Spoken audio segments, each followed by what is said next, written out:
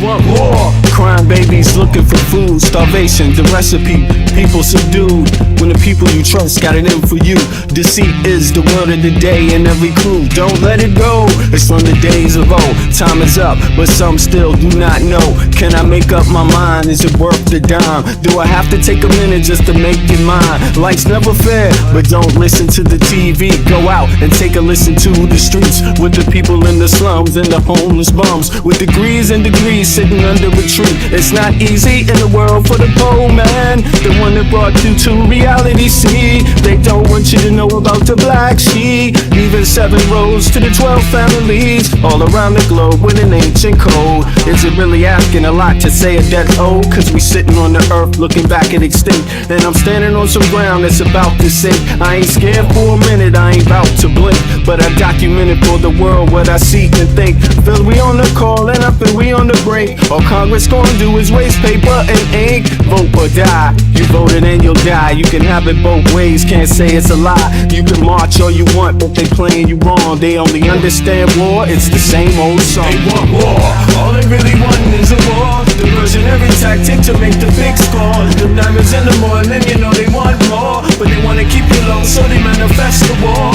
War, all they really want is a war. Diversionary tactic to make the big score. The diamonds in the morning, you know they want more, but they wanna keep you low, so they manifest the war. Like a lotus coming out of the mud with colors, I create envy in those with power but jealous. I unify the poor with my song, the hell with the others. Descended the way they treat indigenous brothers, cause I understand we link forever. They try to hate us even though that we keep it together. I'm not talking about controlling the air or the weather, I'm talking about maintaining the truth, the high endeavor. A rebel drops bombs in the midst of trouble. The free world counterattack and now there's double, but nature gets the shit in the way to settle. If you stop the machines for a minute you might hear, but they won't cause the TV's whisper in the ear. And capitalism has eyes that don't tear, and they cloud up and get crazy and won't steer. And like an ab, it's hard to get an ass to listen. Living like this is like living in prison. It's hard to keep hope when you're living in prison. The spiritual thoughts, so yes, the mental prison. The outside, yes, it's got to get through. Something's gotta die, so something here can live. Your life is nothing if you got nothing to give. Keeping the spiritual, yes, disguised as religion. Controlling your mind, the mental prison. They want war, all they really want is a war. Diversionary tactic to make the big score. The diamonds in the morning, you know they want more, but they wanna keep you low, so they manifest the war. War, all they really want is a war. Diversionary tactic to make the big score. The diamonds in the morning, you know they want more, but they wanna keep you low, so they manifest the war.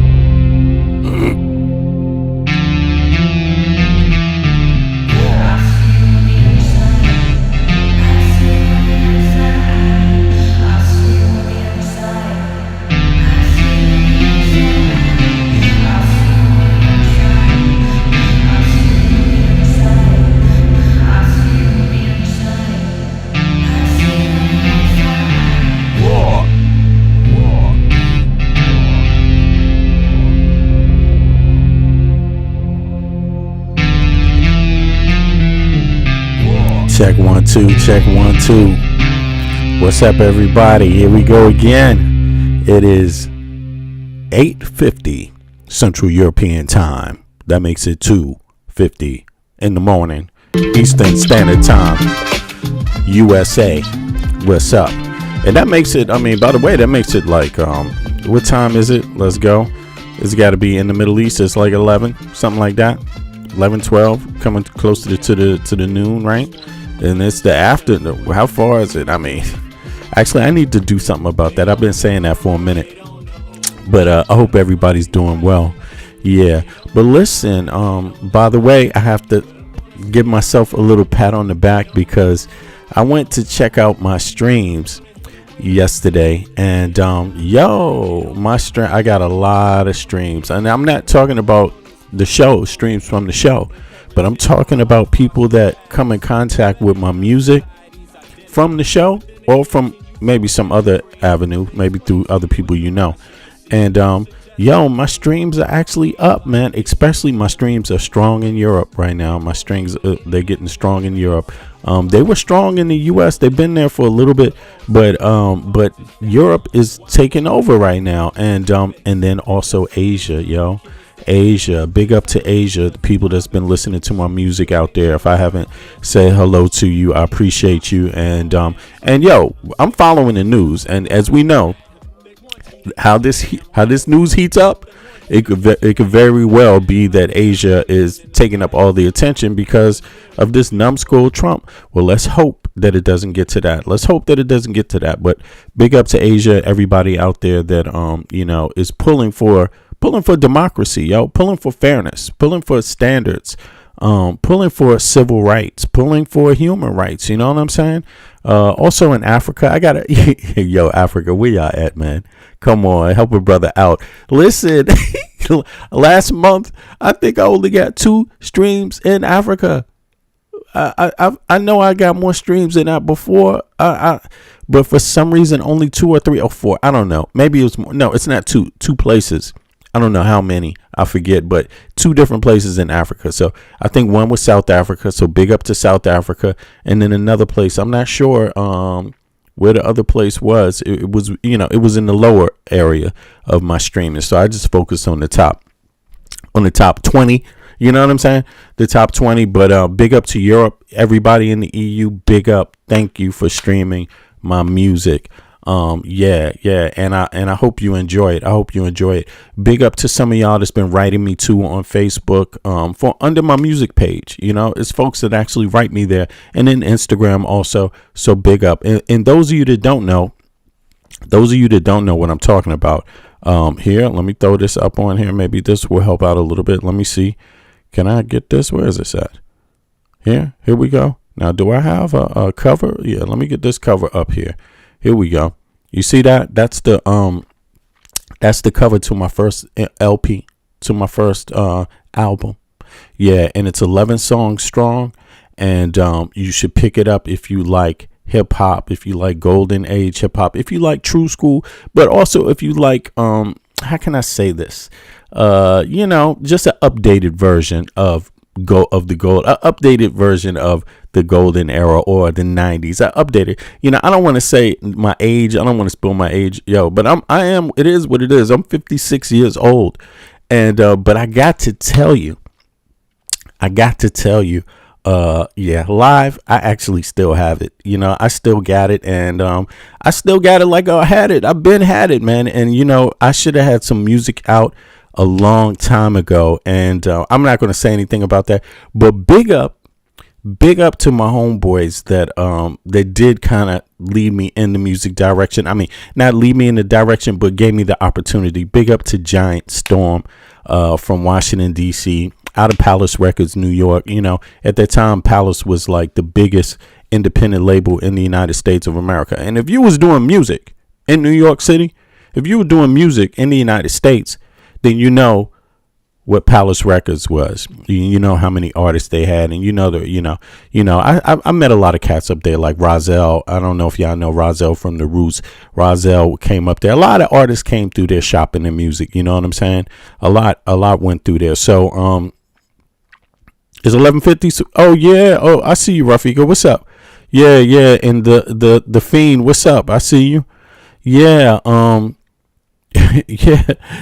But big up to the people, man. Big up to the people who always embrace the brother on the music tip, and and enjoyed some of my music in my life, the stuff that I've been able to put out for folks. So I appreciate everybody for that. Now let me see. You can join the panel, by the way.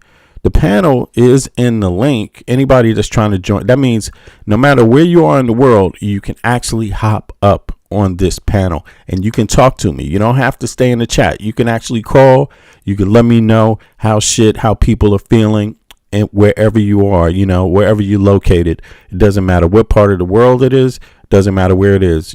Come on up. Let's hear from people. Let me know how shit is going, and let me know what you think about Donald J. Trump, the Epstein administration, and all of this, and anything else too, by the way, anything else, let me know how it's going. But on that note, Let me see. I don't know. Is Michael from Brooklyn hopping up? Michael from Brooklyn might be hopping up also. Yeah. And I wanted to say something about that. Friars also. You never know. You never know, Friars also.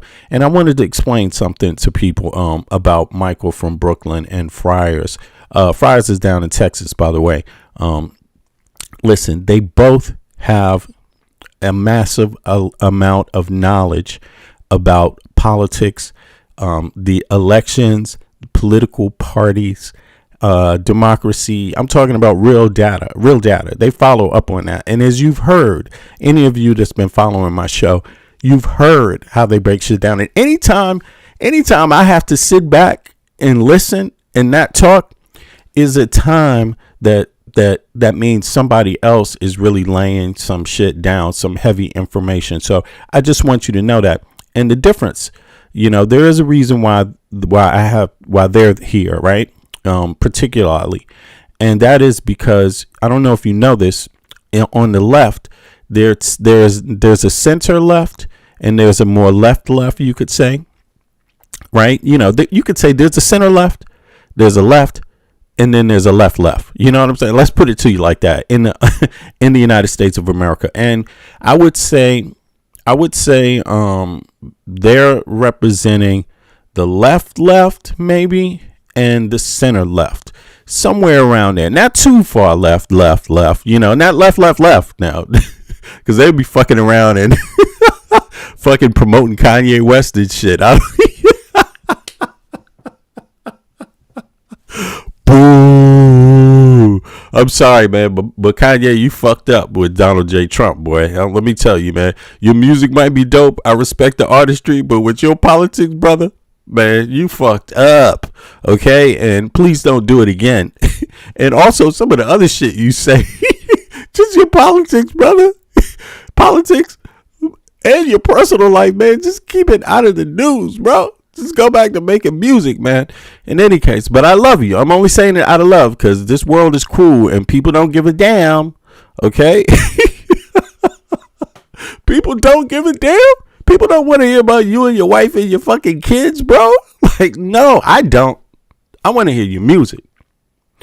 I want to hear your connection to the people through song. And I'm not saying you got your own agenda and everything, but I'm sure it ain't your family's business out here in the public. And I'm also sure the politics, now that you've had a chance to look back at Trump, god damn, don't you ever come out and don't wear no more Trump t-shirts. And do not wear any more KKK t-shirts, man. What the fuck is wrong with you, bro? In any case, so that was the left. That's what I mean. That's the far. So we got Friars, who's more left, and we have Michael from Brooklyn, right? That's what we're gonna call him, Michael from Brooklyn, who's more left, but a little less left than Friars. Closer to the maybe not center, but closer to the center, you could say. Me myself, I'm also I wouldn't say left. I'm not left, but I can be drawn there. I can be persuaded. Don't get it twisted. And left, or listen to me, left, or center left. I believe in gun rights, and I believe in gun rights so much in the United States. I'm talking about in the United States of America. I'm not talking about Denmark, where I live, because Denmark is a different country, different values, different history, and different values. But I believe in my gun rights so much in the United States of America, I'm not even thinking. I don't give a shit what you say about a license either. Forget all of that. You can't expect people to follow the rules when you have a criminal in the White House. Fuck all of that. So most of the people I know that have possessed guns throughout my entire life, especially in my teenage years and in my young 20s, none of them had a license. What the fuck? None of them had a fucking license. What are you talking about? Yes, I've had gun in my hand. No license. You think it's illegal in D.C.? What you think? Handguns and shit like that was illegal when I'm growing up. What you expect us to do? Walk around with a long ass shotgun? Okay, you know what I'm saying? Like, sorry, but you got to get your laws straight. Really, and don't blame me for the hypocrisy of it. You know what I'm saying? But plus, the United States is dangerous. The United States is a dangerous country. The United States is the most dangerous Western country. It is. Let's be honest. Our criminals, they go through stuff. Let's just put it like that. They go through stuff, and sometimes the police is just as goddamn corrupt. You know what I'm saying? Like, so listen, I'm just saying, but big up to everybody out there that still has their heart, no matter what they do, it has their heart in the right place. You know what I'm saying? Because I do recognize folks are different. There's different kinds of everything. You know what I'm saying? You don't just go pick a flower and say, oh, this is the only flower. Now, there's plenty of different kind of flowers out there. You know what I'm saying? So you decide which one works with you best and how it's going to be, what it's going to do, But in any case, big up to everybody that's joining me. Howdy. Yo, C9. What's up? What's up, Aztec? I see you. Yeah. Savage Glizzy said, no, it's not. Well, I don't know what part of America you from. I'm from the United States of America, from Washington, D.C. And it's beautiful. Love the place. But when I grow up, the motherfucking the city was a dangerous place. Let me tell you.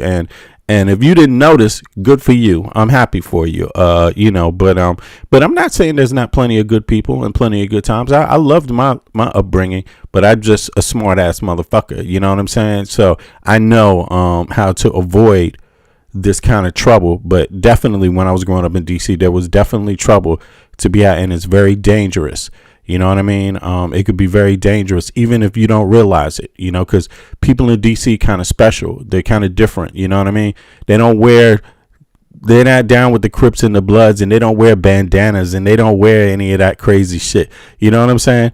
They don't do any of that there. It's just about the area, the block that they're from. The couple of little blocks they're from, and that's how everybody rolls.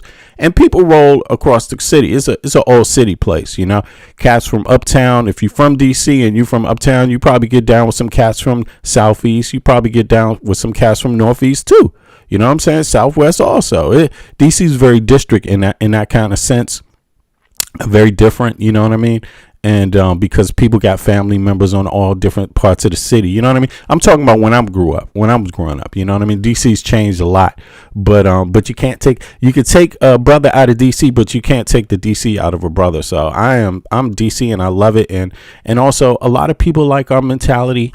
Once I started traveling outside of the U.S., I realized a lot of people like DC cats mentality. We kind of solid, and there's a lot of good people you meet in the world that have similar mentalities too. I came to find out, and let me tell you, a lot of Danish people, man, they have something in them that reminds me a lot of African Americans. I'm just going to say that. And some people are going to be astonished, especially the ones that kind of African Americans I know. It is astonishing. It's something there, So that's how I know they kind of the kind of pride they have. I can recognize it because it's an interesting kind of pride, It's an interesting kind of pride. So and they're not the only people like that, though. Don't get me wrong, but Danes have some good values, and they got something very interesting about their pride, I would say. Yeah. So, by the way, if you in the chat, subscribe. I'm just gonna say like that. Be decent enough to subscribe because, it's like that's kind of the rules here. You might get caught off guard to not subscribing. Yeah. So, in any case, you can hop on up. Here's the panel. Let me see. The panel information is here. I'm gonna look in the back now and see who's there. Now, anybody that wants to communicate with me directly, wants to have a conversation with me personally, I suggest you hop up, and that would be the best way to do it. So I'm gonna look in the back now. Let me turn it on real quick. There we go. So I'm in effect right now. So anybody else that wants to hop up, let me throw this one in the chat. Let me see. Is it the same one? I hope it is. Yeah, it is. There it is. It's the same one. So I'm in effect now. So anybody you want to hop up, just come on in. Now, where could I get started at? Right now, everybody knows Pam Bondi. Yeah. She's out of it. But listen, she's been getting some kind of sideways threats from the administration too. Like, there's something going on with this administration. Like, it's something is about to happen any day. It is falling apart. It's falling apart. And I don't know why the news media is not really covering it. It doesn't seem like they, but this administration is in trash from all sides. It's crumbling. And you saw Peter Thiel. He's leaving town. What did Peter Thiel say? Let me see here. Let me pull it up. What did Peter Thiel say? Just so people don't get it twisted. He said something very interesting. And where is it at? Is it over here? Here it is. Let me pull it up. Is it here? Here we go. Damn, why is this here? Let me see. Is it this?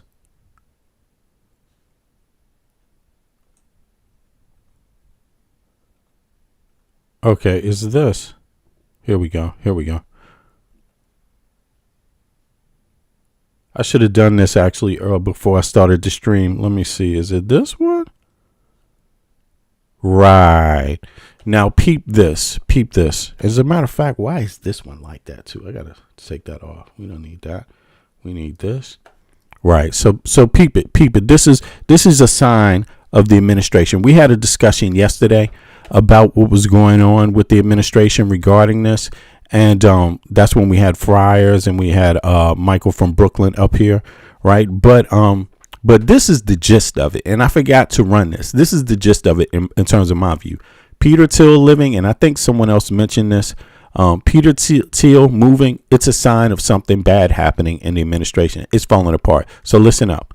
Let's see here. Peter Thiel, the tech billionaire and co-founder of Palantir, is relocating to Argentina, citing concerns about the U.S. future and shared ideology with leadership, per the New York Times. The same Peter Thiel who has given millions of dollars to Donald Trump and MAGA-aligned candidates and causes around the nation, including J.D. Vance and other far-right extremists. But because he has the money to protect himself and his future, he's now moving to Buenos Aires and buying luxury properties there because he's worried about the future of the United States of America.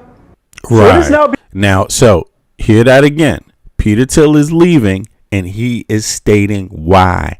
That he's having differences with the leadership of the United States of America. Listen to this again. Being reported that Peter Thiel, the tech billionaire and co-founder of Palantir, is relocating to Argentina, citing concerns about the U.S. future and shared ideology with leadership, per the New York Times. The same Peter Thiel who has given millions of dollars to Donald Trump and the same Peter Thiel ideology with Let's hear it again. And shared ideology with leadership. And shared ideology with leadership. The U.S. future and shared ideology with leadership, per the New York Times. The same Peter Thiel who has shared ideology and shared ideology with the leadership, says the New York Times. Now, people could take that for whatever they want it to mean. For me, I can tell you what I mean. I think it means that they're splitting up and there's more shit. This Pam Bondi stepping down is another side. And also the fact that all these representatives from the Justice Department came to her hearing. I don't think they came there out of support. I think they came there to let her know that we're here. And if you say something we don't like, we will prosecute you too. I think that's why they went there. And but that's not the only thing. Now, let's move over outside. Before we get into the U.S. news and back to Pam Bondi, I just wanted to cover one more thing before we get into it. And that is, there's that, what is it? The Hunter virus? No, whatever this new virus is that's going around the U.S. You have that virus, right? And you had, what's the name of the virus? Starts with a H. I should know this damn virus. I mean, but actually for some reason there's not been a lot of news about it. in Europe. So it seems pretty contained so far. But there was a virus getting spread. Yeah, hantavirus, right? I didn't want to say it wrong. Hantavirus, thank you. Spreading in the U.S. There's some information about that. But at the same time, there's also what they're saying now is actually the Ebola virus spreading in West Africa. And let's just peep what Midas Touch said about this really quickly. Let's see here. Is it rocking? The latest Ebola outbreak is outpacing the response, and the International Rescue Committee now predicts it could become the deadliest outbreak of Ebola on record. Before we get into today's conversation, I need you to stop what you're doing, because what I'm about to tell you is not distant. It is not abstract. It is not an African problem. There is a global public health emergency declared by the World Health Organization, and it is already knocking on America's front door. I'm Dr. Ide Brown. And I'm Dr. Sonia Sloan. And we are AYA, Black and Brown Women Disruptors in Healthcare and Beyond. So, what's happening in the world? Ebola. And what do we do here in the United States? What are we actually doing? Remember, the United States is the same country who walked away from the World Health Organization a year ago. And we are also currently the organization known as the CDC that's supposed to be protecting us is falling apart. Let's roll this clip. There's no vaccine, no treatment. Behind it all is a global health funding architecture at its lowest level since 2009, with the largest single donor, the U.S., having walked away. A recent shift in U.S. health policy now has the U.S. keeping suspected American cases abroad, sending some to quarantine facilities in Europe, others to Kenya. Why can't they be treated back home? So, Dr. Brown, on May 15th this year, the Democratic Republic of Congo, the DRC, officially declared its 17th Ebola outbreak. So that's number 17. And so we want to talk about that. The first known suspected case was a healthcare worker in Ituri, Providence, whose symptoms were fever, hemorrhaging, vomiting, intense malaise, which is basically sort of like fatigue. That all appeared on April 24th. The worker later died in a medical center in Bunia. Think about that. A healthcare worker, one of the people on the front lines protecting their community. So on May 16th, 2026, the WHO declared this outbreak a public health emergency of international concern, a PHEIC, the highest formal alert in the global health system. As of May 27th, there are more than 1,200 suspected and confirmed cases and at least 264 deaths reported. And researchers believe the true number of infections could considerably exceed those reported figures. The spread has gone beyond borders. The outbreak has now been confirmed in the DRC's Ituri, Nord Kivu, and Sud Kivu provinces, and 5 cases related to the DRC outbreak have been reported in Uganda's capital, Kampala. So we want to make sure our listeners understand that it is not the same Ebola we've seen before. What is the Bundibugyo virus, and why does it matter that it's this strain? Dr. Sloan? It's a rare strain of Ebola, and it's very alarming. The truth here is that there's no licensed vaccine, and there's no specific treatment for it, and that's what's scary. The existing Ebola vaccines were all for a different type of species, sort of like, how we had all these different types of COVIDs. The scientists are now urgently, assessing whether they can play any type of role at all in this. The 2 main lines of defense right now against the deadly virus are vaccines, a monoclonal antibody treatment, and currently there's no approved treatment for this virus, what we're calling the BVD. So the case fatality rates right now are almost at 30 to 50%, unlike those in Ebola Zaire, the strain with an approved vaccine. There is no licensed vaccines right now, no specific therapeutic against this virus that we know. So through early supportive care remains the only life-saving thing that we can do. So sort of scary, right? There have been only 2 prior BVD outbreaks, one in Uganda in 2007, and then also in 2008. And then there was also one in the DRC in 2012. So the previous Ebola crisis drove major scientific advances, right? With vaccines and treatments developed for the Zaire strain, but not this one. So no approved options exist so far, Dr. Brown. So, this is why the World Health Organization is calling it unprecedented in its current scale. So last week, the WHO convened leaders of partner organizations under the Interim Medical Countermeasures Network to review the pipeline. WHO has recommended prioritizing 2 monoclonal antibodies for clinical trials and is also evaluating the antiviral Obeldesivir as post-exposure prophylaxis for high-risk contacts. So science is moving, but we aren't there yet. Let's just run that next clip. We turn now to the Democratic Republic of Congo in efforts to contain the Ebola outbreak there. In the last few days, 3 treatment centers have been attacked. This includes 2 that were set on fire. The first was on Thursday. We talked to you about it then, after family members were banned from retrieving the body of a man who had died from Ebola. So, the attack on several Ebola facilities is for various reasons, but the most important one is the spread of this virus and the death toll in its wake. So, Dr. Sloan, people hear this term BSL-4 in the news, and they don't always understand what it means. Can you break that down for us further?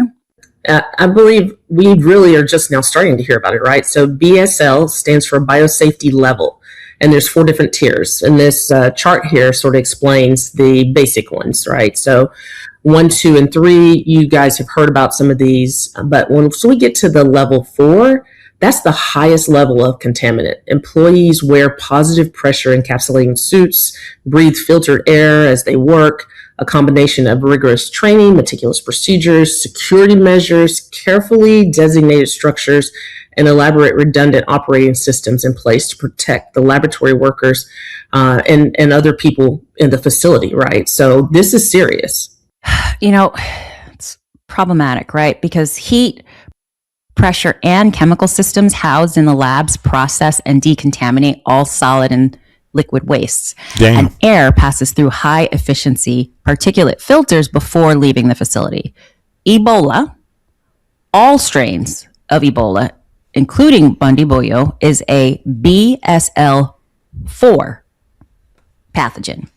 So that means the only labs in the world that can handle this virus live behind those suit-up protocols. And there are currently 13 operational or planned BSL-4 facilities within the United States, and 2 of them are right in Dr. Sloan's Texas.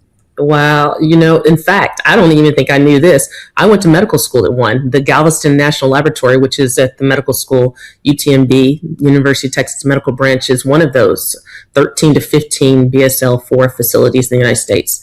And that's the largest located on the academic campus. So, you could see how this is set up. Let me just take that back real quick so everybody can see exactly where these labs are again. 2 of them are in the United States in Texas, or let me just go back. Here we go. Now let me see here. Can I make this? First of all, it says here, boom. I hope that's good enough. Everybody can see that. It says, okay, Galveston, Texas. Where else? Fort Detrick, Maryland. Boston, Massachusetts, and Atlanta, Georgia. Now let me see. Then there's also Texas Biomed in San Antonio, Texas, Maryland, Fredericksburg, Maryland, Manhattan, Kansas, and Hamilton, Montana. Now, 2 seconds here. Are they trying to say that there's none anywhere else in the world? Let me just link that, find out about that. 2 seconds. Is a BSL-4 pathogen. So that means the only labs in the world that can handle this virus live behind those suit-up protocols. And there are currently 13 operational or planned BSL-4 facilities within the United States, and 2 of them are right in Dr. Sloan's Texas. Wow. In fact, now 4 in the United States. Now let me just see what is this.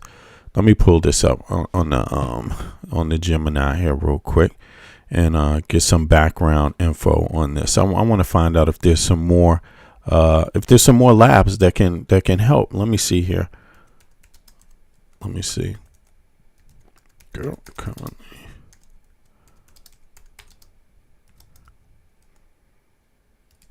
Mm, Yo, who's that? Who's that? Michael from Brooklyn. What's up? it's me, Mike. Yeah, what's up? Hi, Yeah, chat. yeah. There you go. What's up? What's up? All right, yo. Have you heard about this? Yes, I have. I have heard about it. Yeah. I've heard about it loosely, but what you? Let me know if you know anything about this one while I pull up the data on it real quick. Well, from what I know, obviously they're keeping it very close guarded.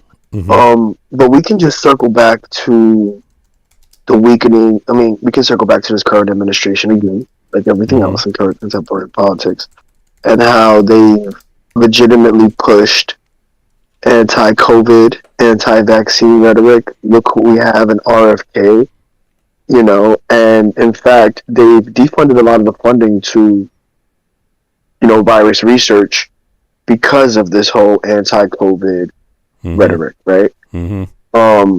And so this is also a direct hinder to us even combating something like this virus, right? Like the hantavirus, right?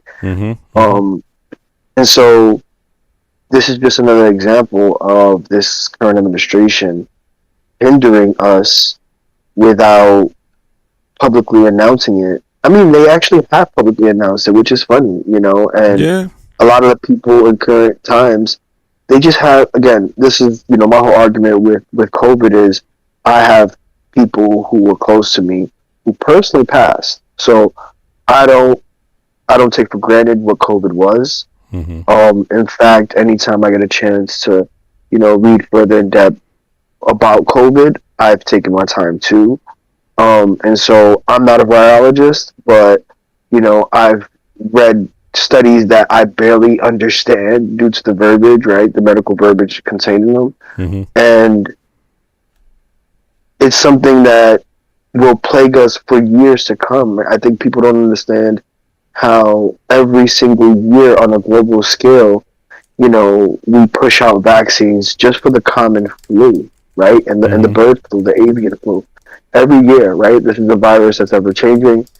And without the money invested and the studying invested, we would have hundreds of millions of people, hundreds of thousands of millions of people a year who would die without it. And we still do have, deaths due to the common cold, right? It's usually the elderly or people with comorbidities, but it's a thing. It's a thing. Hundreds of individuals die every year from the common cold. So you can imagine with a virus like this and with a weakening CDC or a weakened CDC, a defunded CDC under this administration, what something like this virus can do. Garvik. What, bro? It says right here. It says because the number of facilities is constantly changing due to new construction and ongoing planning.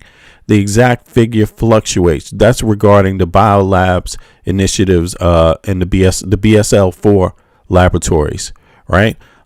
It says there's around, let me see, 4 BSL-4 laboratories operating around the world outside of the USA. So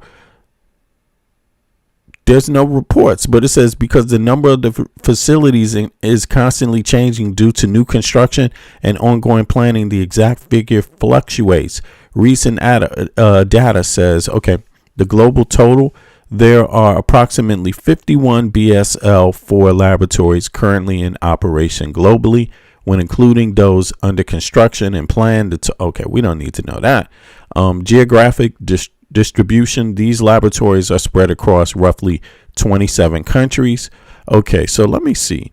It says there's 26 in Europe, 20 in Asia, and 15 in North America, right? What? Hold on. Okay, 15 in North America, 4 in Australia, and 3 in Africa. That's what this data says now. So I just wanted to see if that matched with what they were saying. They said there's some issue about this one in terms of research, right, and being able to stop the spread of it. So let me see something. And they were saying it's because this virus, it's one of the more volatile Ebola strains, right? So you need researchers cracking the code to stop it, essentially. But let's see here. Let me make sure I got that right, what they were reporting. And chemical systems housed in the When you're labs done there, process. look up the CDC job cuts in 2025. Yeah, look up the cuts from the CDC. Yes. Yeah. Okay. No doubt. I'll do that real quick too. All right. Here we go. Let's see what these doctors or the reporting is here. Who is this? This is Doctor. What did they say her name was? Well, we'll catch it at the end. We'll catch it. Sorry about that, sister. Let's go. Right. So this is serious. It's problematic, right? Because heat, pressure, and chemical systems housed in the labs process and decontaminate all solid and liquid wastes, and air passes through high efficiency particulate filters before leaving the facility. Ebola, all strains of Ebola, including Bundibugyo, is a BSL-4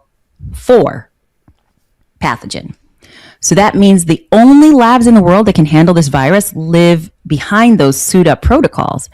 And there are currently 13 operational or planned BSL-4 facilities within the United States, and 2 of them are right in Dr. Sloan's Texas. Wow.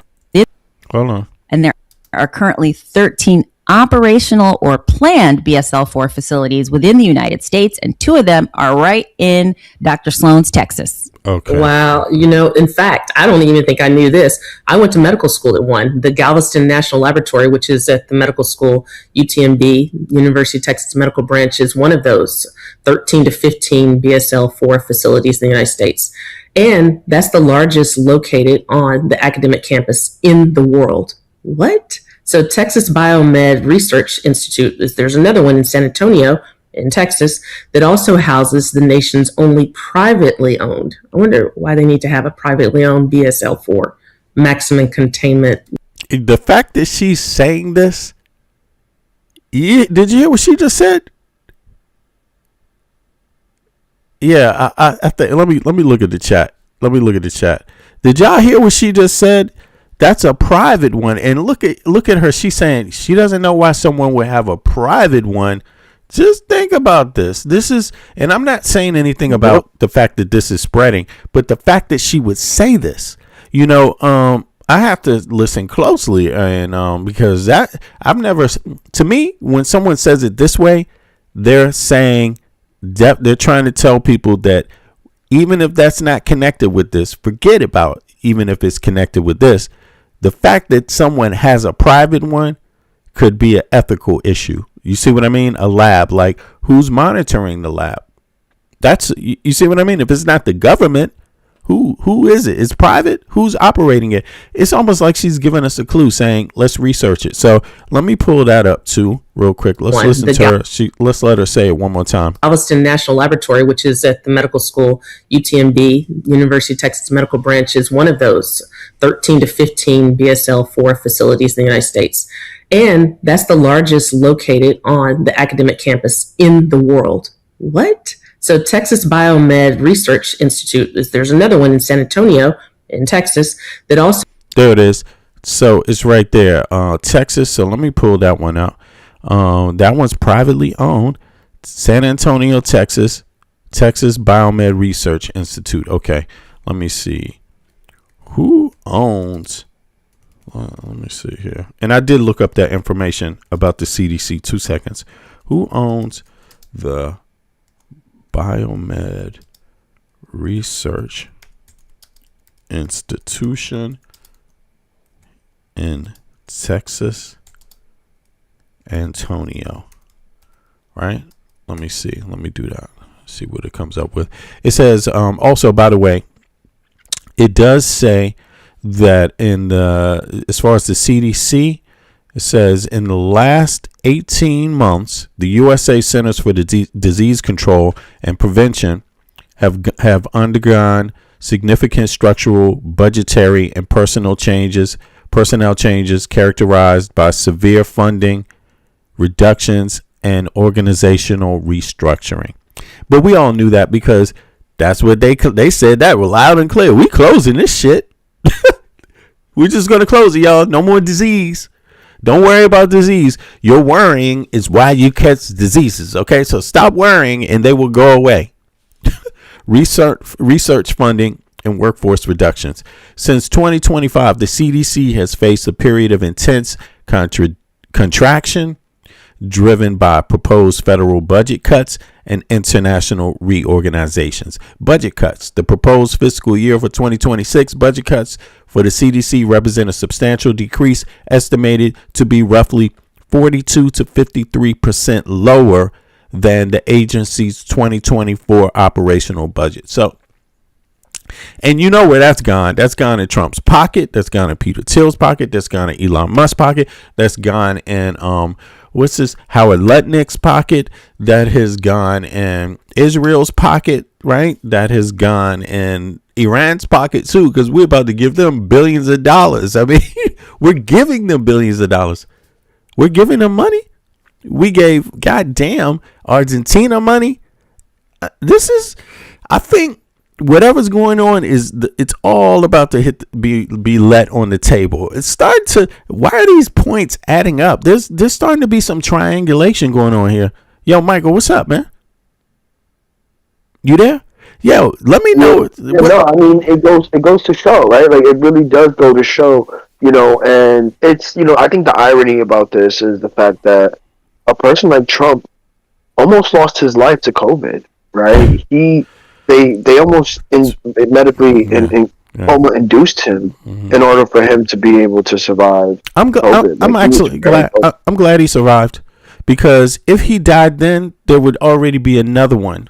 Like, you know what I mean? Like a younger one ready to roll. He would. We'd be dealing with the younger version. You know what I'm saying? Right now. Now we know all these motherfuckers. They sat by and watched him trash our country like this, so we know they all involved too. So. Fuck it. Nobody sits back and watches a man trash the country like this unless you're not planning on doing the same thing. Right? So, but go ahead. He made it. He survived due to our research. The research of of the Biden administration. Yep.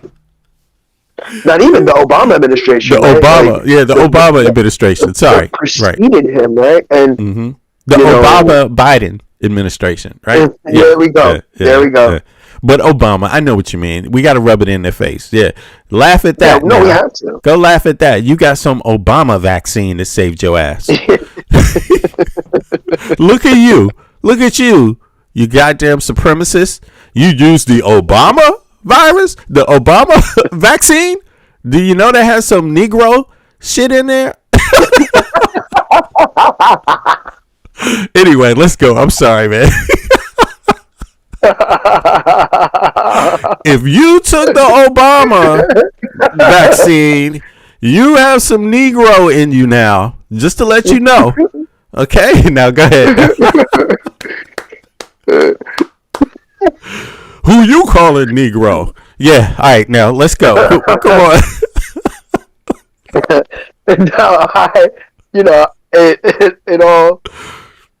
It all just leave it to the Negro to save you. Leave it to the Negro to save you. You know what I'm saying? Yeah. Anyway, let me stop that. Let me stop. I know, because I know I have some of these supremacists listening and shit. Anyway, all right, go ahead, bro. Go ahead. No, the CDC, this current CDC, and the Department of Disease, and all these, it's, this rhetoric has now, again, I think, the people that will directly affect, but disproportionately affect, is the MAGA base.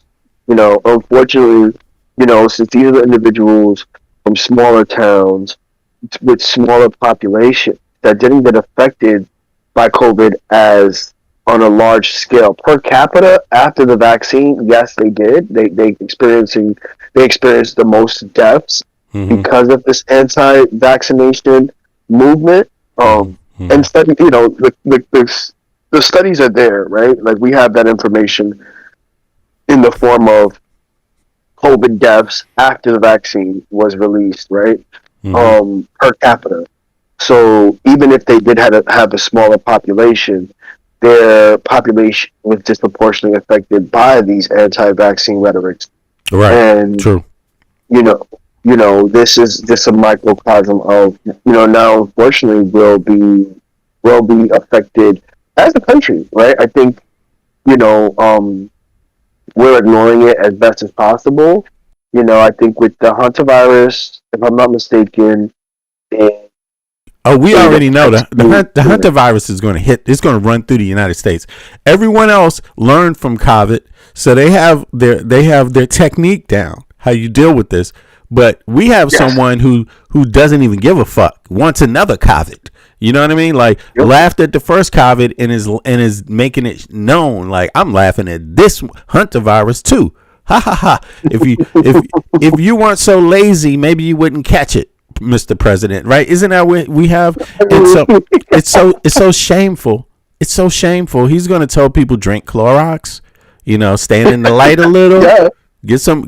Go out in the sun a little. You know what I mean? Like, you know what I'm saying? Like, ivermectin. Yeah. And he just made healthcare more expensive. So if, I mean, this anyway, we know that this guy, we know he just opened it up. It's almost like, I hate to say this again because people will find out later, but if you hated the United States, you would find a way to make Trump the president. You know what I'm saying? If you wanted a virus to just run through the whole country and kill millions of people, you would want a president like Trump if that was your goal. If you want to make people broke, lose their homes, it's people, people defaulting on their mortgages is up under Trump now. They finally got some new data because it's been past the year. It's like a year and a half now. Bro, they got data on that. More people than ever, right? And more people than 2024. And it is sad, man. So I don't expect Trump to do anything. I think the average American citizen knows he's not going to do a goddamn thing to help people with any kind of virus. And at least people ain't waiting around expecting him to. No one's waiting for Trump to come out and make an announcement that he's going to save anybody or has a plan for nothing. You see what I mean? And that's so sad. But listen, if you should do that, because remember, if you go back, it's better to have a plan and not bet on a motherfucker that's not going to come through. It's better to know that you're going to have hard times in advance so you can prepare yourself than to actually expect the government to work in the United States and be left stranded high and dry. Because if you remember 2020, just before Trump took office, I was saying, listen, first thing you're going to do is fuck up the economy to bleed your pockets, to wear down your resources.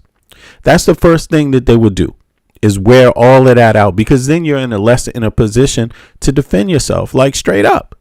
That's what it is. When you burn out your reserves, your food stocks, your economy, so you can't, fuck up your loans, take your economy to the brink, so you can default, so you can go in more in debt. Then the next problem is going to come. And you could always expect there to be another problem on top of that. The thing is just going to keep compiling until eventually it is too big for a lot of people, and a lot of people are going to fall from it. And I'm just saying, if you want to survive, you prepare for shit like that. You know that this dude has no issue. He doesn't care. And he's going to leave you on your own. You're left to your own devices. So it's best, like last year, it would have been best to already spend less money. Don't borrow more money. Borrow less money. You know what I mean? Just only focus on the how long you're gonna last. Save up, because look, he was gonna fire people. He fired 1 million goddamn people. If those 1 million people were smart and they just said, you know what, it could be hard times indefinitely while Trump is in office. It could just keep going down. Those 1 million people would say, you know what? Then what we're going to do is we're going to invest our money in somewhere where it's going to make some money in hard times, and we're going to cut off all the excess waste. Anything that's waste, get rid of it. Just don't use it anymore. Get rid of it. Any habits that are wasteful, just drop them. Because then you can kind of insulate yourself as best as possible for any extreme type of position. But I'm just saying this. I know it sounds bad, but me, that's how I think. I don't plan on. If I were you, I wouldn't expect Trump. I would expect this virus. That's what I'm saying. If I was you, I would expect viruses to hit the United States of America. That's what I would expect. If I was an American living in the United States, I'm an American citizen, but I don't live in the United States. But if I lived in the United States, I would expect this virus to spread, either one of these viruses, and I would even suspect somebody like Peter Thiel, and the rest of these people, they want people to fucking die. Really, that's what I'm saying. I'm not. Who knows if that's what they intend, but it sounds like it when you listen to how they talk. It sounds like they don't mind millions of people dying. How many people died? Let me see something. And there's more information about the CDC, by the way. But check this out. Let me see here. It says Texas Biomedical Research Institute in San Antonio is an independent nonprofit biomedical research institution. It's not owned by a single individual or for-profit corporation it's not. Instead, it operates as a self-governing organization overseen by a board of trustees. Sounds private to me. I don't know what they mean by it's not for-profit. Okay, but it's private, but it's not for-profit. Okay. Billionaires don't need profit all the time, but in any case, here are the key points regarding its structure. Nonprofit status. As a 501c3 nonprofit organization, it is governed by its board rather than being owned by private stakeholders. Its mission is dedicated to scientific advancement in genetics, virology, immunology, and infectious disease research. Funding. Because it's an independent nonprofit, it's not directly owned by the state or federal government. It is funded through a combination of competitive government grants, such as from the NIH, corporate contracts, and private philanthropic donations. Okay. But this is what I want to know. Institutions. Okay. Institute was founded in 1941 by Thomas Baker Slick Jr., an oil man and inventor. Look at this shit. What the hell? Wow. Oil man? Wow. What a surprise. Okay. Thomas Baker Slick, an oil man and inventor who envisioned a city of science. In San Antonio, he established the organization to provide research. Now, but hold on. Governance. The institution is led by its president, CEO, currently Dr. Larry S. Schlesinger, okay, and a board of trustees composed of community, business, and scientific leaders who ensure now. But what are the names? Who are the main investors? Who are the main major investors? Yeah, come on, man. Let's get to the gist of it. I'm curious if any big names are going to pop out here. Federal grants, contracts. So it's the government is the big one. Department of Defense, BARDA Biomedical, Advanced Research and Development Authority, Texas Biomed has received significant recognition funding from BARDA for work-related pandemic preparedness. Okay. And philanthropic support, individual donors, Texas Biomed. Okay. Co-founders, council group of community advocates and supporters ages 25 to 46 who contribute time and financial resources. Corporate partnerships, Texas Biomed. Okay.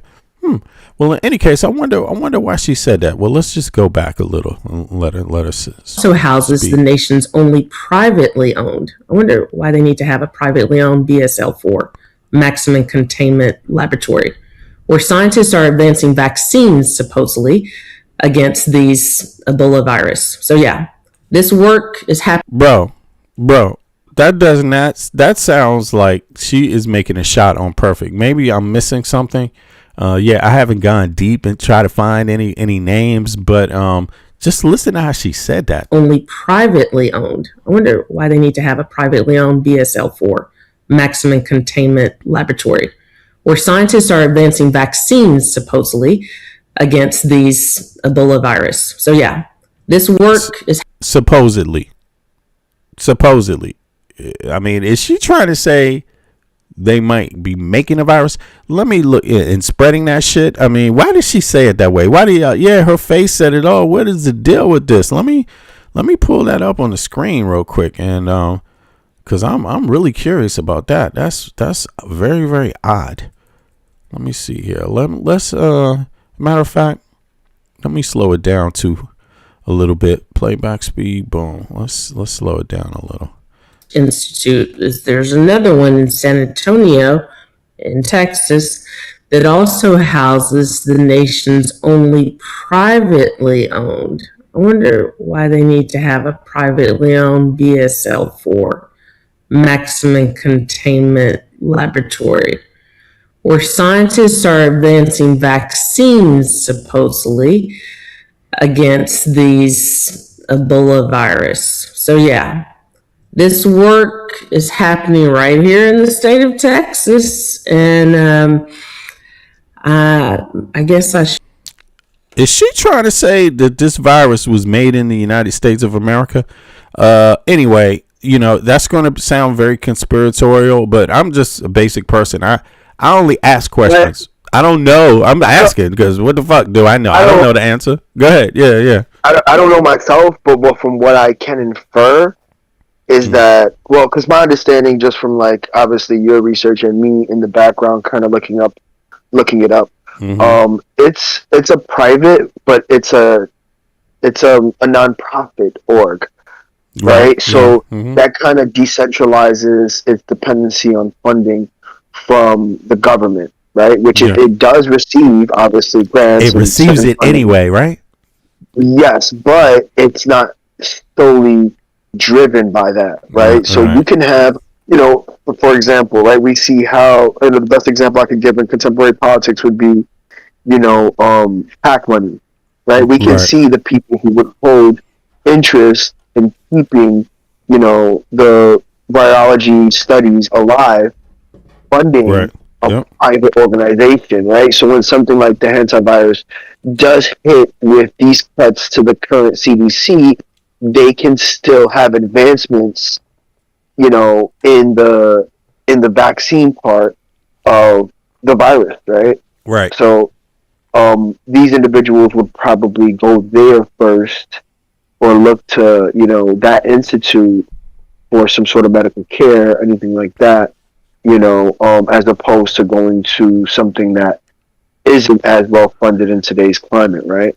Yeah, I guess that has something to do with that capitalism thing. It's like, if you spread the base out, you have some competition and incentive to come up with a solution. You can have a government incentive and then a private one is saying, yeah, but we want to get a vaccine because there's money in it.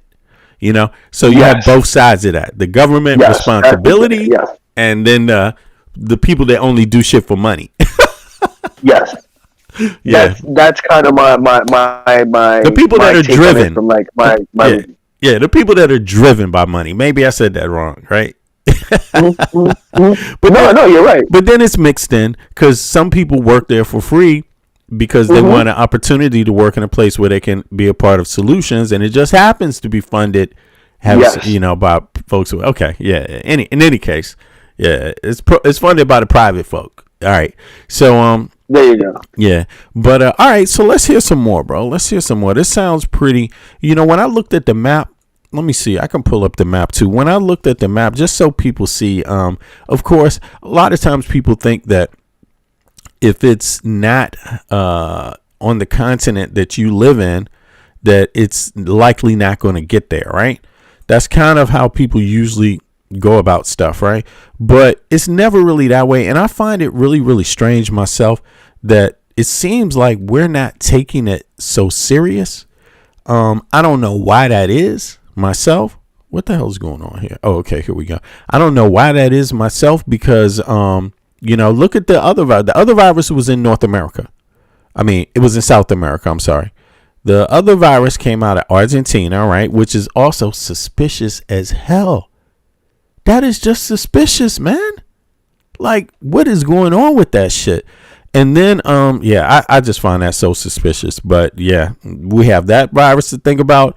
And then we have this one to think about. And this one is coming out of Africa, right? And that's West Africa. But the thing about West Africa is we're not actually that far apart, right? Let me see something. Can I make this?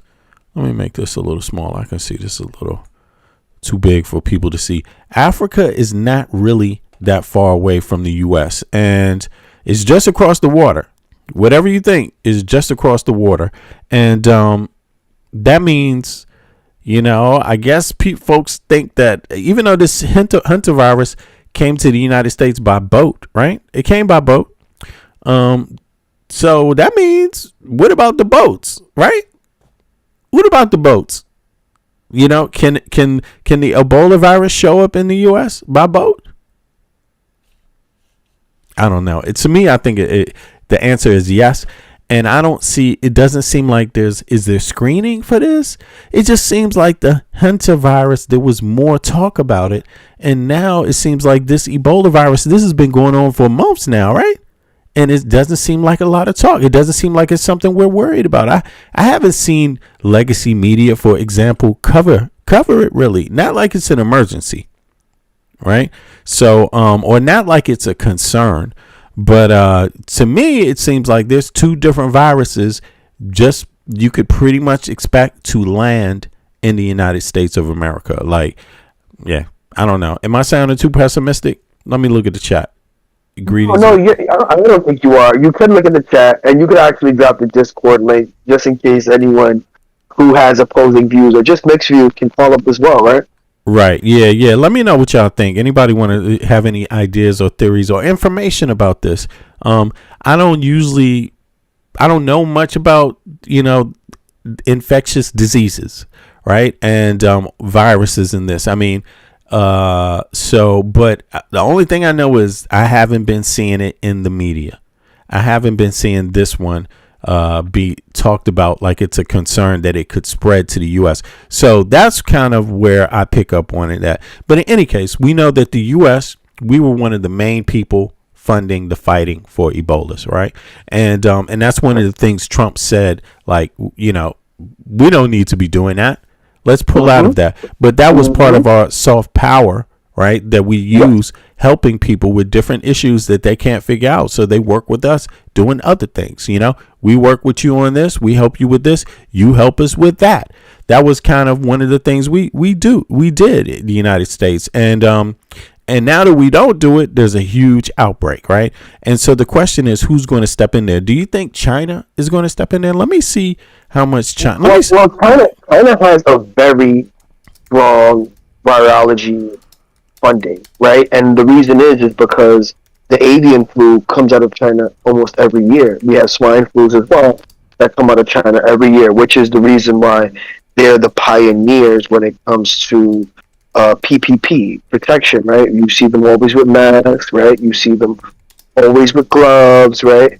And it's because they have a fundamental understanding of how virus spreads just as a species, right? Because they understand that, due to some of the, poor hygienic practices in some of these open wet markets and the cross-contamination of a lot of their meats and how they're acquired in some of these rural areas of China, that, this is how viruses spread. And so to circle back even to COVID at its peak, I was actually hospitalized for a long period of time. And a lot of the information that was coming out of China was controlled, but was slowly leaking out. And America didn't believe that COVID was a concern, very similar to this Hunter virus. And eventually it reached here, right? Like we have to understand that we are a global community, right? Like flights to New York, flights to, major cities in America they happen by the hundreds every day. Right? We have hundreds of thousands. Yeah, exactly. Yeah, many, man, every day. Yeah. And we don't get pre-screened, for viruses or anything like that when we hop on these planes, right? All it takes is a simple visit to some of ththese neighboring countries, and that's it. If you don't get sick right now, if you don't look sick, you're not being stopped or screened. And and there's basically they already know people are going to show up. More people are going to show up with this Hunter virus, but this Ebola virus too. I mean, if you flee and you don't know that you have it, how long is the incubation period for Ebola? That's what I'm curious about. But it says here, just to get back to the funding, right? Because the strain currently lacks an approved vaccine or specific treatment, the response focused heavily on containment, heavily isolation, and supportive care. Who's on the ground? Okay. Médecins Sans Frontières, MSF, Doctors Without Borders, right, has mobilized a large-scale response deploying medical logistics and support teams to the eastern DRC, specifically Ituri province. They are setting up treatment centers, establishing isolation wards in local hospitals, conducting triage and training medical staff in infectious prevention. They are also actively shipping tons of medical supplies into the personnel, protective equipment, PPE, and generators. The World Health Organization is also there. The WHO is leading the global coordination effort. They have deployed rapid response teams, are organizing the delivery of medical supplies, and are conducting surveillance and community engagement to help stop the spread. UNICEF is also there. UNICEF is coordinating the supply chain for essential items such as medicines, hygiene kits, and infectious control materials. They are also working on community-based education and prevention strategies. And then there's the local health authorities. Ministries of the Health in the DRC and Uganda are managing the frontline response, working in coordination with international partners to manage isolation facilities and contact tracing.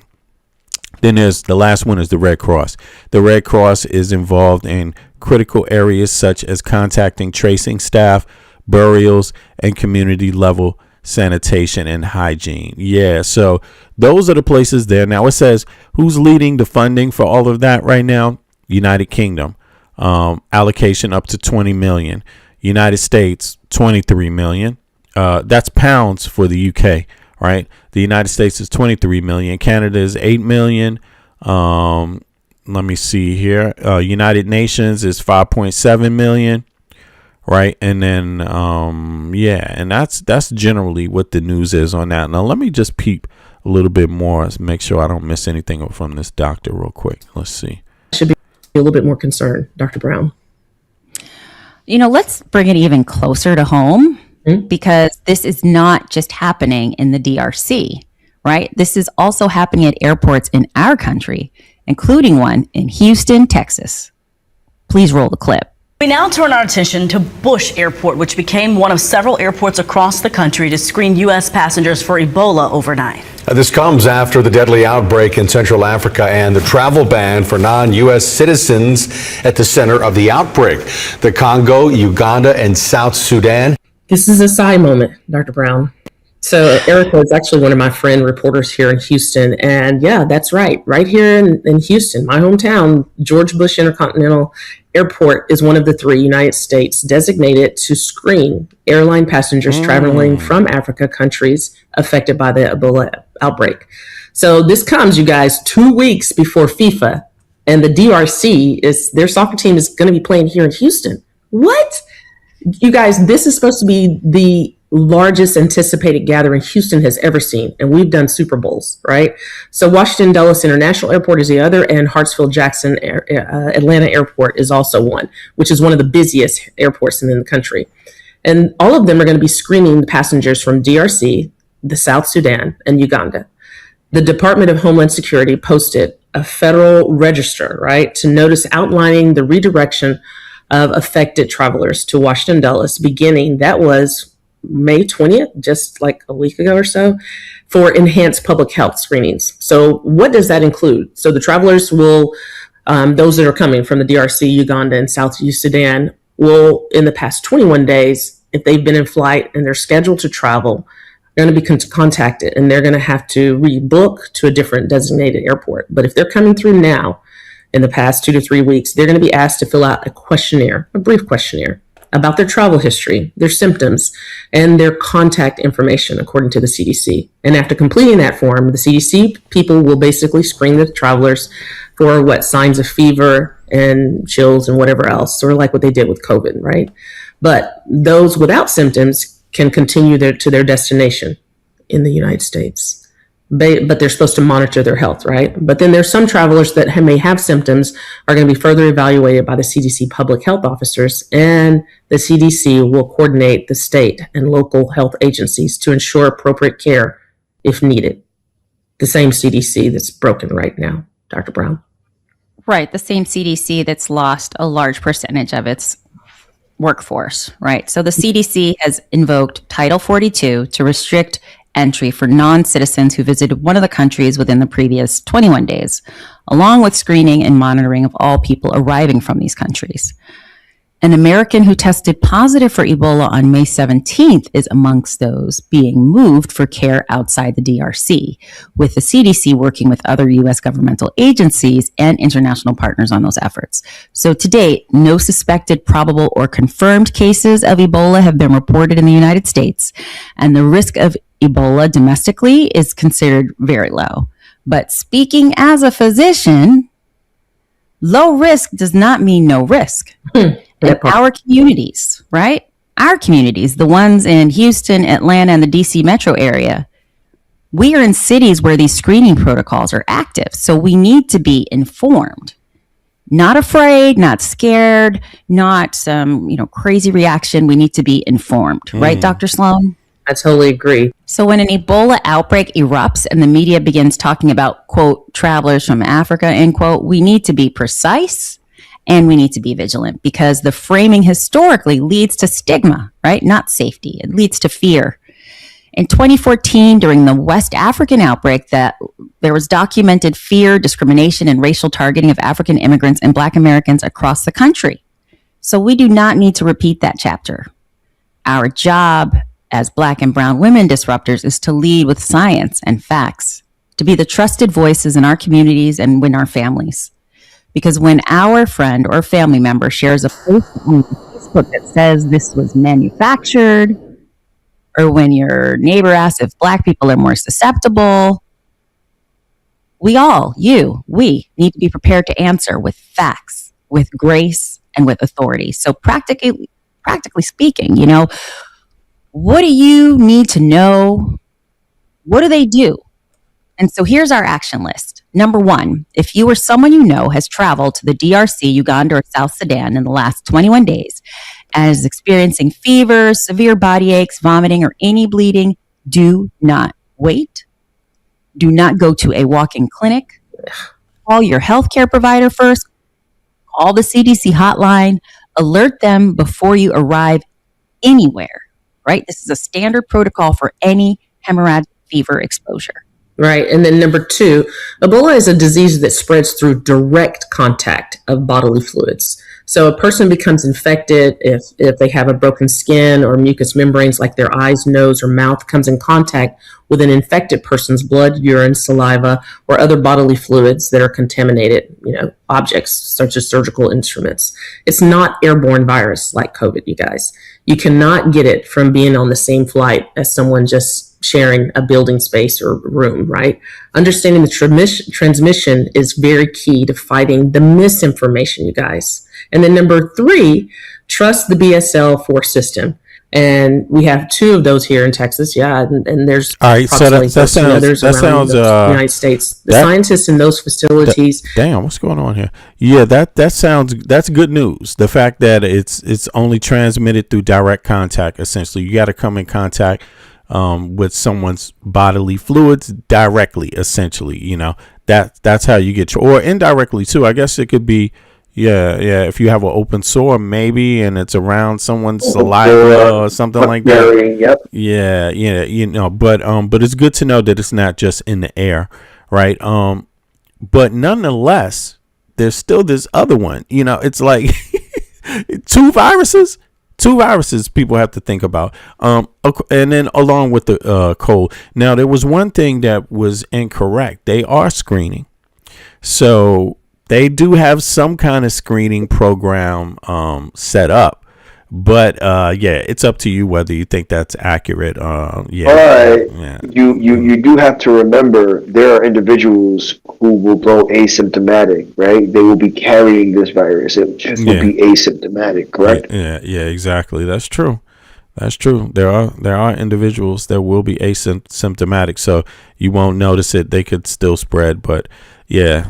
In any case, folks got to look out. But it was good to see that they're tracking. Actually, they know the fact that in Texas they're having a huge event there, so it's going to be a lot of people there. So in other words, the risk of it spreading, if is high because there's a lot of people. As long as people are not coming in pretty much direct contact with each other or direct contact with someone else's bodily fluids, however you would do that, right? How would you do that? Through coughing, maybe in someone's face, right? Sharing a glass, the same drinking glass, right? Yep. Yeah. Both faces, right? Like if someone has the cold or another variant virus. Yeah. Wiping. That could, Yeah. Such the same things that normally spread other viruses. Handles and wiping your face, not washing your hands enough. That kind of stuff. Yeah. You could somehow come up with it. Now, but in any case, fair enough. That's there. We will see how it goes. I don't trust nothing. And I don't see why anybody would. And I'm going to give you an example of that, because I remember myself a year and a half ago, and I was sitting here saying, if Trump gets elected, don't you dare vote for Trump. If he gets elected, your life is going to be destroyed. So I'm a careful person. I like to see trouble far away and not even go anywhere close to the direction. You see what I'm saying? Like, so I'm going to follow the same procedure with this one. And I'm going to tell you, I do already, because I do work in the medical field, right? So I am in the habit of washing my hands. I don't wipe my face with my hands. At the very most, I might wipe with the back of my hand if I have to. But I'm also cautious about people coughing around me. As soon as I see someone cough, I go in the opposite direction. I don't care where it is. If I'm sitting next to them, if I'm on the train, anything. That's how I am, because I know this is how these things travel. This is how these bacteria, not washing your hands and being around people that are coughing. You see what I'm saying? So I'm not saying get scared, but listen, if you're going to catch the Hunter virus or Ebola, that's how you're going to get it. Am I right? I mean, that's basically how you going to get it, bro. I mean, you could get it by being even more intimate. You could do it by being even more intimate. Yeah, that'll also do it. But you could be barely intimate, not intimate at all, and still get it. Just so keep that in mind now. For those of you that are out there saying, oh, man, fuck that shit. Fuck that dude, man. We ain't got to worry about that. Okay. Now, you fuck around and catch it. Just remember, somebody told you. Now, on to better news. Better news, yeah, because it's going down for someone else. See, that was about us being in danger. This one, it's still about us being in danger a little bit, but it's about someone else about to get their ass kicked. So let's peep that. And we can laugh. It's Miss Pam Bondi. Let's laugh at her. Boo, Pam Bondi. Fuck you. You're a horrible fucking you just really had to do it, didn't you? Boo. We hate you. The United States hates you. You don't care about these little girls. You're a fucking, like, what are you doing? Your boss, Sasha Riley. Have you heard what Sasha Riley said about your former boss? He said your former boss likes going after little boys, too. Not that it's not bad enough you're going after little girls, but this man goes after little boys also. You didn't care about these victims. You don't care about these people. You didn't even fucking interview them. And now did y'all hear?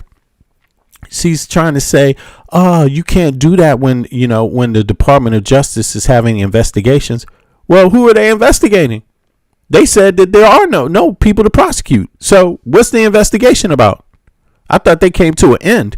But in any case, let's peep the news. A list of Jeffrey Epstein's clients? Will that really happen?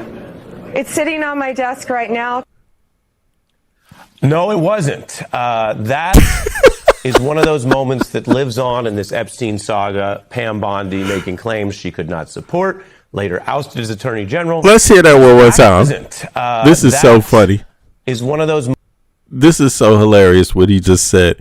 No, it wasn't. The DOJ may be releasing the list of Jeffrey Epstein's clients.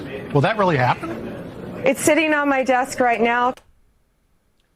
No, it wasn't. That is one of those moments that lives on in this Epstein saga. Pam Bondi making claims she could not support, later ousted as Attorney General. She was back in Washington, though, and this is a big deal today, going under oath, facing lawmakers' questions under the force of law about Epstein and specifically the Trump DOJ's handling.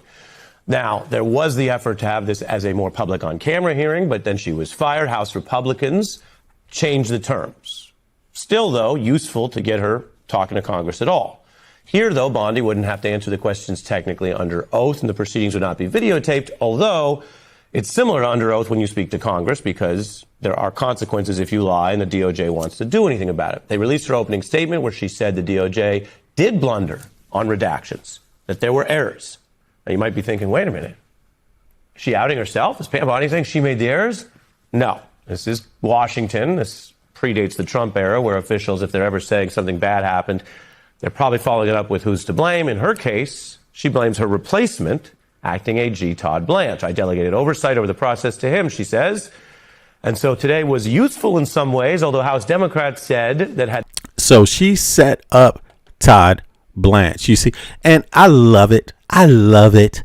It's just another sign of like someone trying to save their own skin and being like, man, fuck this dude. I'm out of here, you know? And yeah, what a great way to leave, you know, by fucking over Todd Blanche. And I think that's the same thing as Peter Thiel. He's like, man, fuck this. I don't agree with this administration. We have disagreements. I'm moving. I'm moving. I'm going to move. See you later. Adios.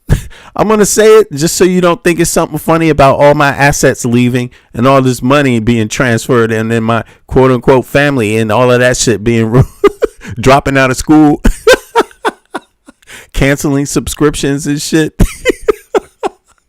You don't want anybody to see some shit like that and be like, I wonder what Peter Thiel's up to, man. He canceled his Netflix fucking subscription at his home address.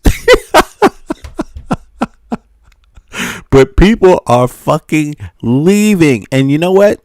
If you don't leave, you're stupid, because you should leave while you still have your life. Because let me tell you, American people are fucking pissed. You are in a death trap. Trump has brought you into a death trap. Now, he's going to escape, probably not alive, because he's going to be there until he's dead. He's like, fuck this. I'm not even leaving. He's like, he's going to be holding on to that shit. Trump is going to be the first president to govern from the bed.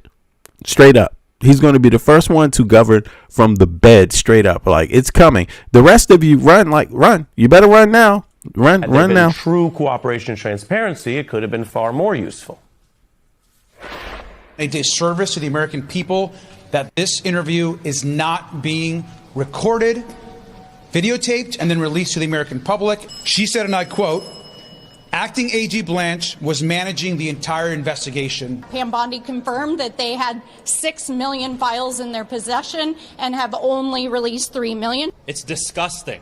It's a cover-up in broad daylight. This interview is a smokescreen to try to show the American people that they are complying while they are not. A lot happened today, and we have more details I'm gonna basically report on over time because we have different chunks that we learn. But I want to bring in our guest first, Gretchen Carlson, journalist, co-founder of Lift Our Voices, a former Fox News. It's crumbling, y'all. It is crumbling, and it's gonna be funny watching it. I wanna watch them run, man. I want to watch them run, and it's only going to get worse. It's like the clock is ticking.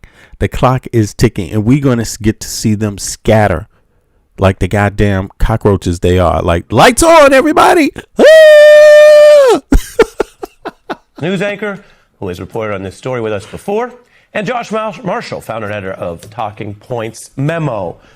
Josh, what do you see as sort of the big picture here as Bondi, in the service of maybe blaming her replacement who she's mad at, which is a thing anyone could relate to if you thought someone took your job, she makes assertions here to Congress about errors by this DOJ. Yeah. All right, hold up, y'all.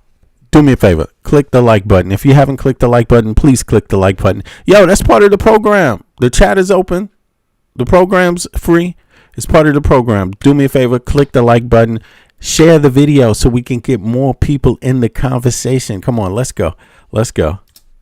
Look, I see this as it's part of the same story, which is, they came in with an unpopular agenda, a lot of things they were lying about, and the last 6 months has basically been trying to keep all of that from blowing everything apart and breaking as many laws as they can, switching the subject, I still think that, the reason that Donald Trump launched a war in Venezuela and then Iran at the beginning of this year was that he was getting more unpopular at home because of things like the Jeff Epstein files and all these things. And this was a way for him to show that he was still in charge, That's right. still has power. So all of this is part of, it's all part of the same canvas, trying to keep the consequences of their unpopular policies, his lies, the president's lies, from catching up with them. And Gretchen, damn,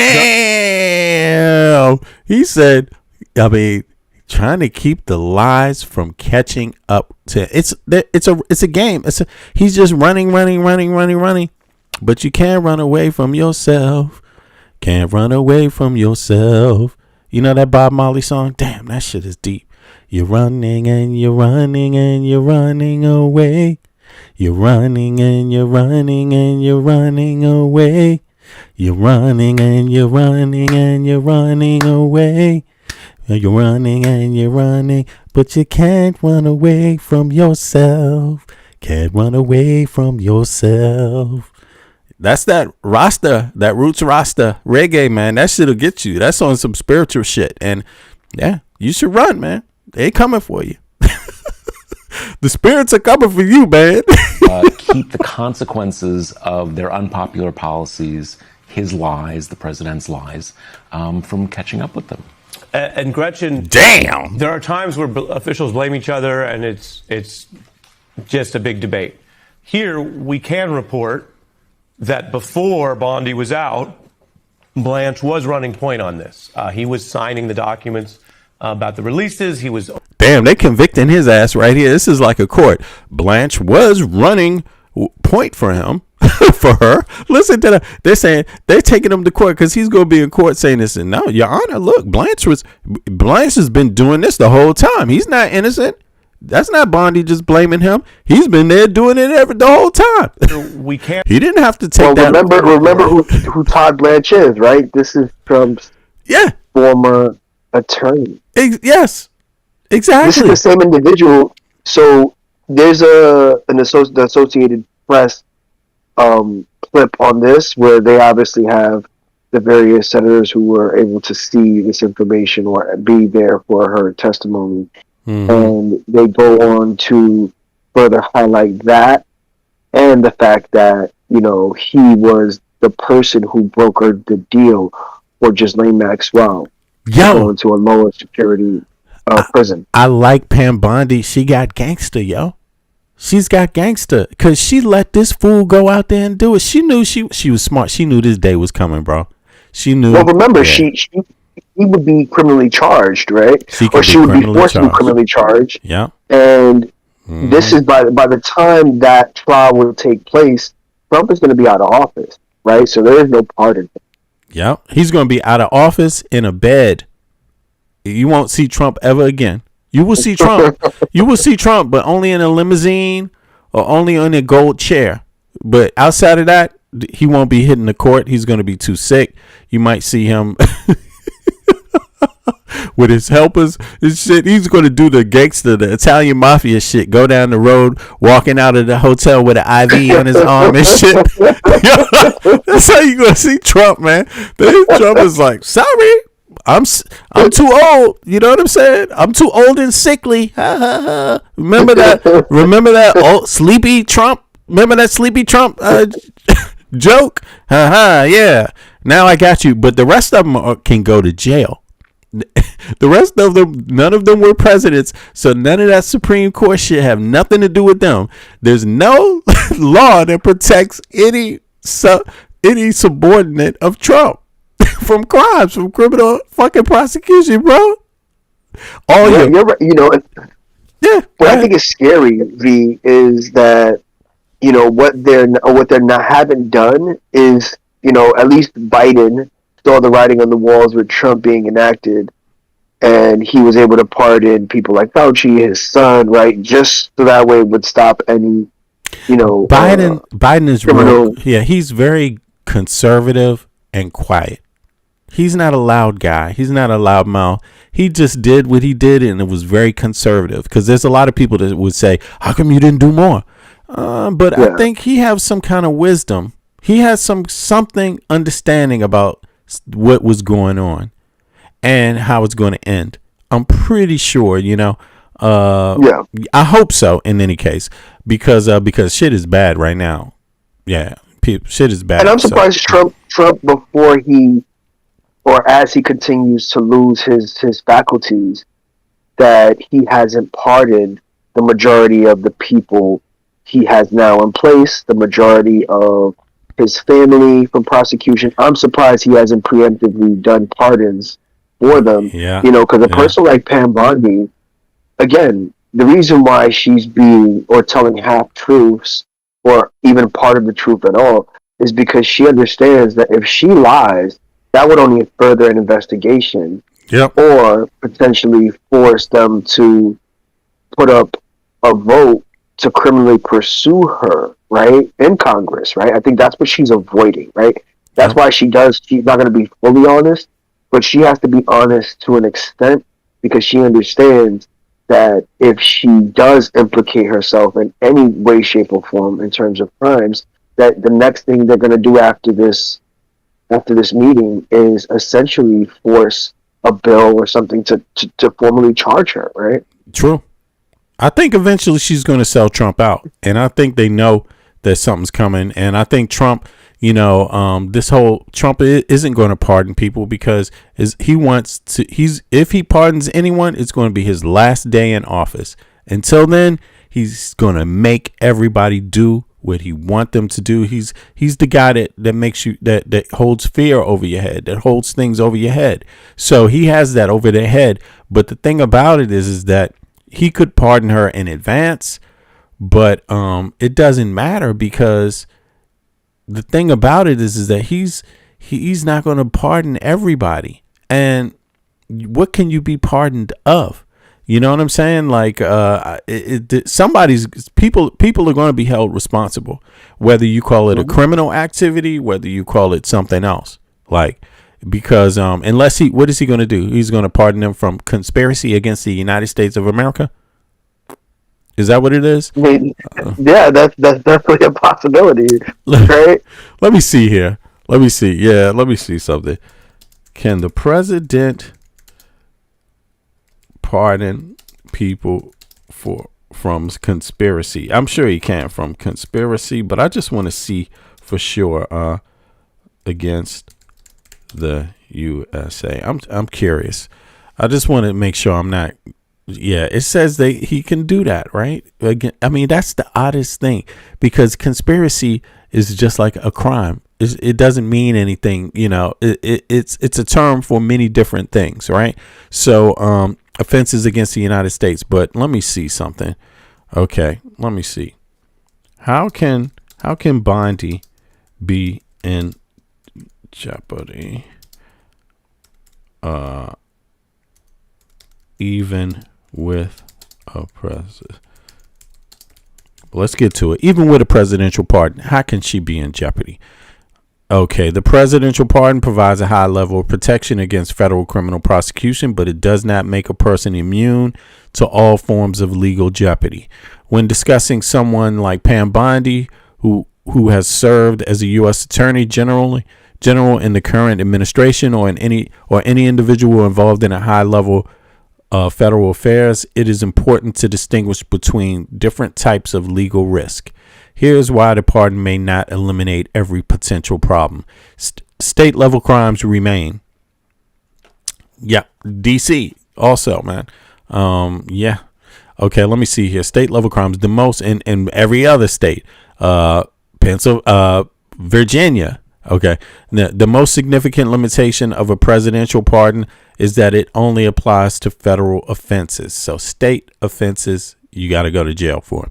If an individual is investigated for crimes under state law, violations of Florida state law, if the conduct occurred there, a presidential pardon provides zero protection. State prosecutors, attorney. Okay, so let me see. Civil liability pardon Pardon is a forgiveness of criminal offenses. It does not protect.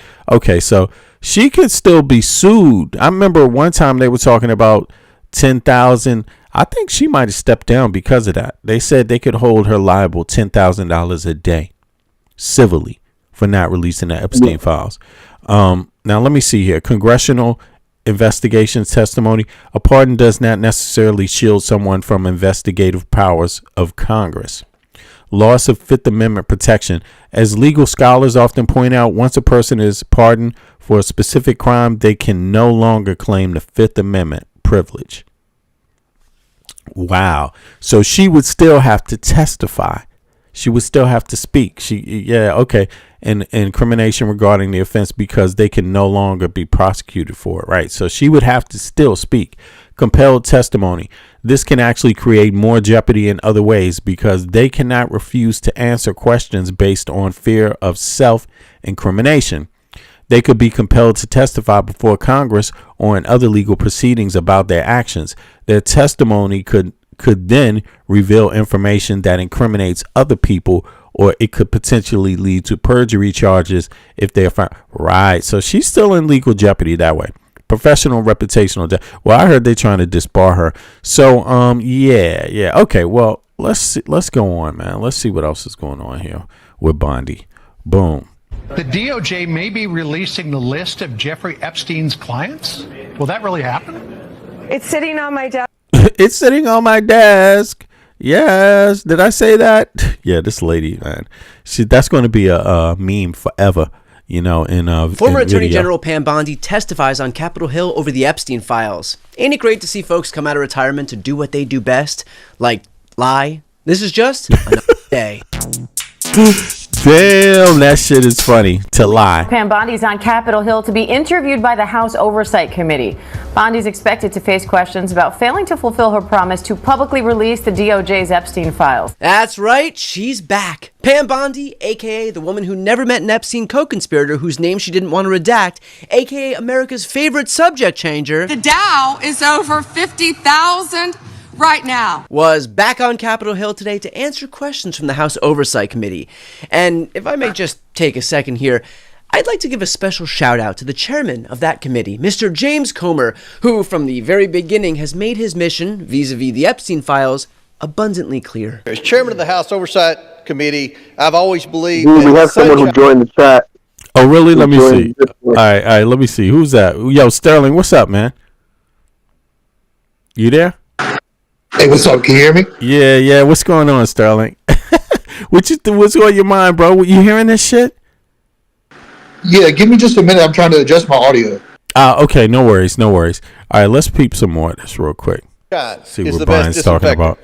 For years, the American people have demanded transparency about Jeffrey Epstein and Ghislaine Maxwell's horrific crimes. We are committed to accountability, transparency, and justice for the American people and for the survivors of these appalling crimes. All hail James Comer, because if I'm being honest, the only saving grace in all of this is that thanks to the chairman's courageous leadership, Pam Bondi is going to face one hell of a reckoning when the world finally sees the footage from today's deposition. Now, notably, this closed-door hearing is not being recorded on video. That is a departure from how this committee investigating the Epstein case has handled some of their other interviews.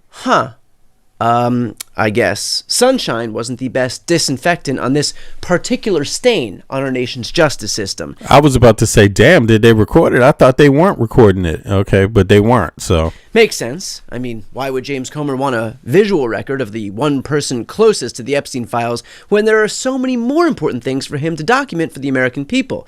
Like him in front of a river, or a beach, or getting a haircut. You know, real important shit. But today, even before Bondi's testimony, Comer spoke to reporters and was asked if he planned to question the former AG over her legal obligation to release all of the Epstein files, which I believe, if my memory serves me correctly, she did not do. Well, that's what we're going to ask about today, and we asked about that in the briefing. And at the time, what if I remember correctly, what the Attorney General said, the former Attorney General, was that William, what's up? They had turned over all the documents that they can legally turn over. I think that's what some people would call, and I hope I'm pronouncing this legal term correctly, bullshit. You know, I'm afraid Comer's barber may have accidentally trimmed off some of his spine because... all right, let's see. Are they saying more? Yeah, right. Marcus, he's funny, man. Here we go. Specifically about a conversation with Donald Trump. One of the Department of Justice attorneys intervened and said that she did not have to answer the question because it was a voluntary interview.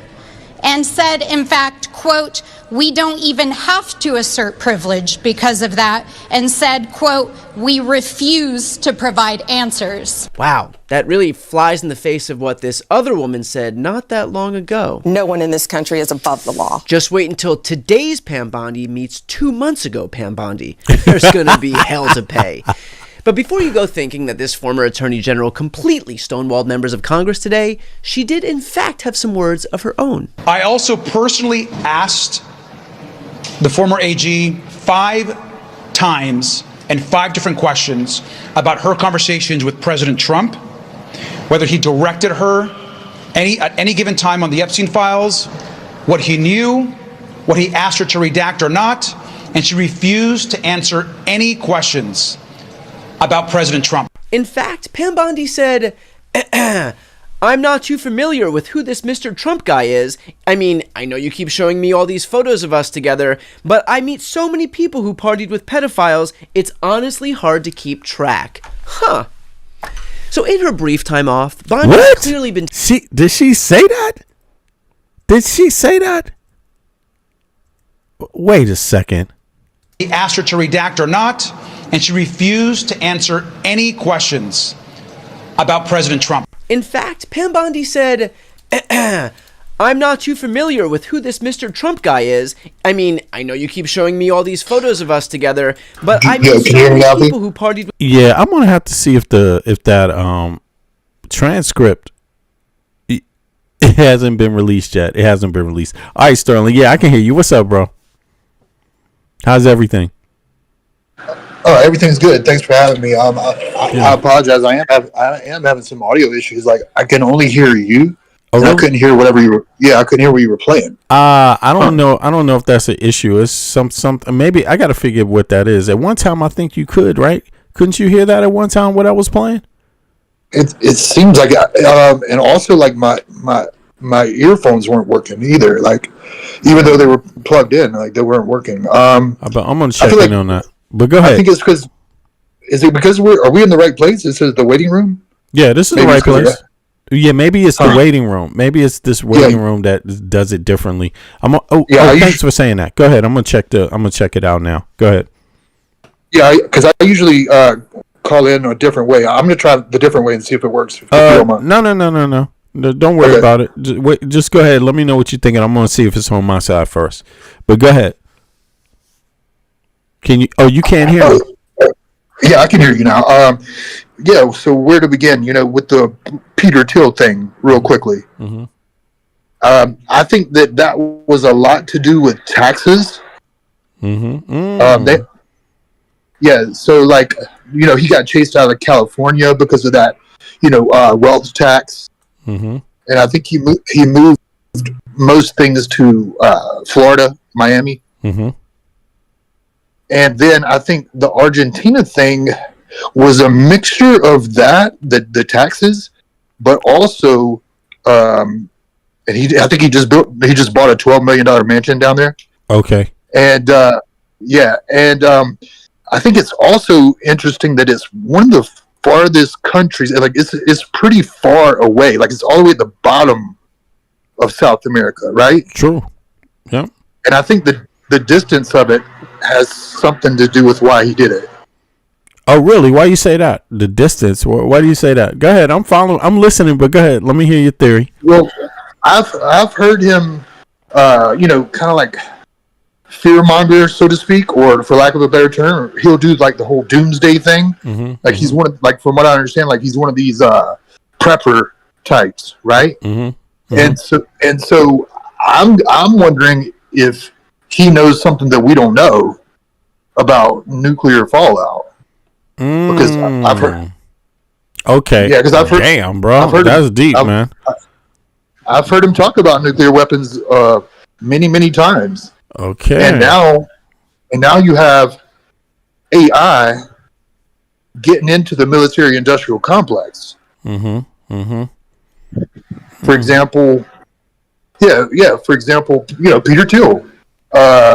You got my attention. You got my attention, bro. Yeah, I'm listening. Well, it's crazy, man. They knew everything that happened in Gaza. They knew everything about Gaza. I think that some of these weapons that we're using, the targets are found by AI faster than a human can even confirm it. Facts. I hear you. True. Yeah. And so my point is that he's on the inside. And so what does he know that we don't know? And but then again, like most of these billionaires, they have bunkers. True. He's probably trying to build a bunker there, man. Right? I guess so. But I don't know. It's just that was just my thought. It's a good thought, bro. I didn't think that one. So I'm glad you brought it to my attention because it's a possibility and it sounds very real because look, like you said, it's a far away. I like how you think, man, by the way. At first I wasn't catching you because I'm like, distance? What is he getting at here? But actually that would be the one thing where distance would matter, right? And it's not Russia, it's not China, it's not somewhere else. It's South America. That's relatively safe, right?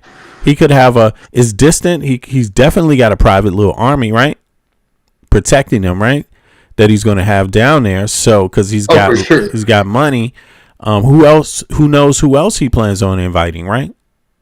It could be, he might plan on having Elon Musk down there with him. What do you think about that? You think it's just him? You think it's only just for him, or you think more people are going to go? Yeah, maybe that's a question to ask. Go ahead. I think that they're all taking their own steps and measures. Like we mentioned, the bunkers, or maybe it could be, Well, to circle back to your taxes theory, I just doubt it, right? We have tax-friendly states, right? Like you said, he moved most of his assets to Texas or Florida, which are the most tax-friendly now.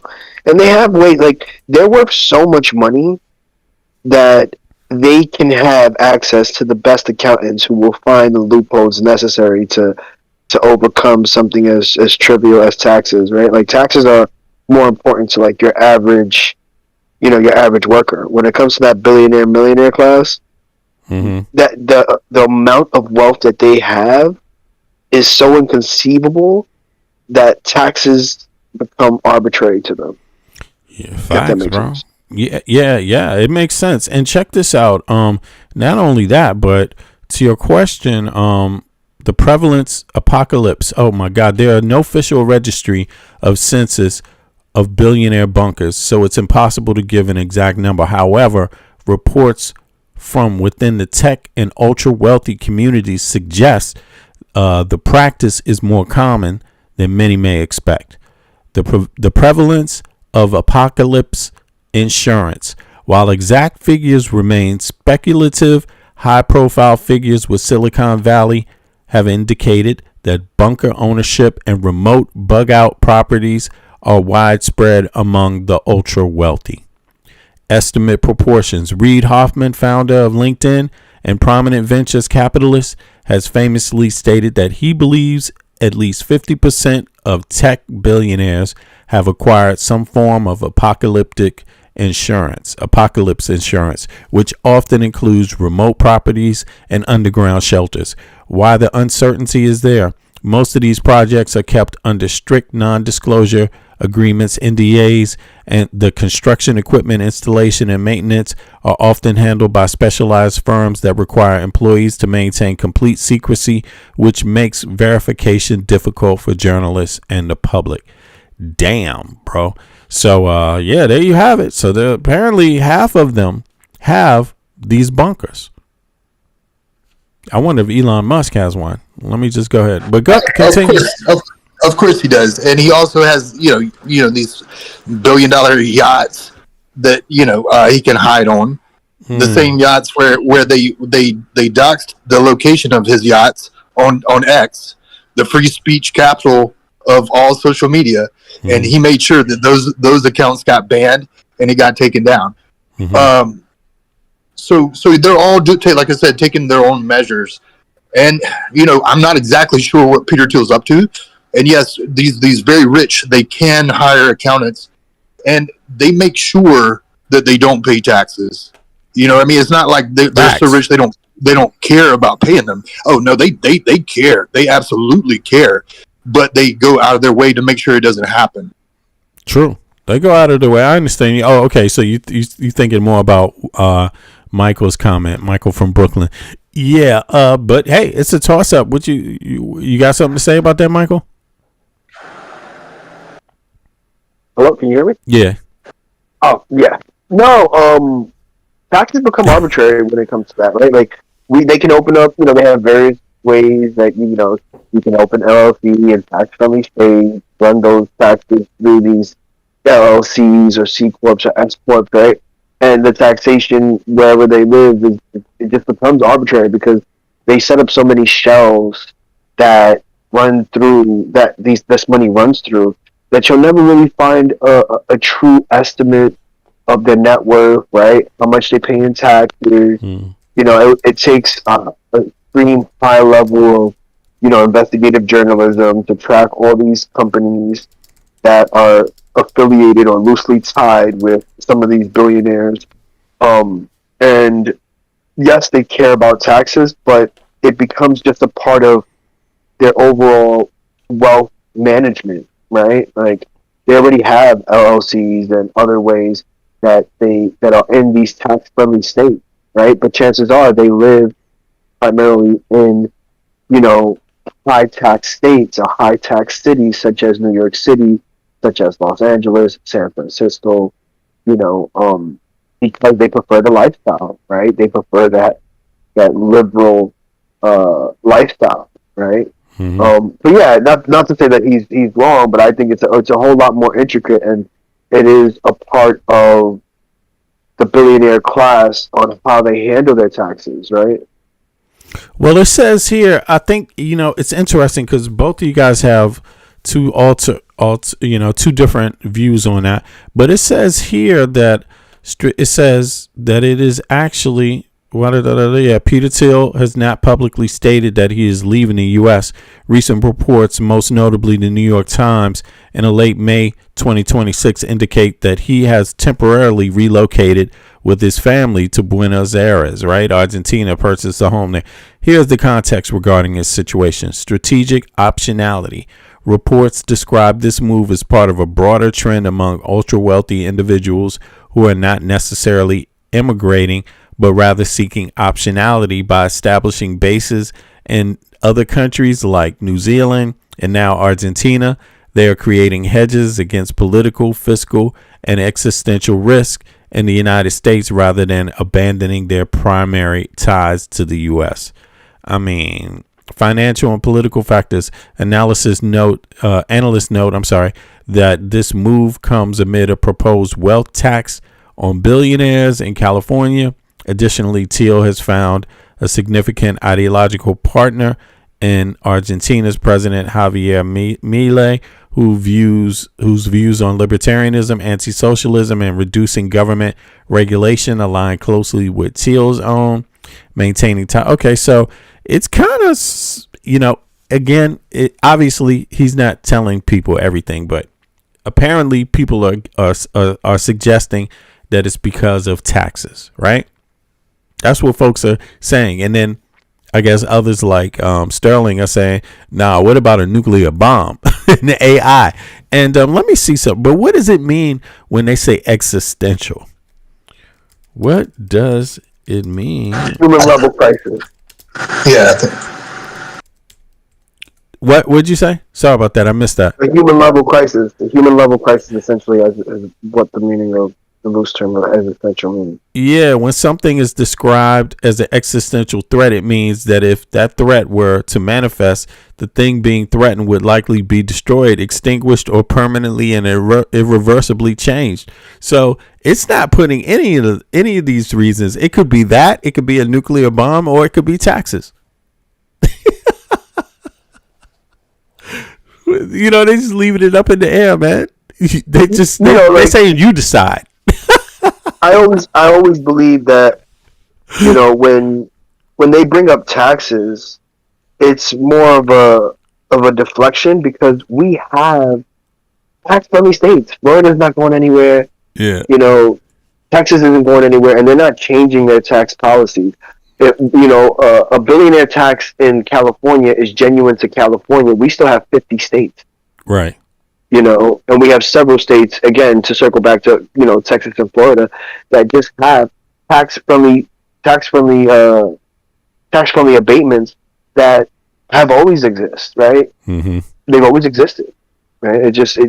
They always have, right? So, for them to, for even just, public searches to say tax-wise, that's what they want to voice, right? They want to voice and blame it indirectly on a liberal stance on taxation, right? Because that's a part of the conservative narrative, right? Yeah. Hey, I'm leaving America because California wants to put a billionaire tax when we have 50 other states. Right. Right. If you could look up the taxation in Texas and Florida, if you can look that up, that would be great, right? Because that gives a contextual frame as to state taxes in some of these tax-friendly states. Right? Corporate taxes or income tax? We can do both. Okay. Because the corporate taxes, they're just going to base their companies to avoid the corporate tax. But when it comes to personal income tax, it's essentially the same thing. These billionaires, they have don't their receive money. a W-2. Yeah, they don't receive a W-2. Yeah, exactly. They get paid through a corporation that's tied to another corporation that's housed in Delaware, Texas, or Florida. Right. They don't have any personal, but they live. no personal taxes. And now the law is saying, you're going to have to give up something else then. If it's not personal, we're going to make a new law because everybody's got to pay taxes, including the wealthy. Now, and if he wants to leave because of taxes, I say, get the fuck out of there then. Beat it. Come on.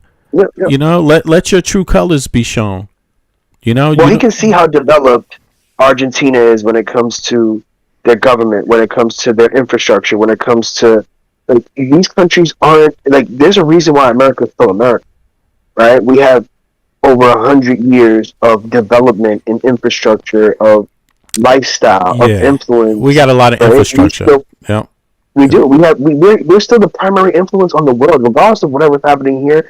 And yes, we have lost that, to an extent, but everyone still wants to be American. Everyone still, the people are migrating here for a reason, right? They clearly are. Otherwise, they stay in their country, right? True. Or they migrate to other countries that aren't maybe as less developed as the country they're coming from, right? Yeah. But they still continue to take life risks to come here for a reason.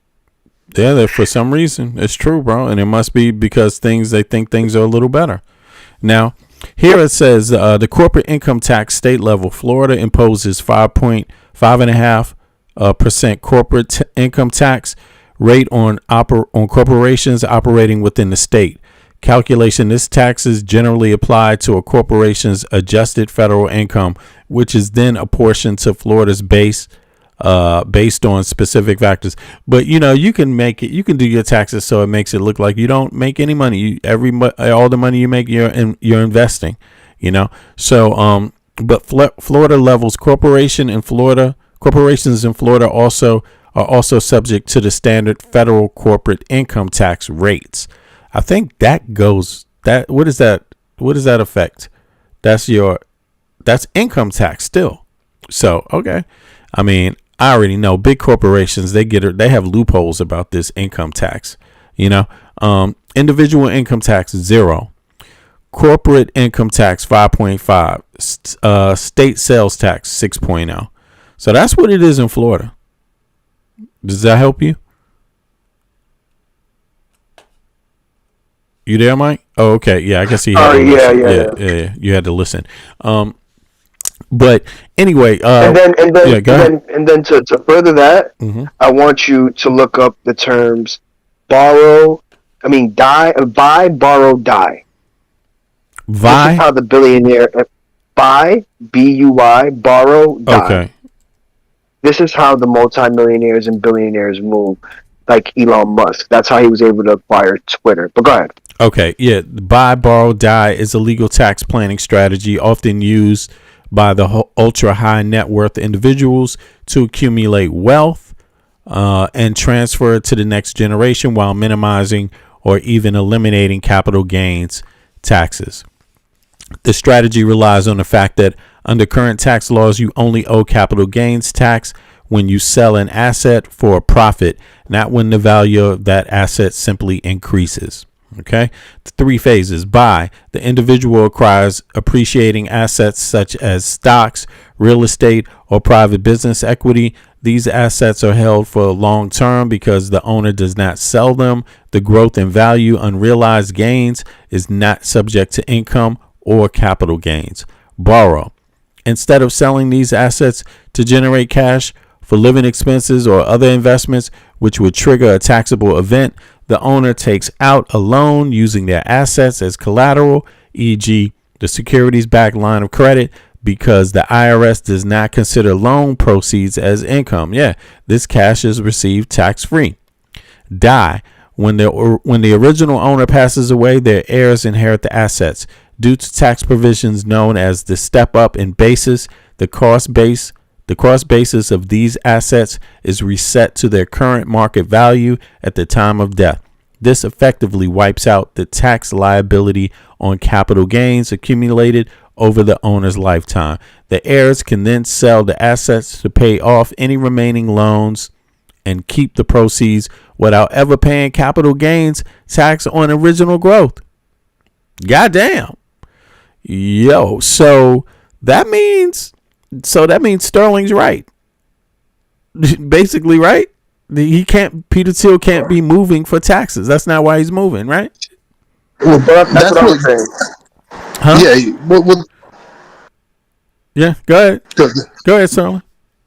Well, that's what I was just throwing out some ideas. Some people are saying it's due to taxes, which I don't understand, which led me away from the tax thing to maybe it's the nuclear thing, because with the tax thing, he's not giving up his U.S. citizenship. No, so he would still need to pay United States taxes. I assume even on money that he makes overseas. Right. So then, you're right. Because he's rich. So if he wasn't making loads of money, it wouldn't apply to him, but he is making above that limit. And so that means no matter where he is on earth, he's going to have to report the money, the earnings. It's true. As long as he keeps his citizenship, right? He would have to revoke his citizenship. It's the same as me. The only reason why I don't pay taxes is because I don't make enough. I'm not rich enough. If I was a millionaire, I would have to possibly pay some of my income tax, pay taxes here in Denmark, and some of it, an extra fee would go to the U.S. too. But I'm not rich. So there you have it. But that's another way to escape. That's how I escape paying taxes. I just don't make enough. Yo. You know what I'm saying? Poor man can go anywhere in the world, baby. That's the other strategy. Yep, that's the other strategy no one thinks about. Right, but listen, it's hard, but efficient. Now let me say. But that's why I brought up the buy, borrow, die, because that's essentially how everyone. That's how the rich folks do in America. Yes, yeah. And that's why taxes become arbitrary. That's why I say that statement, right? Because there are ways just like that. They don't essentially get a W-2. Essentially, what they do is they have their assets appreciate, and they take out loans that they'll never pay out. Right, and they'll die, and then the most they will pay is a small percentage of capital gain tax when this wealth passes on to whoever they leave it to, their kids or whoever. Exactly. Yeah, facts. Sterling, you want to say something before we get back in Pam Bondi's ass?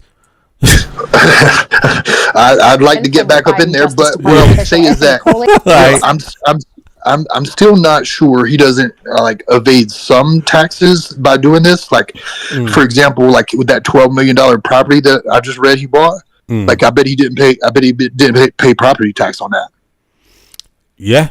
Hey, Trump, did you know Peter Thiel? In case you don't like what he's doing, you could always send the feds, send the tax, send what is it called? What is it called? IRS after his ass. Come on, Trump, get to it. Peter Thiel done stabbed you in the back. Yeah. Remember, Palantir has government contracts, right?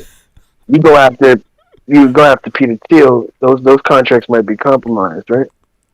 Yeah, that's true. Who knows? Or maybe we take all the property. We own it all now. Just everything. All of it.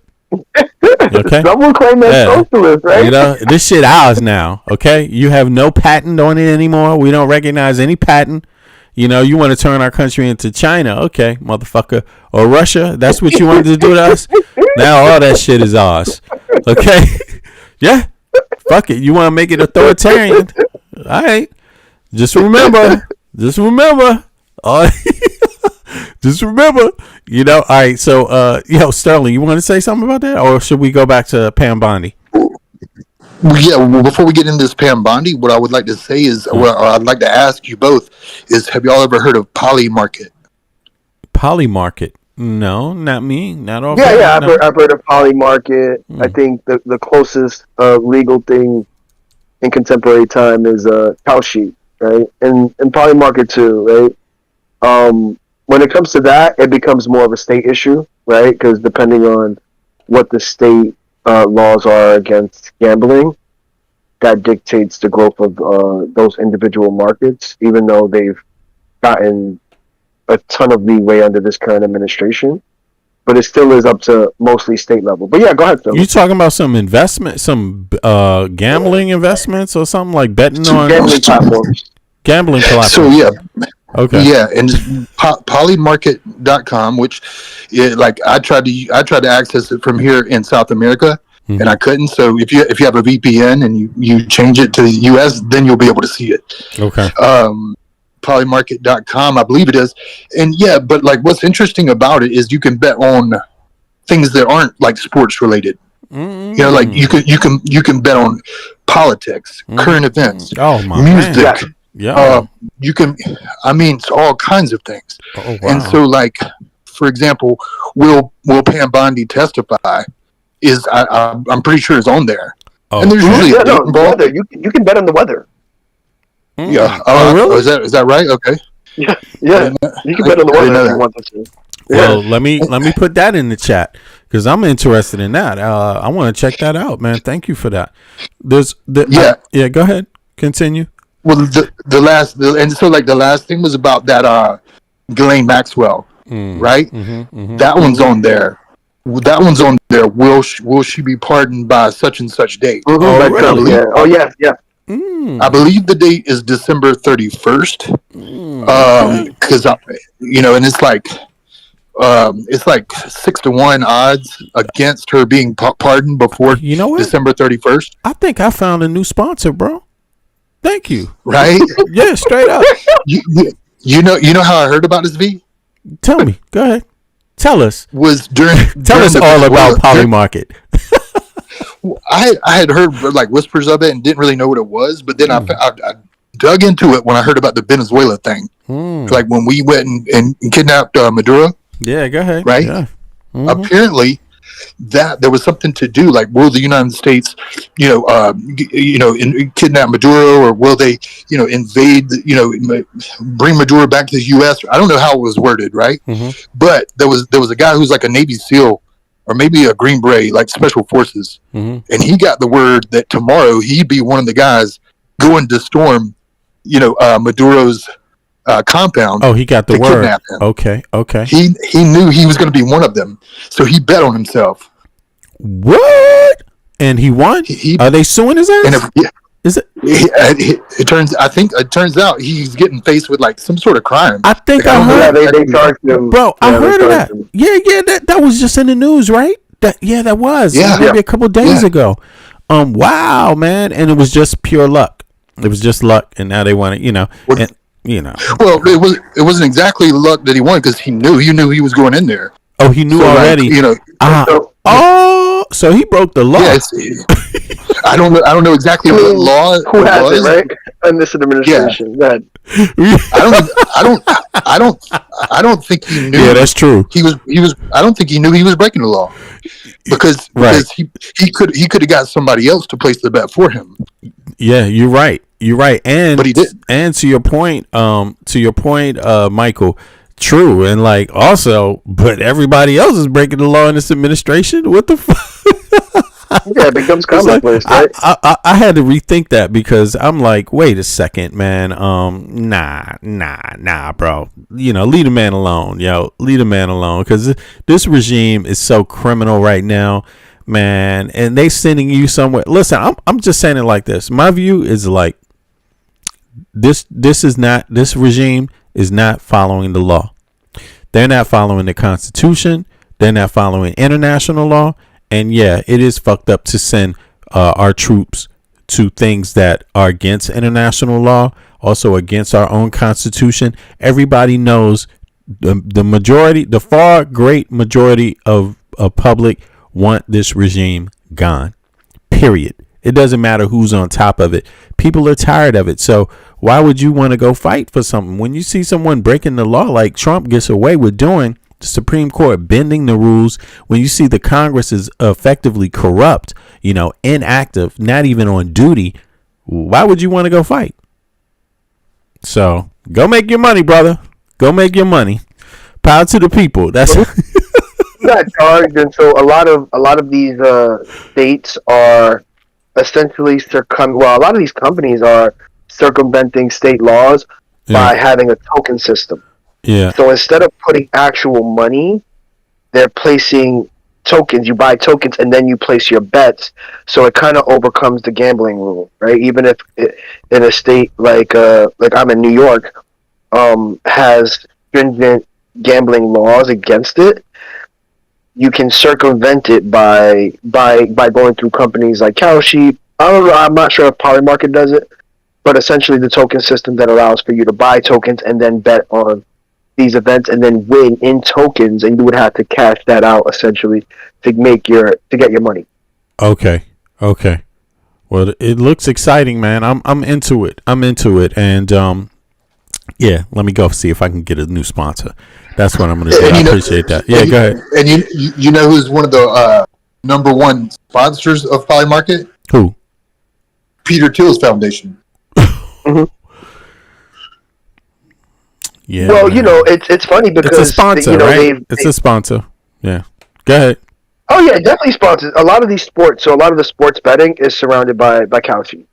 So a lot of the current spreading events and sports betting in general is Cowsheep sponsored, or Polymarket sponsored, and essentially it's they say these markets are rigged, right? Due to insider information. Right, and they say, I think if I'm not mistaken, there's like a 97% loss rate when it comes to betting on these platforms. Are you serious? Fuck it, man. Yeah.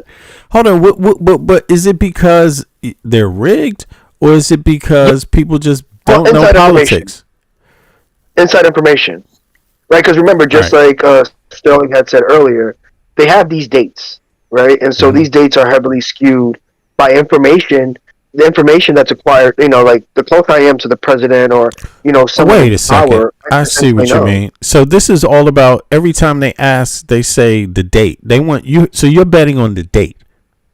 You're not the date of a decision. Yes. Man, fuck all that, man. That's too tricky, man. That's too tricky for me, man. I'm sorry, but yeah, that's reminding me kind of Don Kingish. You know what I'm saying? Yeah. It's a little. Oh, go ahead. And you know how you said that you would expect Trump to pardon somebody on his office? I would like that, but not on any particular date. Right. That fucks it all up. You know what I'm saying? That's what I'm saying. Like, historically, presidents do pardon people in December 31st, but when Trump pardoned people last time, they are like the majority of them came in January. So the Polymarket knows that. You see what I'm saying? Like, okay. So they're gonna. Well, essentially, what it does is it adjusts the odds depending on the amount of money that's put in certain areas, right? So you have a lot of these people who have inside information who are betting millions of dollars and skewing the outcome of these events, right? By knowing that information. This and sounds. So, yeah, go ahead. It sounds more trickier than stocks. It sounds trickier than stocks, bro. I mean, it's more volatile than stocks. If you had a 97% chance of not making money, I got something better. But it goes back to I got something better. Conservative. Yeah, it does. All right, I got something better. Everybody, there's a prediction that the U.S. economy is about to take a down. Right? Isn't that true? I don't know. That's the new news coming out. It's on Kalshi. We can pull up the statistics on Polymarket. It's on these. I'm just hearing this in the last couple of days. There's reports that suggest the U.S.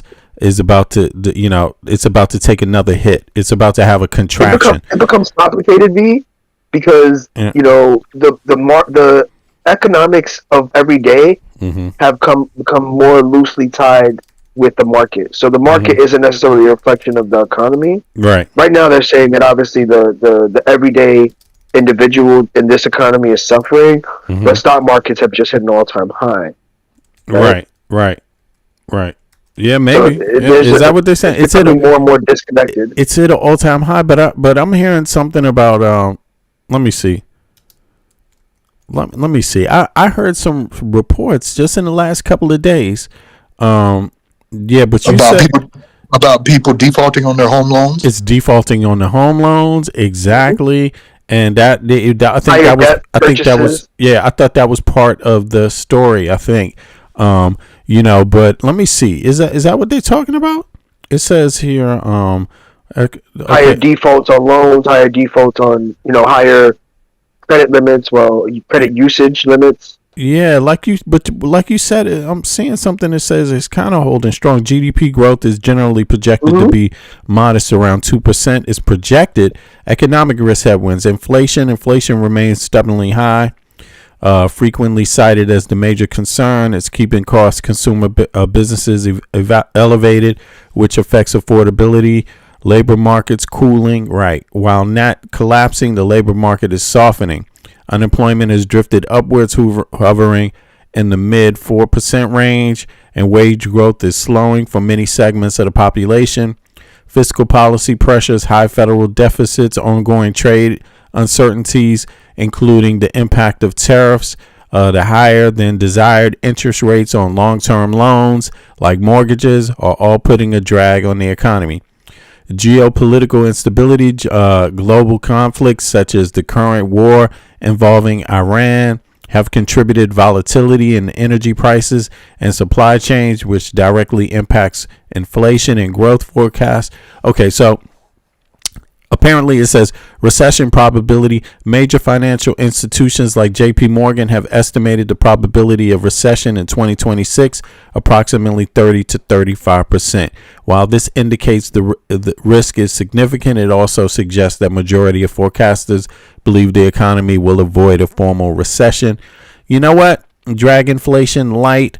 All right, so let me do something else. Go ahead. What y'all have to say about that? That's kind of what we thought, what we predicted, right? The news would say, right? Something like that. It's the housing. It's a drag essentially. But let me also see what is let me see the gold market real quick. I'm just curious about that before we get back into Bondi's crazy ass and also Todd Blanche. Let me see here. Gold, right? Let me see what it says. Well, I'm thinking it dropped a bit. Yeah, I think. Yeah, I've heard it. Yeah, I heard it drop too, and that's why I'm talking. That's why I noticed, because when I heard this economic news, the first thing I thought is a matter of fact. Let me also look on my phone too while I pull this up on here on the screen. Let's see here, boom, right? Because gold matters. Gold matters. Now, which one should I go to? Should I just go to gold? Oh no! I know what I'll do. I'm sorry. I should just go to Google, right? Gold price, Google. Yep. Yeah, why not just get it direct from Google Finances? Okay, gold prices. Yeah, let's see here. What does it say? Price. Okay. Is it going to come up here? Gold. Got it. Boom. Come on. Here we go. Yeah. Now this is gold, right? Now let me just check on my little app here real quick. Also at the same time. Now you can see it has gone down in the last, let's see, we were here. This date was March 29th, right? So it went up on March 20th. Oh, hold on. This is 1 day. Hold on. Let me say 6 months. Right. So here was the height. Everybody remember that when it was here? That was January 29th, right? I can't see it, but I'm sure you're right. Yeah, around January, it zoomed up. Remember that big old boom? It zoomed up there, and then also it did it again. It went down, and that was February, and then it went back up. So people that didn't get the first wave, I caught this wave right here. I was talking about that all day. I caught this wave for weeks. You remember that? I don't know. Yeah, I do. I remember you mentioning it. I was like, oh yeah, baby. Now, see, it did this one. Now, if you notice, ever since the second boom, March 3rd, it's gone down slow, and then it's never really caught up. So my thoughts for people is you might want to start looking at buying some gold right about now because it's back. I mean, don't get me wrong. It's not where it was in, let's go back. Look, it's not where it was. It's always been rising, right? It's been rising for years, slowly, right? But it really hit a boom right around here. December 2025. No, it hit a boom here. Damn. No, where did the boom start? 2020. The boom started here. 2024. Yeah. So if you bought back here in 2024, you were doing really good. I bought in January before Trump came in office, something like that. I think between December and January, somewhere around there. That's where I bought at, and then I sold up here. When it got up above, I think in my little thing, I bought it from one company. It's a Canadian company. And so let me see. What did they have it at? 2 seconds. They had it. The company I'm using is, boom, here it is. It's Kim Ross Gold, right? So Kim Ross, y'all know Kim Ross Gold Group? Right. So that's U.S. actually. Damn, I thought that was Canadian. U.S. Canadian. Yeah, it's U.S. Okay. So Ken Ross. Yeah. So it's down also from that said January 28th. So January 28th was the boom, right? And and if you sold by then, you would have made some money. Some people got 2.5 value. 2.5 times value out of that, right? Just from when June, that's a 6-month period. You see what I mean? So from June 2024 or 2025, god damn, wait a second. Yeah, even if you bought in June, September, I bought mine, and where was mine? Damn, it's even more. It's even more, man. It's even more than 3 times. Let me see. Damn, it's like, 2.5 times is about right. 2.5 times is, hold on, almost 3. You could have almost tripled your value if you bought back then, right? Now in 2024, towards the end of 2024 or the beginning of something like that in that period. You can look it up for yourself anyway, right? It's up here, but now it's back here, right? So this is damn, we got to go further than that. Why did it do that? Here we go. This is 2024. Now it's here, and now it's going back down again. Me, myself, I think I'm going to buy some gold. And, I don't see it going down much because the market is not that strong. I mean, it's going up gradually, but it's stagflation, right? So why would it be expected to go down or like to move so much from here, like downward? You think it wouldn't, because if the economy is going down, the value of gold is going to go up, right? Isn't that essentially yeah. Right. Yep. Yeah. And gold kind of sometimes oil can affect it sometimes, but I think this time is one time where that won't be the factor, because the stagflation, people are kind of not impressed with the U.S. economy so much.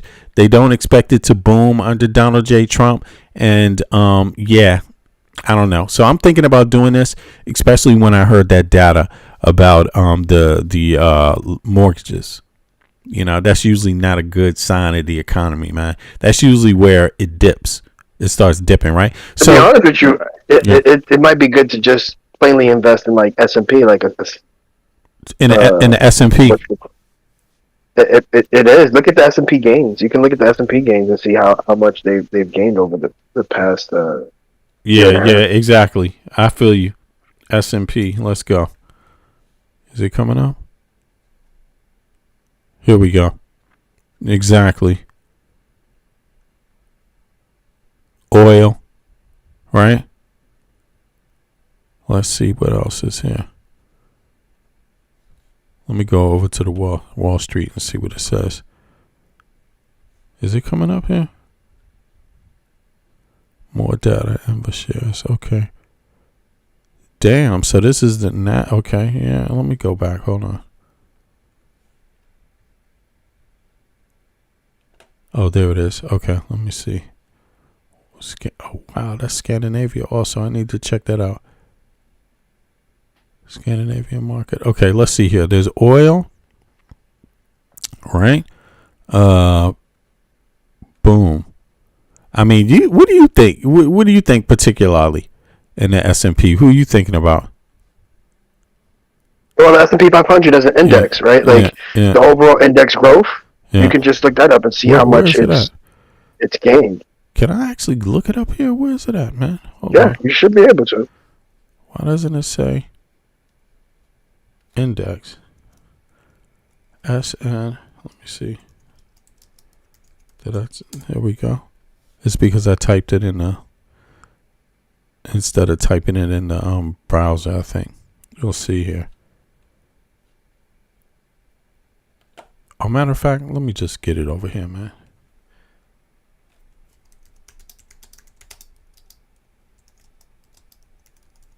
Yeah, that's better.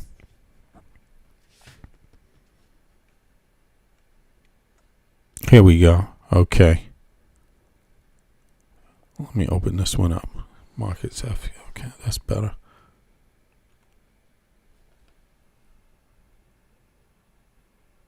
Here we go. Okay. There we go. This is a better look. So let's see here. Looks like in the last year, the lowest is 5,800, and the highest is like 7,500. Where it is right now. So I mean, you're talking about. Yeah. So you're talking about making.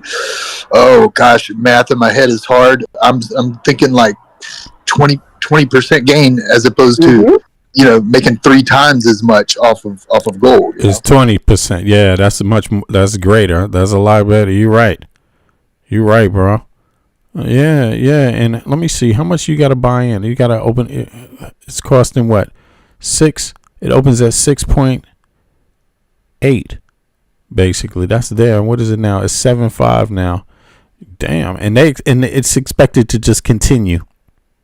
Basically, look at it right here. So when you speak about stability, right? Stability in the market has been a given, but when we're seeing these existential highs, right? At 20-25%, when year over year it usually ranges between 5 and 7%.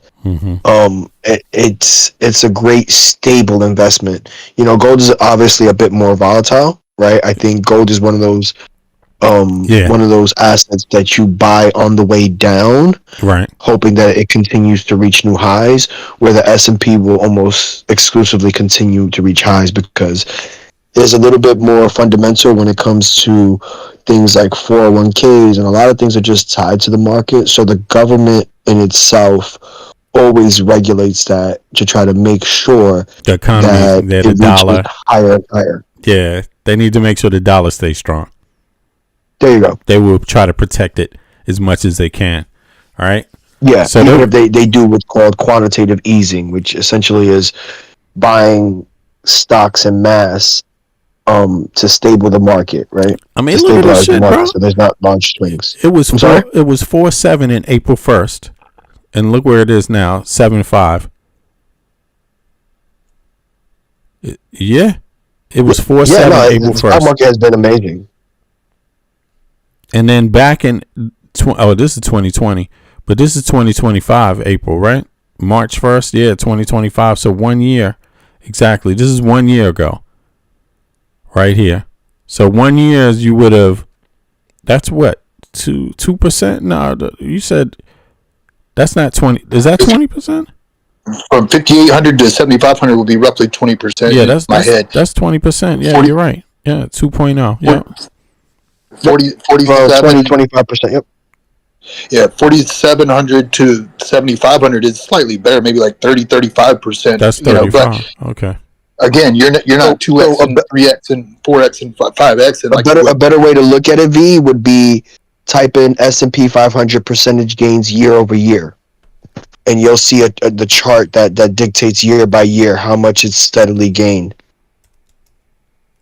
S&P index gains over 5 years. Percentage gains year over year. Percentage gains. Oh, okay.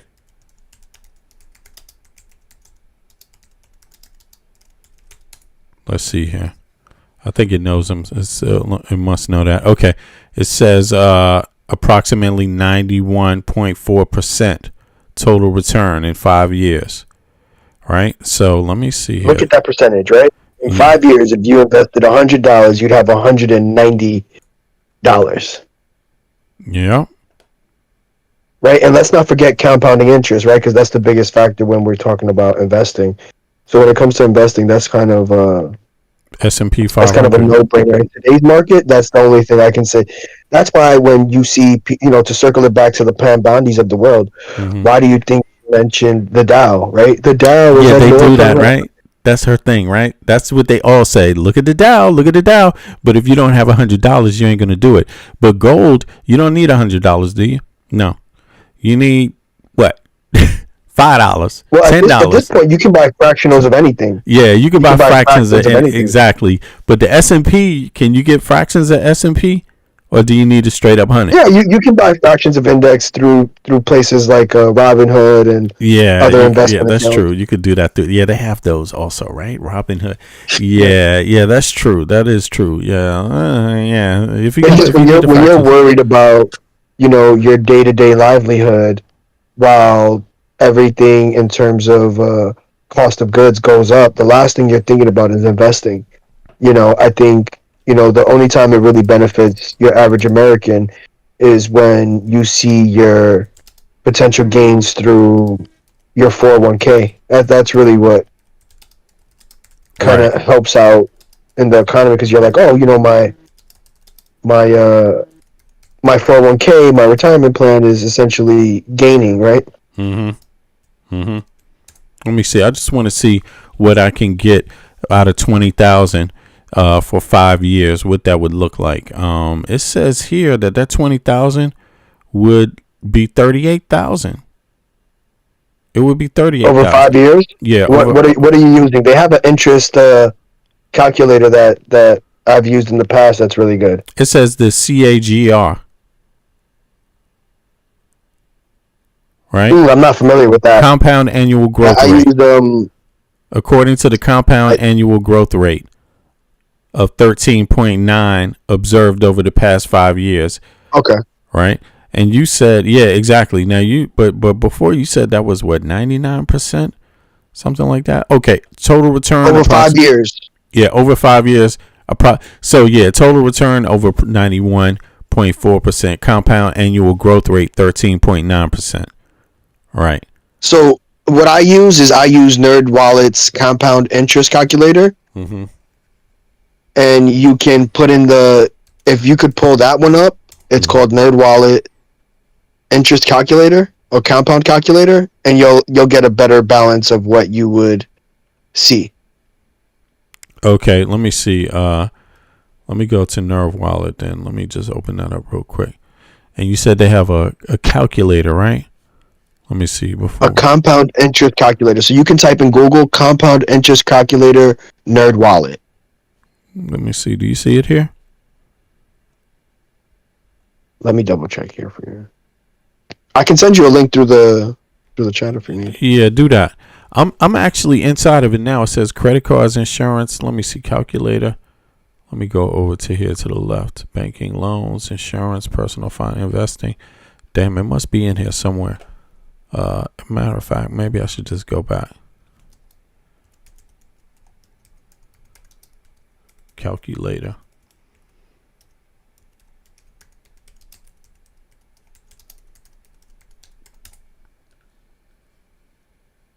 Here it is. I got it.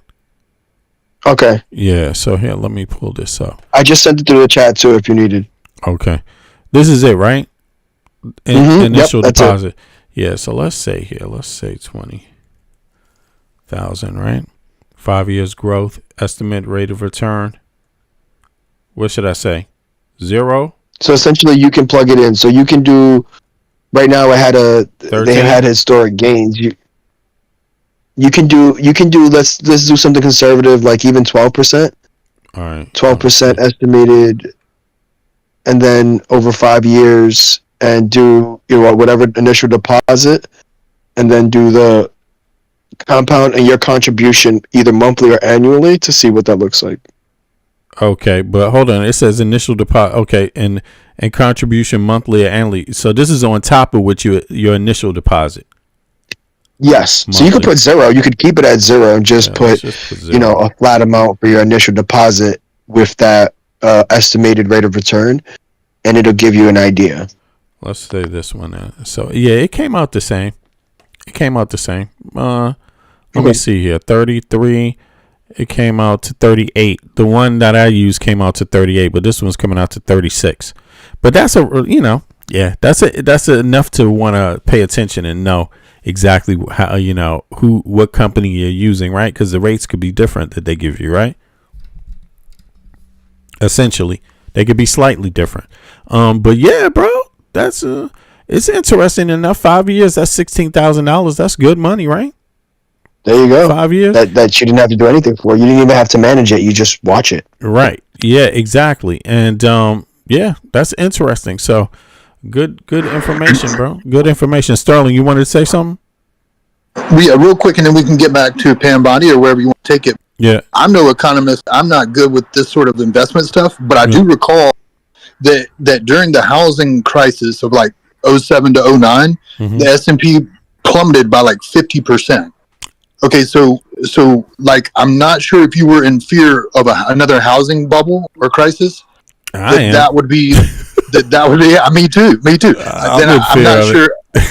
Then I would look at historically how the S&P was affected during that housing crisis, and it's not good. Yeah, it took them until 2013 just to recover. So I mean, yeah, as long as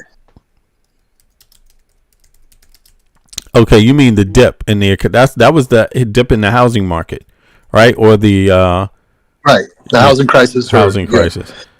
Okay. And what year was that? I think it was between like 07 and 09.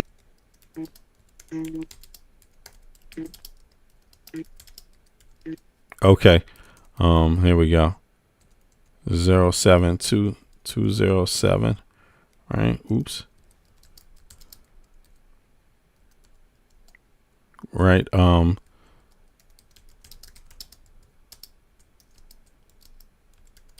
Let's see here.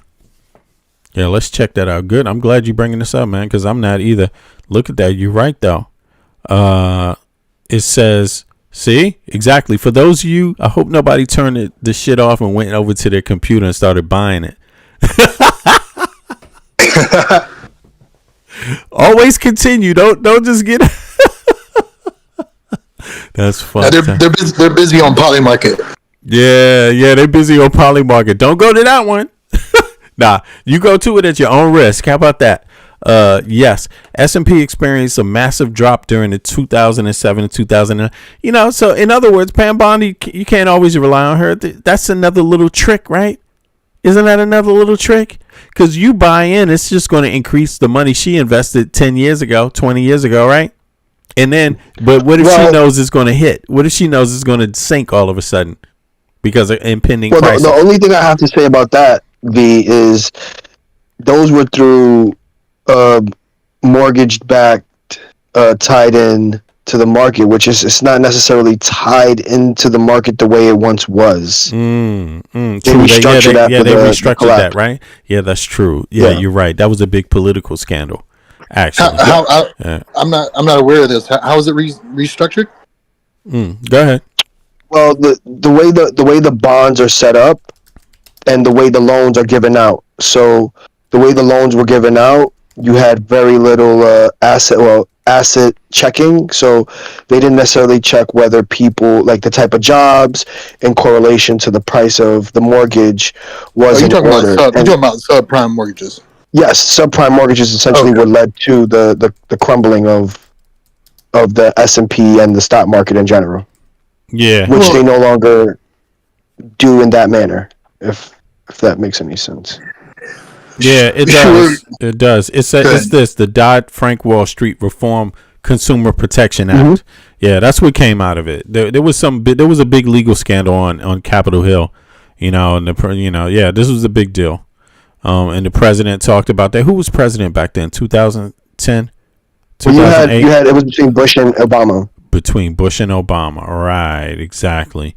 Yeah. Because it started under Bush and here it is. Pretty much was current during Obama. Yeah, subprime loans that were common before 2008. Risk retention. Before the crises, many leaders would originate risky loans and immediately sell them to investors. Exactly. It was scamming, basically. Scamming. Giving people loans that it wasn't the best people to give loans to. They just fixed the books and just turn the other eye, turn the eye away from it. They were told to sell, but just to get many buyers as possible, right? And not worry about what happens after. Yeah, man. This is well, there it is. I mean, I think go ahead. Go ahead, finish your thought. I interrupted. Sorry. No, I was going to say, I'm gonna keep looking at gold right now, and I'm gonna wait for this. I'm gonna wait a little bit though, because I'm waiting just to see a little more news. But this prime thing, this as far as the loans, this S&P, I'm gonna wait for a minute. I'm gonna wait a little bit because I want to see, is it going to collapse? What's the effect? Because if it goes down, then that's even better. It's even better to buy it when it goes down further, right?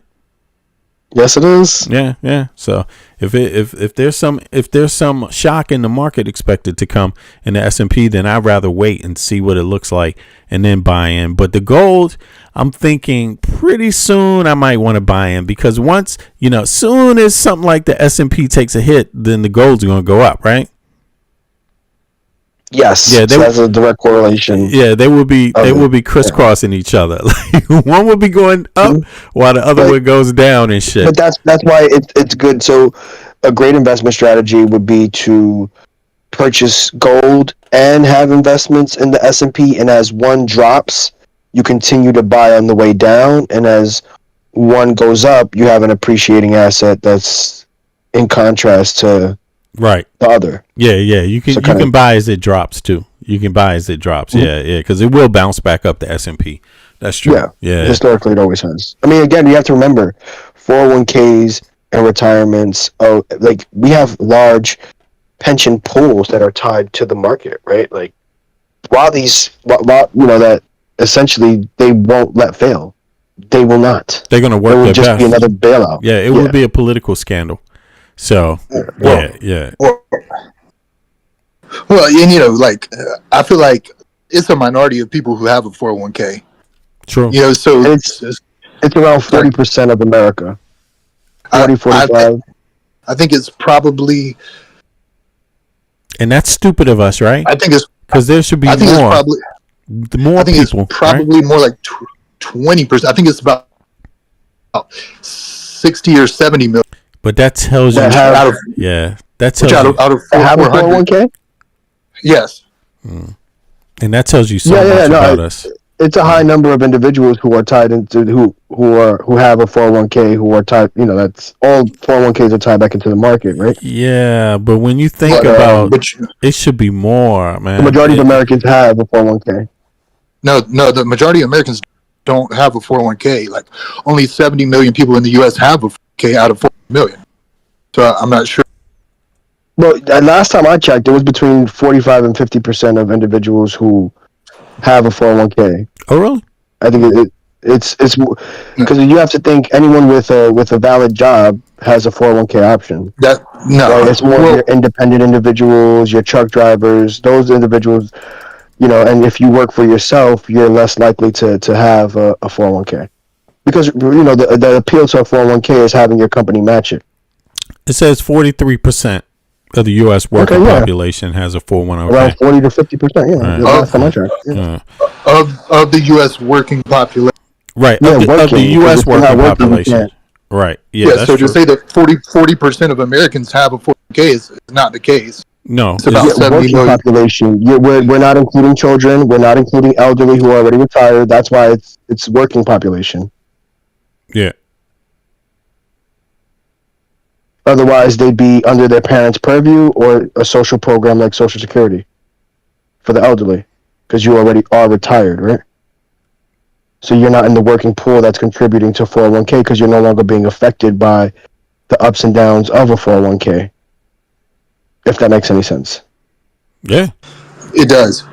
It does. And I feel like how much can the people afford to contribute these days to their 401k to have their company match it?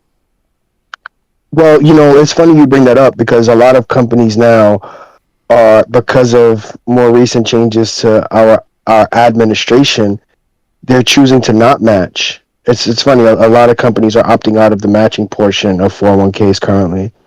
At least now in more recent times, they've chosen to forego the matching option. So you have more and more companies or employers that are not matching. But it's still so far, we have a somewhat decent amount of companies that are matching 401ks.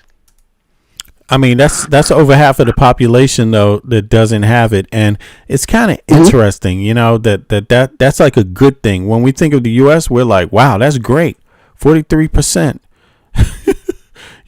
But what about the ones that don't have it? What happened? What does that mean when you don't have that? That means you're waiting on Social Security, essentially. That's 50-something%. That's 57%. Or you're part of the high net worth, or you're waiting for Social Security. That's a big percent, bro. That's a big percent. And I'm just saying, man, that is, man, that's something we could improve on in the U.S. And it will stabilize the economy even more.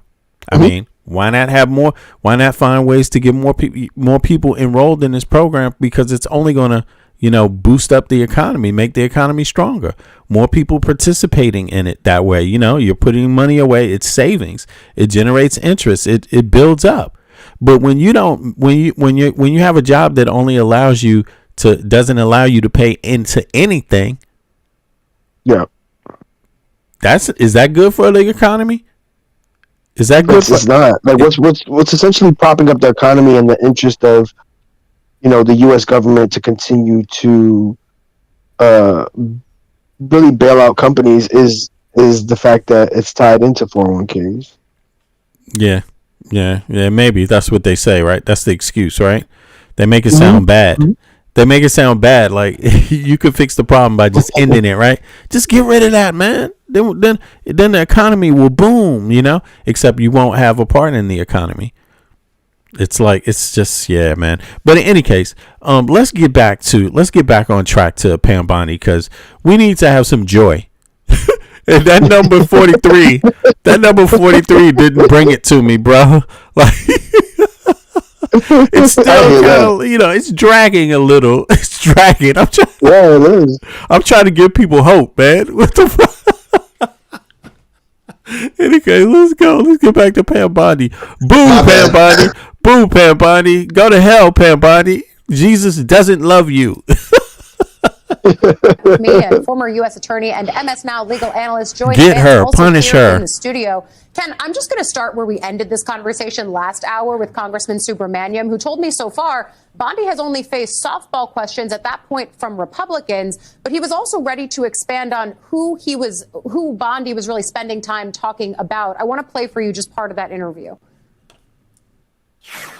One thing I would say is I do want to talk to Todd Blanche now. I'd like to subpoena Todd Blanche. I'd also like to subpoena Kash Patel as well, just based on what I've heard so far. She's talking about Kash Patel in that room? He has come up, yes. Ooh, Kash Patel. Did you hear that, boy? You in trouble, man. Kash Patel. And guess what everyone says Kash Patel is? Take a guess. Alcoholic. Alcohol. You said alcohol. Alcoholic. Yeah. I said dumb. You say alcohol. What about you, Mike? Michael, what do you say? You know, he's an incompetent alcoholic for sure. He's an incompetent alcoholic. Yeah, he's all of the above, man. But which one is he first? Dumb or alcoholic? I think he's dumb first, alcoholic second. He's dumb. And that's a part of the reason why he drinks. That's pathetic, bro. That's pathetic. It might have been a saving grace if it was alcoholic first, right? But no, it's not. He was born that way. Notable that he's saying that Kash Patel has come up, that Todd Blanche has come up, that those are two people that Bondi seems to be saying, well, I delegated that to Blanche, I delegated that to Kash. What does that signify to you? Kash Patel better run, because you know what? You know what people hate even more in the United States than somebody that is corrupt? What do you think that is? It's somebody that's corrupt that has brown skin. They're going to get them twice. That's really going to set them off. And Kash Patel is just the right type.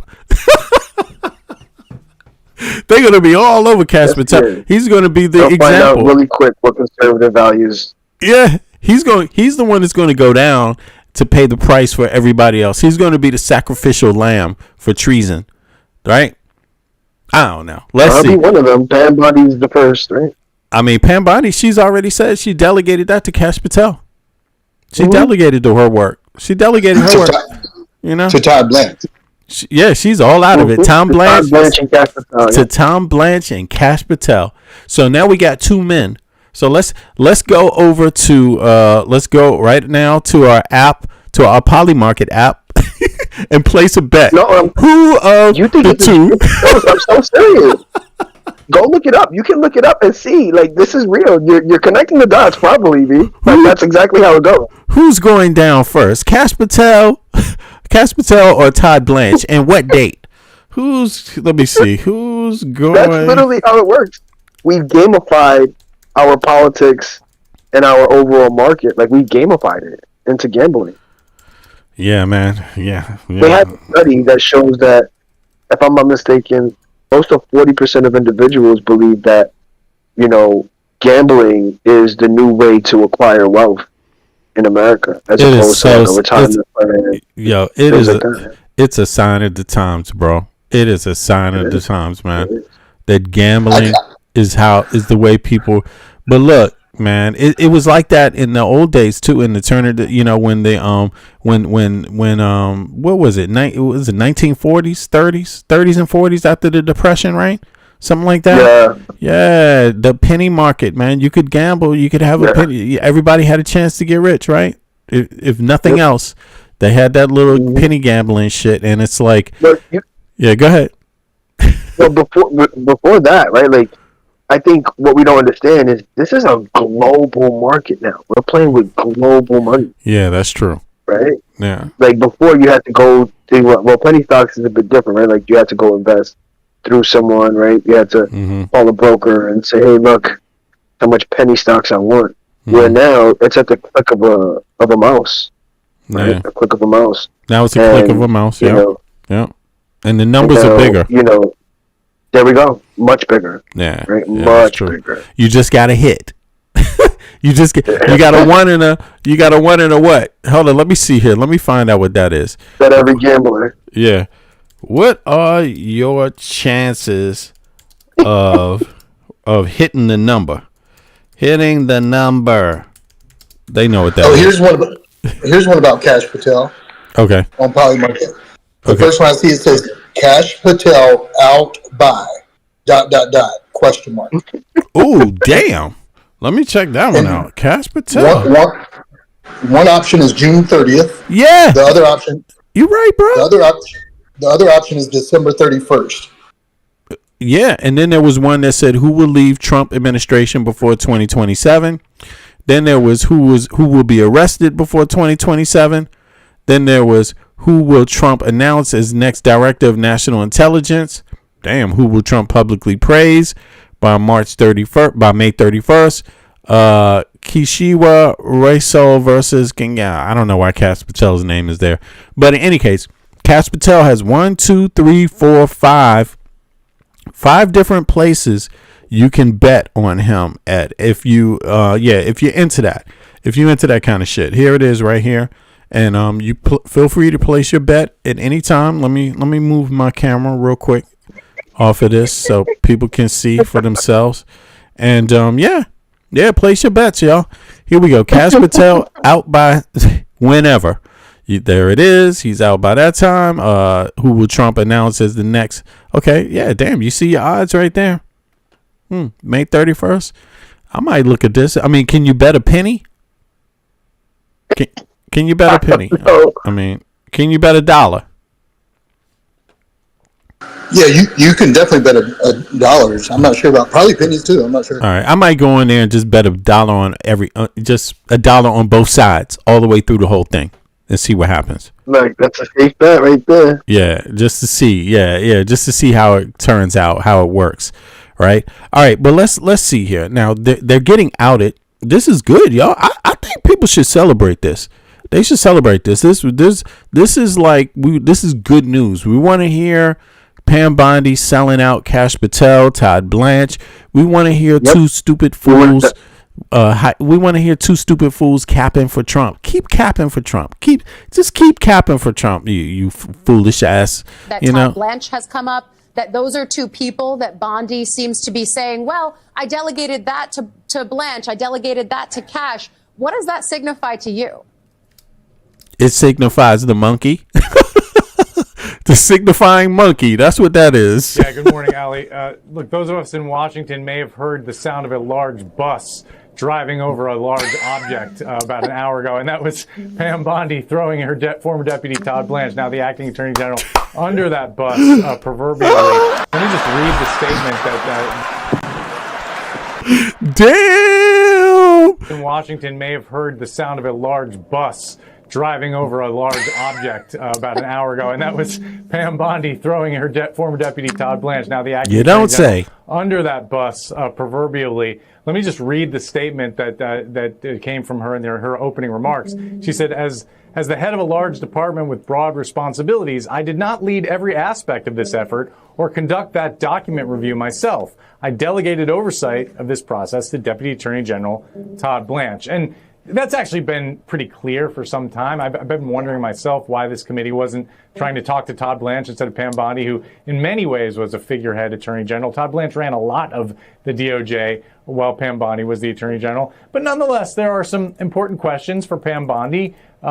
We all remember the moment when she didn't even want to turn around and face some of the Epstein survivors in the congressional hearing. She just handled this whole thing in a very odd way. And of course, we all remember when she said that the Epstein client list was sitting on her desk when there really isn't an Epstein client list. And then she handed out those binders of documents that really didn't contain anything to right-wing influencers. So there are some important questions for her. But I think the more pertinent questions really will be for Todd Blanche.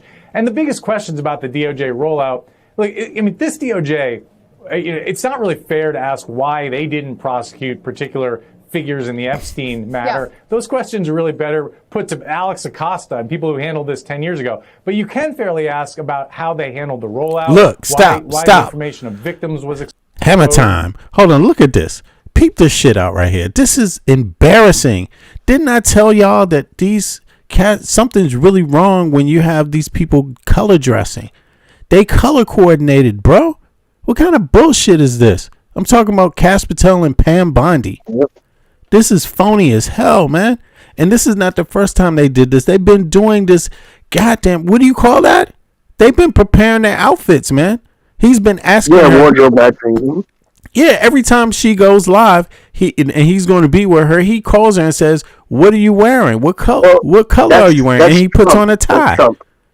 Trump that's does Trump, that. That's Trump who coordinates it. So, if you notice, there was an article that came out not too long ago that Trump influences how they dress. He even goes as far as buying them shoes. What? Are you serious, man? Yeah. Oh, so this really is that goddamn show. What is it called? The Trump something? House of Cards? No. No. The Apprentice. The Apprentice. This really is The Apprentice, bro. Yeah, that's how he treats it. Yeah, that's how he sees it. Yeah. And they have to. So they have to take this type of treatment. Man, this is bizarre. No wonder Cash Patel looks like this. This motherfucker's nervous as hell. Do I make it? Am I going to get fired? He's really playing the show. Where he's in the show where any day, any second you could be fired. Doesn't matter what. It could be at any time Trump fires you. Cash Patel is like, yes, sir. Yes, sir. I'm willing to do anything, sir. I'm the most loyal. This is some bullshit, yo. I mean, I had no clue. That's terrible. No wonder. But listen, does MAGA know that? Does MAGA know Trump made them dress? That I don't know. I mean, it's been public information for a while. Yeah, I missed that one. That's what I'm asking. Damn. You matter of fact, just to make that official. Look, hold on. I'm gonna send a link through the chat. So you could see about the shoes that I was talking about.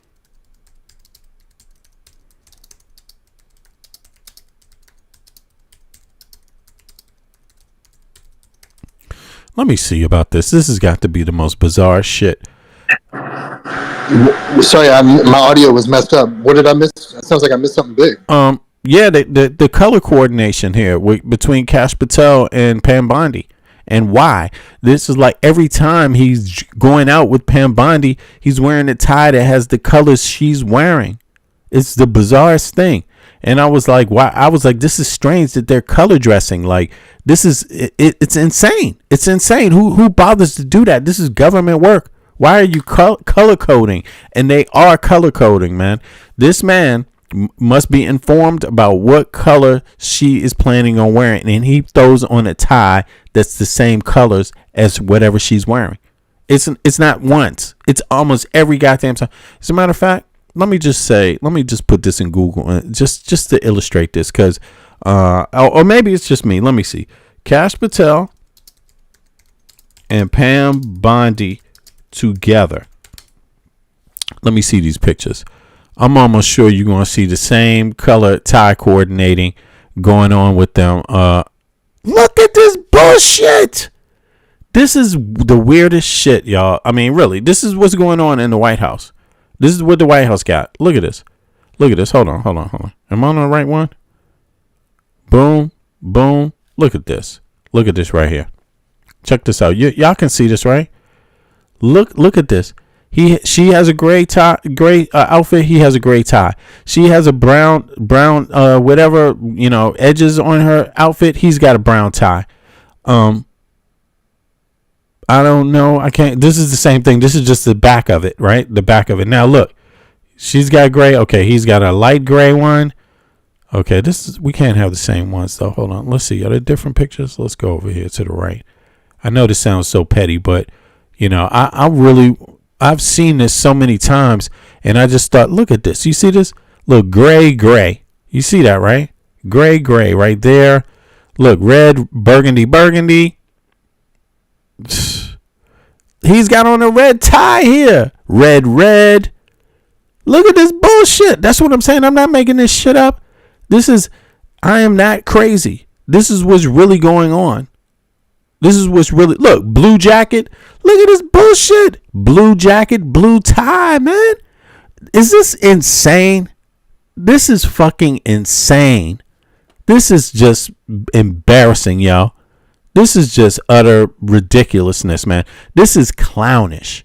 This is some clown shit. Like straight up. This is some clown shit, y'all. This is what we got. This is the best we got. This is the best we got. Of course, there's no more Cash Patel here, but yes, it's confirmed. They're color coding, color coordinating their outfits.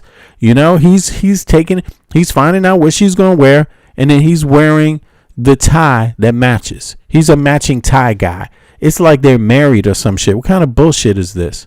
You know, I mean, is this what you want? Is this what you want, really? Is this what it's about? I'm flabbergasted. I'm flabbergasted, really. This is the most bizarre shit I've really seen ever. And it's the head of the Justice Department and the head of the FBI. And wow, girlfriend and boyfriend games. Let's match. Necessarily ask about how they handled the rollout, why the information of victims was exposed, why certain documents pertaining to Trump were held back and then they appeared and then they were withdrawn again, whether there was an effort to... Yeah, they trolling us. They trolling us. Exactly. It is what it is. They trolling us. Look, is Cash Patel anywhere? I guarantee you she got on a red outfit. He was going to have on a red tie. So, you know. Donald Trump, all those are fair game, and they will, I'm sure, be asked of very many people in this administration. Yeah, and I think that that's something that several lawmakers plan to ask about. We are currently in the Democratic hour of questioning, should go on for another 20 or so minutes, is my understanding, according to sources. Mr. McDonough, I see you. What's up, Carol?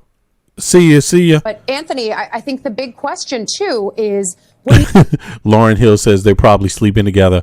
Probably Hollywood probably directs it all. Yeah, I think it is. I think it is. I mean, you saw it for yourself. I'm not making this shit up.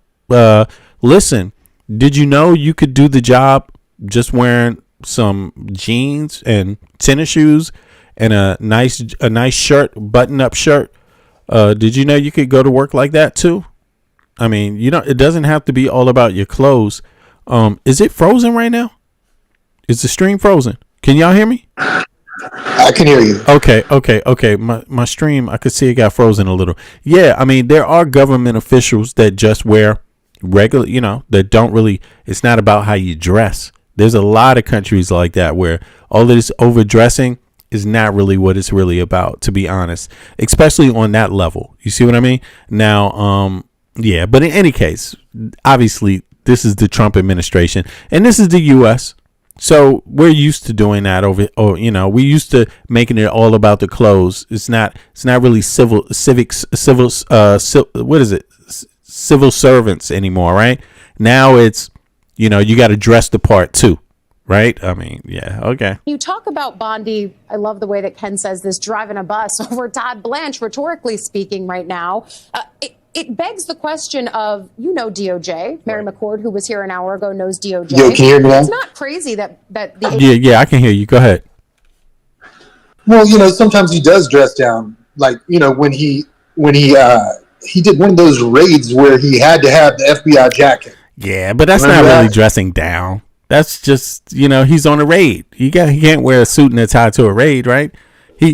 Right. I guess. I don't know. I mean, he can, but he wants to represent the FBI, apparently, right? Like, he wants to really show, hey, look, I'm qualified, even though... I'm surprised he didn't have a helmet and a gun in his hand, a fucking, assault rifle. Like, my name's Cash Patel, man. We're raiding this place. Hey, y'all. Just with his own going. I'm surprised he didn't go live. Hey, y'all, I'm here. We're about to go on the raid right now. We're headed over to the house of blah, blah. He gives up clues like that and shit in his in his position. He lets you know in advance. But in any case, no, I'm being serious about this, though. Like, we don't have a link. We cut down personnel. Man, why don't you cut down on the expensive ass fucking outfits? Cut that bullshit out. These people, man, I'm not. I think we go a lot towards the classism side of it. And this dressing up thing, it has a lot of people fooled. It's like, no, man, we need to be more humble with our representatives and with our government.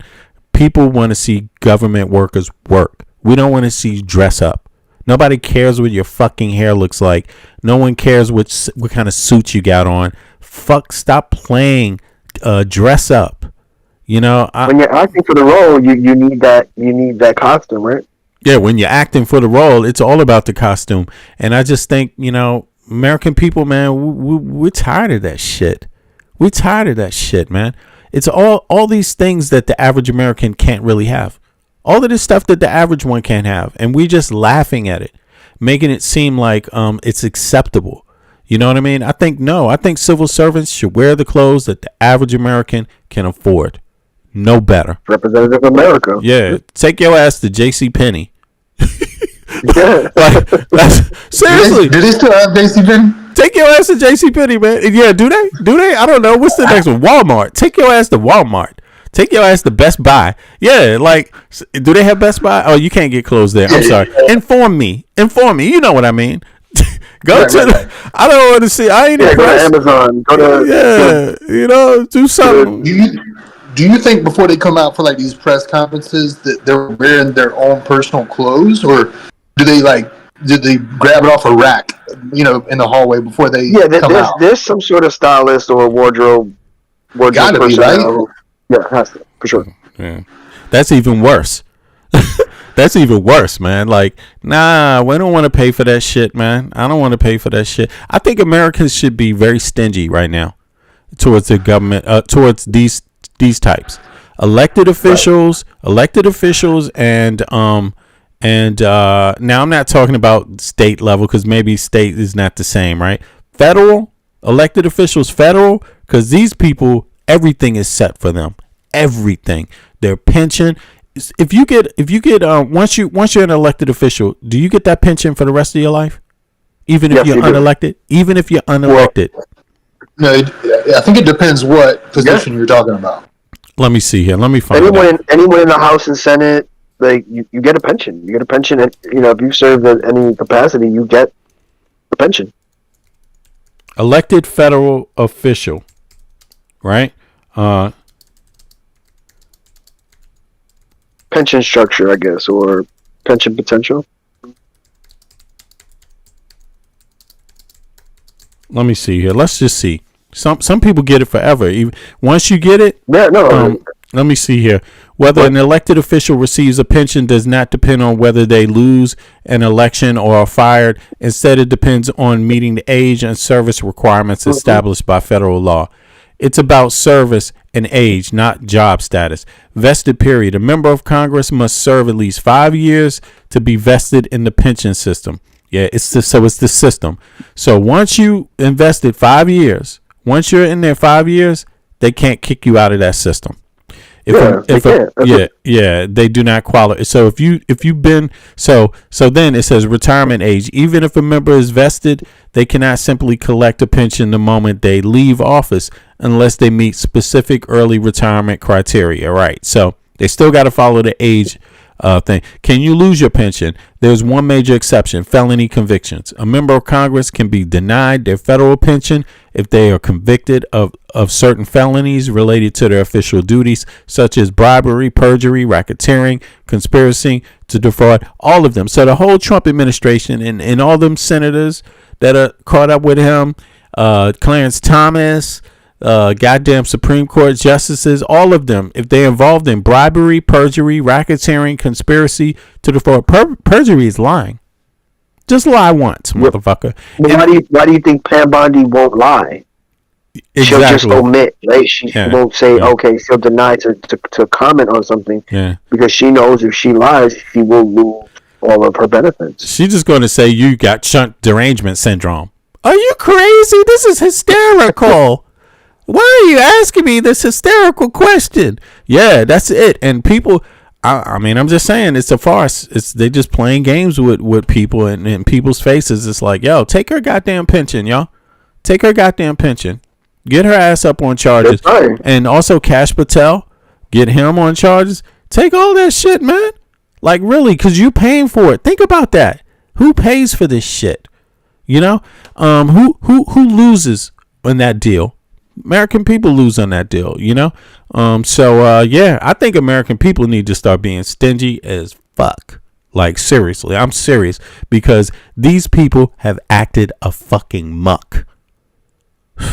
AG would delegate this to her deputy attorney general. How long would you get a check if you ran amok at your job?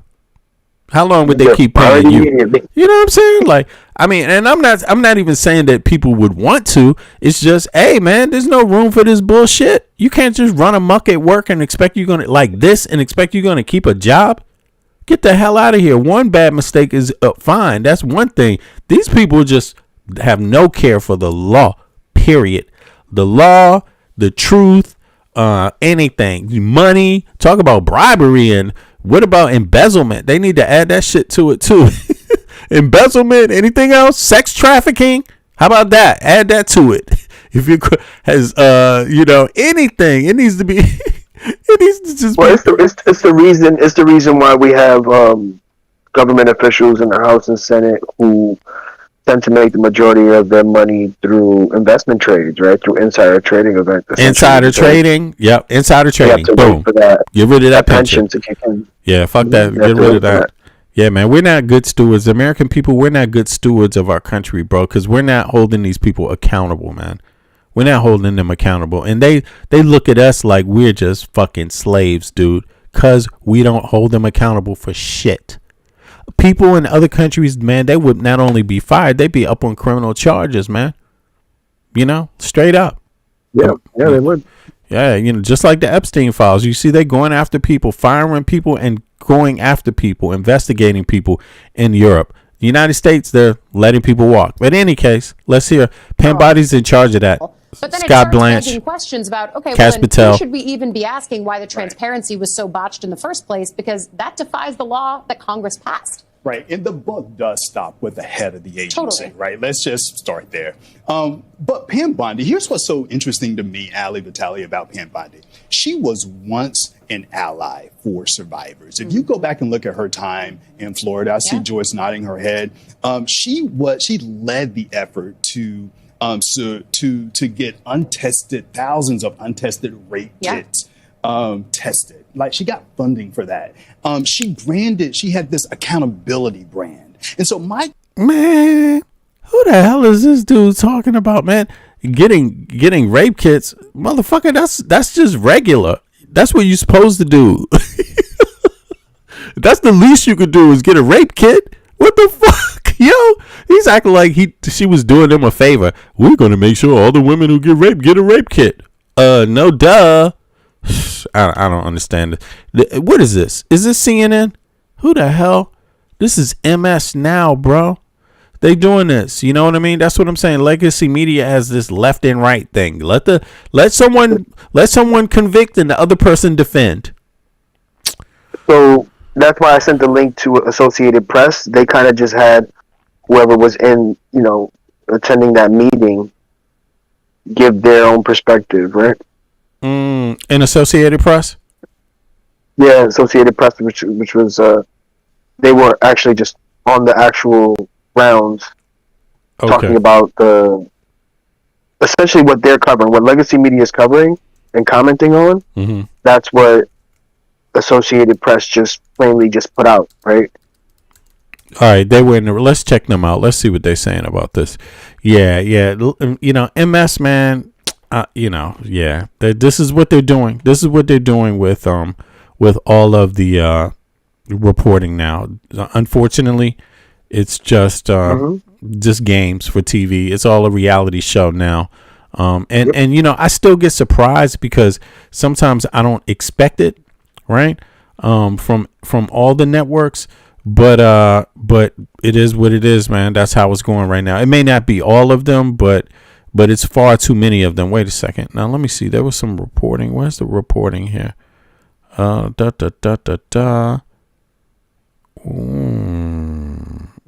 on. I'm with Associated Press right now, but let me just see something here.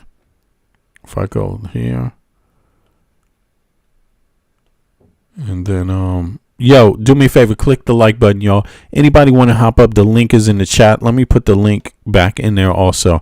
I'm curious what folks think about this situation. It says, okay, there's a lot of news actually. Yeah, I'm gonna place it in the chat. Yeah, put it in the chat for me. Yeah. I think I have the right one, but just send it to me in case. Let me see here. Where? Oh, you put it in the chat. It's over there. Oh, let me look over there. Sorry, I'm looking in the wrong chat. That's what that was. Boom. All legacy media gets a side eye from me. Yeah. I feel you. I mean, of course, you got to filter through it. And this guy, but see, I think really what surprises me, and it shouldn't surprise me, is that why do we have to? Everybody's got to play that game. Everyone's got to play that game. Everybody. Why do we need people playing this game, man? Like, at this point, it's so the country is in serious trouble, and yet everybody's playing this game. And I understand a job is a job, but this affects people's lives for real. And myself, I can't do it. I can't do that. I can't play that role myself. I can't play that role, man. I ain't playing any role, man. I'm not going to be no fake ass, talking head on TV. I'll be a real politician, if anything, but I'm not going to be somebody just faking to be in a little debate on, also, what's his name? Sean, what's the guy on CNN? We're always talking about his ass. What's his name? The dude from huh? Is it Kennedy? Nope. No, the dude from CNN, that has that was caught in the gay bars, apparently, with the photographs. Not Sean. It's the Anderson Cooper. No, the CNN guy. The guy. Sean Spicer. No, that's Sean Spicer. The CNN guy who's always on the debating Adam Mockler, and the CNN guy. Everybody hates him. He was caught in the gay bar, kissing men in photographs, allegedly. He's from Colorado. He's from Colorado. He's from Colorado. You know who I'm talking about. He's on TV every damn day, every other day on CNN. He's CNN's one of their main commentators. But let's see here. Let's see what AP is saying about Miss Pam Bondi. Do me a favor, click the like button, y'all. If you haven't clicked the like button, if you in the chat, the link to the panel is there. We still got some time. We still got some time, so we're just taking it easy, scrolling through some things. Now, this is AP, right? I sent the link through the chat as well. I sent it in the YouTube chat. Okay. Oh, this ain't even the link. Hold on. Okay. Let me go back. I think I messed up. Here it is, right here. Boom. I hit the wrong one. There we go. So let's check this out. See what AP News is doing. The former Attorney General was that they had turned over all the documents. You talking about Tom? They can legally turn over. Now, we're going to find out. Those are the questions that we're going to have. We're going to go to the first hour. What documents remain? Why haven't they been turned over? We're going to try to determine whether or not there could be more documents legally turned over. I want every document. I don't want anything held back. And I think the majority of the committee is the same way. Does that answer satisfy you, though, if some documents are still always withheld? Well, I don't know. We're going to find out, and we'll come out and tell you what she said. We'll release all the transcripts, and if anyone is lying to Congress, that's a felony. So, Mr. Chairman, I think this is voluntary when she was subpoenaed. Are you describing it as voluntary after the subpoena? Well, she's Yeah, exactly. Thanks, Laura. Scott Jennings. Exactly. Scott Jennings. These guys, come on. And when you look at these people and you tell they're just, no matter what, they're just taking somebody's side. It's like, this is what they think the American people deserve. We got to shut these fucking places down. Really. We have to shut these places down. And I know I play these clips for some of the clips from Legacy Media, but I try to make it clear that, of course, you got to go through this yourself and dissect it, and that's what I do live. But it's still disheartening to see how many of these people are willing to do this, especially when they know damn well our country is fucked up, man. Like, don't just sit up there and lie for money. And I'm sorry, I see these people lying. I believe they lying when they start doing this shit like Scott Jennings and this brother that was just sitting there like trying to big Pam Bondi up for being what is it? Not the AG, but the what is it? It's called something else when on the state level. The what is it called on the state level? Damn, I'm sorry, y'all. The head cop, the head prosecutor, right? The state prosecutor. Yeah. It's like this. They're supposed to, to brag for this guy to boast about Pam Bondi making sure that rape victims get rape kits. Yeah, but that's a bare minimum. That's not the same as going after the people that raped them. That's just the bare minimum. That's the medical average medical procedure. But what about after you? That they might not have been raped, right? Like it gives a duality to it. Yeah, and I just think that it does give a duality to it, and I really just think it's like, come on, they know damn well that shit happened. These women, they even if they had rape kits or not, no one was trying to prosecute.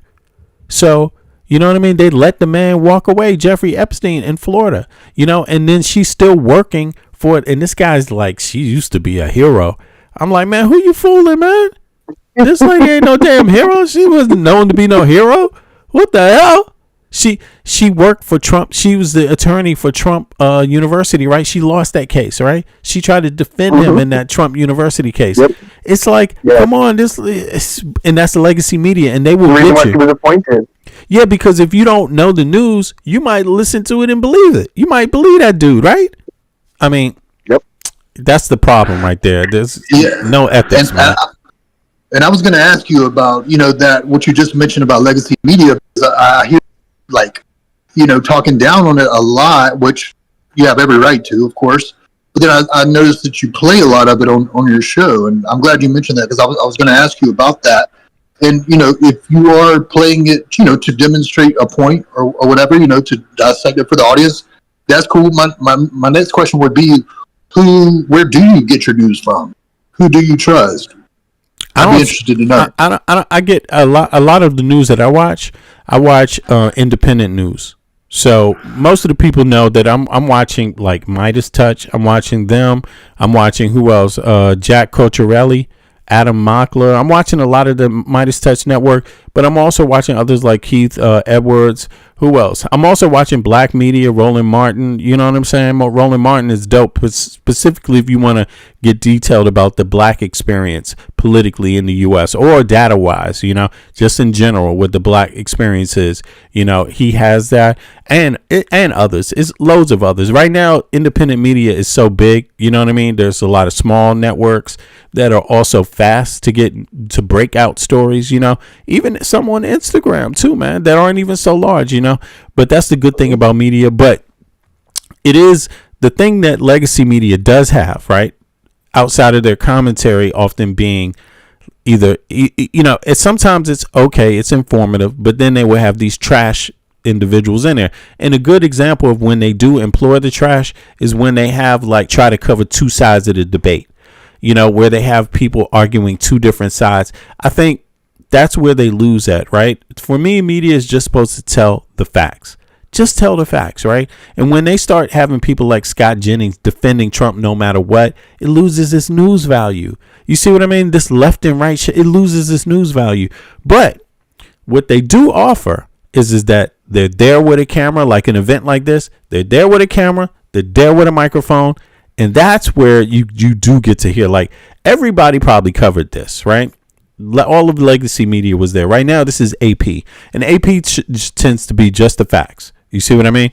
Which is great. But you do get to hear. You can't hide the truth, even if you blend it with some, with some lies on top or mix it with some lies. You can't really hide the truth. So it has some value just by the fact that it exists, legacy media. But in a whole.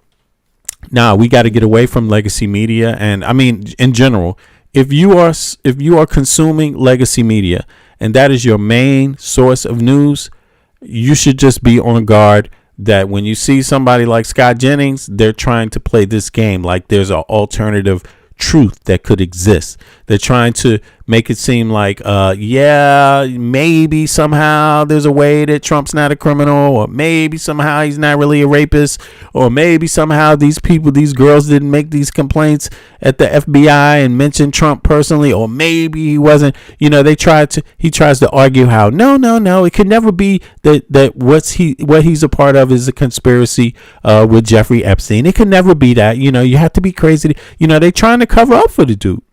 And it's the same when you see this thing with MS. They may not be as blatant as like Fox News. They may not be as blatant as CNN, but they still are employing it. That's part of the news cycle now. I don't know how long they've been doing that, but it's part of the news cycle where they try to have someone represent the other side in an argument. And it's like, but I'm sorry, some people can't tell an argument, a person who's just making an argument but may not even believe it themselves, from a person that does really believe it. And I think it hurts a lot of Americans that way. Look at the effects that Fox News has had on people, man. Fox News is total trash. And look at how many people consume it and literally believe it. They believe these people care about them. And these people don't at all, bro. That's insane, right? You there, Sterling? Yeah, I think that, Fox News is just as bad as ones that you named on the. You don't think they're worse? It's hard. It's hard to say worse or. Yeah, it's hard to say. Yeah. I was actually talking, but I was on mute and I totally forgot what I was saying. Okay, go ahead. Yeah. Legacy media has become more valuable on an entertainment level, right? And so, like you said, but I do think that, like Sterling had asked, it's, where do you get your news from? Mm-hmm. I think in today's environment, you have to be smart enough to dissect what the truth, quote unquote, is. Yeah. Right. So similar to what we do. You got to be willing to go to the data too. You can't just even independent news. You still got to be willing to go to the data yourself if you really want to know. That's true. Because there's always going to be an inherent bias, right? Whether that be left, right, center, whatever the case is. I think what drew me here initially, and what continues to have me here, especially, is the fact that we can look up a lot of these individuals. When V definitely looks up who are these commentators that have these points, right? What is your motive, right? Where did you go to school? Yeah. Who did you, what are your political ideology beliefs? Yeah. Right. What's the backstory? What narrative are you pushing? Yeah. Right. And where can we find out? Because, again, these legacy medias and even independent, they're going to tell half truth. Right? They're going to tell half truths. Yeah, you right? gotta watch and it's your back. the other half that you have to be able to discern, right? Say, you know what is this person trying to say without saying it? What are they leaving out in context that, could take me to a Google search, or, how does this pertain to current events, and how is it going to skew my perspective, and why are they saying it? Right. And I think you also need to be, me, I'm used to. There was a time when I worked in an organization that I co-founded, right? And there was things that we needed, information we needed to get that wasn't a part of the media cycle, period, right? And so what that means is we had to go to the government's different data sources, databases, and get the data. Whether it's on the EU level or whether it's on the state level, like Denmark, or wherever it is, and then also go to get whatever data that independent sources put out, like NGOs and civic society might have some data, qualitative data or quantitative data, and at the end of the day, that's really what you're going after: quantitative and qualitative data. So. If you understand that ultimately, if you want to definitely know what the facts are, you're going to have to do comparative data. So you can listen to any news outlet, but if you're not willing to go and look at the data that they're citing, right? If they cite some data, if you're not willing to go look at that data yourself, then you never really know. Like Fox News could say any motherfucking thing. And it could be totally not even there in the data, in the official data. And if you're not willing to look at the data, you'll never know. But in this case, for example, we're looking at how the members of Congress are responding to a closed session, right? So there's different members. This is not in the data yet. They haven't even released the written report yet. That might come in some days, right? But there's no video. And so the only data that we have on this is we have different members, congressional members, coming out and giving their commentary on it. Yeah. But they're being asked by the same media outlets. So the only thing we could do here is just try to cover as many of them. Now, some media outlets may not have everybody. So we have to, in a case like this, we got to go from one to the other and see what we catch. That's basically what it becomes about. And of course, there's not that many independent networks that are here. There are a few, like Midas Touch is there. They're there. So I'm sure they did some reporting. They use some of their they use some of the legacy media's reporting, and then they probably have some of their own, somebody present right there, even if they didn't play it. You know what I mean? They're probably there present, taking notes and recording it. You know what I'm saying? Even if they didn't get a chance to ask a question. So that's kind of how it works. Did I answer that correctly? Yes, very well. I knew most of the names you mentioned, but not Midas Touch. Believe it or not, I never heard of them. And they got 6 million subs. I just they're probably the largest independent media out there right now. Yeah, which tends to lean left, but they do tend to be a bit more factual in their claims. Facts. Yeah, it's heavy fact base. It's true. Yeah. That's right. And there's others that they got a big network, so you can kind of see who they collaborate with. But then there's others, like I said, they don't collaborate with Roland Martin. Roland Martin is great too, and he's data correct. He's data correct, quantitative, qualitative data, so you can rely on it. I mean, the things that are coming out of it. Now, again, if you need to be prepared to check the data anyway, that anyone is citing, from any network, you need to be prepared to do that too. But when you have good networks that care about being accurate and care about the data and know that legacy media is bullshit, they're going to be coming with plenty of data you can rely on. You see what I mean? But it's just up to you. It's a personal thing. And I think, but it's a good question to ask, and it's something people should be concerned about. Yeah. But that, if you're wondering why we play legacy media here, it's because of that. Because at least we're smart enough to know that when I'm listening, I'm not listening because I believe everything I hear. I'm listening to try to pull out what is the truth. What are the facts? That's what I'm trying to pull out. I'm not necessarily trying to pull out their opinion. You see what I mean? Like, even what this guy is saying right here, I'm not necessarily caring about his opinion. I'm caring about corroborating the facts. So when you hear someone say similar things a few times, a few members from different sides of the aisle, Republican or Democrat, that's usually a good indication that there might be something factual there. You see what I mean? That might be something real people want to follow up on. But it depends on who the members are too. Maybe within the Democratic Party there might be a more progressive member corroborating something. There might be a conservative member from the Republicans corroborating something that a progressive member said on the left. You never know, but you got to be willing to listen and kind of connect the data points. You know what I mean? So I think we kind of do it. Oh, I put it to you. Look, I do it well, but I'm also a person that understands data, and I also understand what it takes to get jobs done. So I'm smart enough to know that you also need to surround yourself by people that know these processes too and are just as engaged, make it look easy. You see what I'm saying?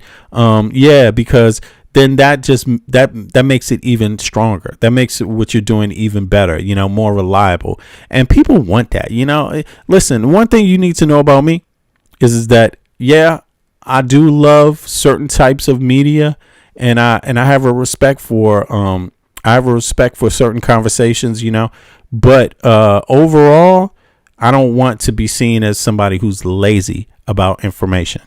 You see what I mean? Like, I'm not going to be that type of individual, and I detest those types of people. Not hate, but I just detest it because, I want everybody to be at their best, and I know people, a lot of people like myself that come from my background, we will want to be at our best. We're excellent when we're at our best. We're unstoppable when we're at our best. We're very strong independently, one-on-one and as a group when we're willing to do the work. You know what I mean? We don't need to fall for some of the silliness that is offered out there, on the internet, in the internet space. There's a lot of it. And I could tell you, like, I look at Facebook every day and I'm like, why are people talking about entertainers? I'm like, don't you know your life is in danger? Are you still trying to figure out whose beef was real between the Locks and somebody else? like Jay-Z, and I'm like, is this what these fucking people are thinking about? Man, your life is in danger. Like, what the fuck? Look, I don't give a fuck about Kevin Hart. I don't care about the beef between him and what's the brother's name? I like his comedy. Williams. I don't give a fuck about that. Why are people still talking about that beef? That consumes so much space in certain people's mind. It's like, yo, and I also and I ain't watching Shaq either. I'm sorry, Shaq, but I hear that. I ain't watching your ass, and I don't want to know nothing about no pride. I don't want to know what any underwear you selling. I don't want to know nothing, bro. Like nothing from Shaq. All respect to you, but I ain't going. I'm not interested in the billionaire, sellout mode. Like seriously, Jay-Z. It circles back to the idolization of figureheads, and it's how we got Trump, right? Like no matter if it's left or right, when we start idolizing and putting these people on a pedestal, it circles back to the reason why people lack some sort of comprehensive and critical thinking when it comes to public figureheads, right? Like, when it comes to civics, when it comes to civics, they lack it in general, but they stop even using basic common sense because they're so bought into the imagery of some of these celebrities, and Donald Trump is an example of that, along with Shaq, along with a bunch of other people, regardless of their political stance. And yeah, bro, and you know what they do? Tactic. People aren't hip, but they use this tactic on people, and they used it on the right. Same tactic I saw. They abused it and used it so much on the black community online. It's the same tactic they use against MAGA. See, they know poor people want to make money, so they sell poor people this make money schemes. And they sell them dreams. They sell them dreams, bro.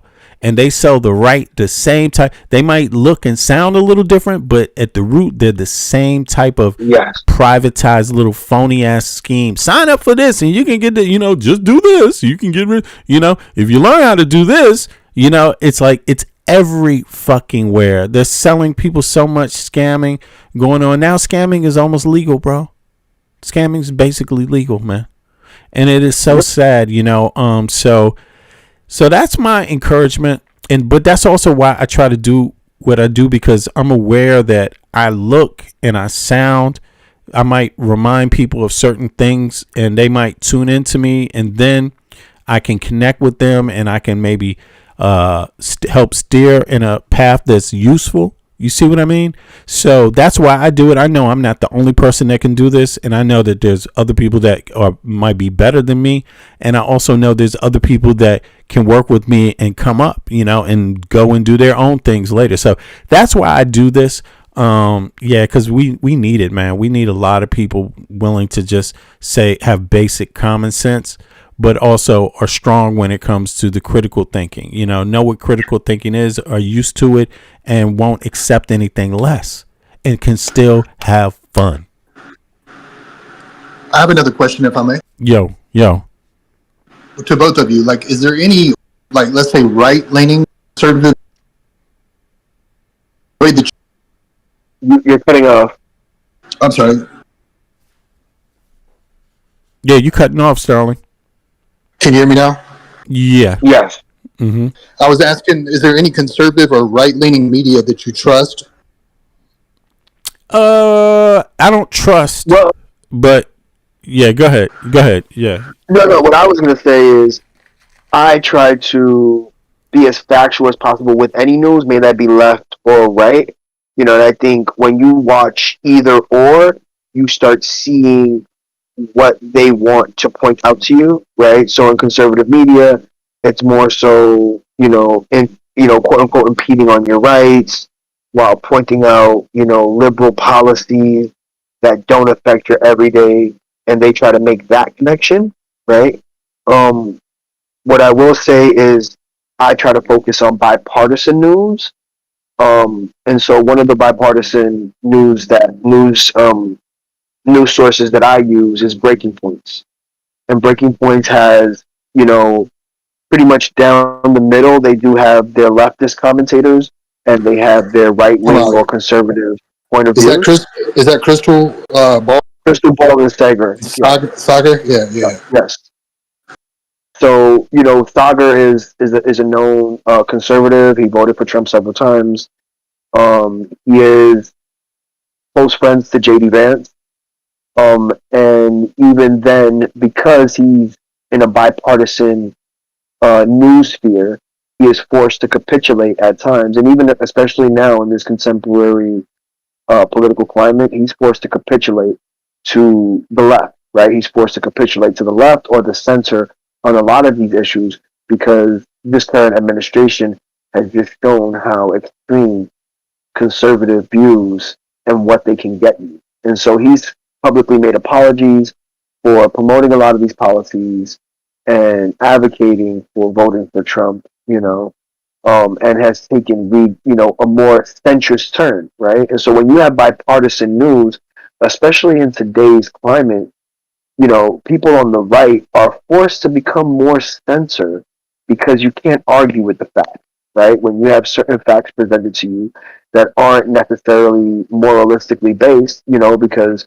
when we speak about something like identity politics, which means politics that concern race, religion, you know, conservatives tend to vote with that in mind, and so a big example of that was the anti-trans movement, right? And when you want to circle it back to a factual point, is that oh, I don't want trans in sports, I don't want trans in bathrooms.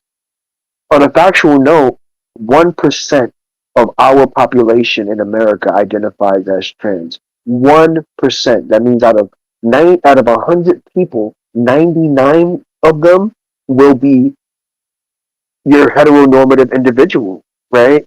So when we speak on, when we sensationalize things like saying, "Oh, I'm anti-trans," or "I'm not anti-trans, but I'm anti," the bathroom use. I don't want to share a bathroom, and it's like, oh, in a public bathroom or a unisex bathroom, that the chances are you'll never see an individual who's trans, especially on the right. If you're not in the right, if you're in a Facts. right-leaning city, you'll probably never meet a trans person, right? And it creates this fear and this Facts, yeah. phobia that essentially I'm in New York City. I'll definitely see a trans individual, right? But the fact that I'm exposed to individuals who identify as trans and I've had positive experiences with them, I'm less likely to be biased against them. Have all the rights you want because your everyday doesn't affect mine, and the fact that you're trans doesn't make me trans, Right. They're not right? infringing on your space. Exactly. Yeah, In fact, exactly. we're And infringing anybody on infringing on what's your in space would yeah, be a problem, yeah, not just a trans person. exactly, Yeah. right? And so I try to keep my breaking points for me, and they have other bipartisan news. The Hill used to be another one, but a lot of the bipartisan news sources tend to be for 2 the seconds, sir. more. Go ahead. No, I just may continue. Give me 2 seconds. I'll be right back. I got to check something. Keep Oh, going. okay. So like for me, the bipartisan news outlets tend to be more for the educated, right? Because they know that their audience is going to call them out on anything that becomes off as extremely biased or one-sided, even if they have conservative values or even if they have liberal values. They'll always circle back to the facts, and so um, I tend to consume things like Breaking Points. The Hill is another example. The Hill, which is essentially where Crystal and Saga came from. They came from the Right, Hill. right. So for me, I most definitely um, like bipartisan news because it does. You don't want to live in an echo chamber, right? So I think a good way to stay out of echo chambers is to consume what both sides are saying, right? And then you fact check, and based off your moral values and based off your beliefs, once you have that information, then you can make an informed decision, right? I think a lot of people today, look towards these news sources as 100% factual because they align with what they believe in, and that may not necessarily be true because most times it's not, right? Most times it's not what you believe in, and I mean I don't even say most times. You'll have your times where what you believe in doesn't align with the facts. May that be left or right, and you want to be as progressive as possible and find a solution to something versus just blaming a side, right? I think, in America, we've gotten very accusatory, and it's caused division. Not that, the right hasn't been, the more recent right has been very prominent in doing that, but the left has its moments where it does do that. And when you're armed with the facts, you just get to make an informed decision, right? An informed decision based off what you now know is a fact. Now, if you choose to deny those facts, then you also have to admit you're biased, right? You have to admit that, regardless of the facts, I feel X, Y, Z, or I feel this way. And I think that's kind of the best way to consume news, right? Facts, bro. Once the facts are presented, you make your judgment call based off of, those facts, right? If you want to deny the facts, great, but at least admit it. That's where I'm at, right? If you want to deny the facts, look, to each their own. You are, we're in a free country. You are entitled to your opinion, but at least admit your hypocrisy. At least admit that you are wrong, and regardless of the facts, you believe in, whatever talking point, insert talking point, right? Yeah. I feel like one of the problems with legacy media and this, maybe even the bipartisan media, is that they're presenting the left and the right the way they want to, and what they're not presenting is anything else. They're not presenting the actual progressive case, or the libertarian case. I don't know. Like, I think Sagar claims to be libertarian. If I'm not He's mistaken. libertarian. No, he is libertarian. Yeah. But right? what they but understanding that libertarianism is rooted in, conservative values, right? Like, the only difference that separates a conservative versus a libertarian is the fact that they want free market. Yeah, social issues, right? Like, libertarians aren't necessarily anti-trans. They're not pro-trans. They're not anti-trans, but they prefer less government interjection, right? On any level. May that be taxation, may that be on a law level, right? On a legislation level, and so Sagar essentially is, but you have to understand they don't want to share their money. They don't want to share their money. These motherfuckers don't want to share money. I go. Right. No, the cross-sectionality of libertarianism and conservatism is a thing. Like it exists, right? Like they're if you want to call it cousins, they're cousins of the same ideology, right? And I think when you look at the progressive point of view,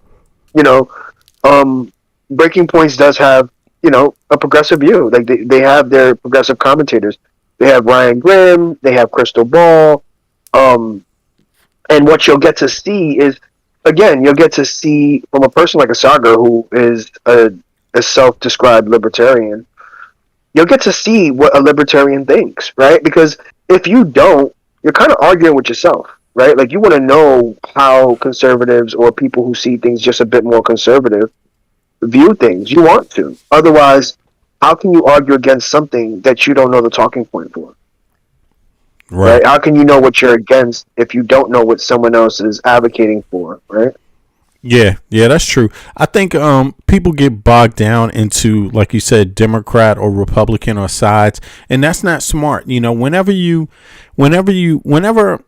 let's say like this, there's more than two components, right? There's different approaches people take, and there's different ways of viewing, in the world and approaching it, period. No matter regardless of what your political party affiliation is. So some people, they will look when they meet you, they're going to want to know things like, what party are you with, right? And if you're so simple that all you care about is what somebody's party is, that makes you stupid, basically, because there's too many variables that you should be concerned about that don't just come down to party, unfortunately, right?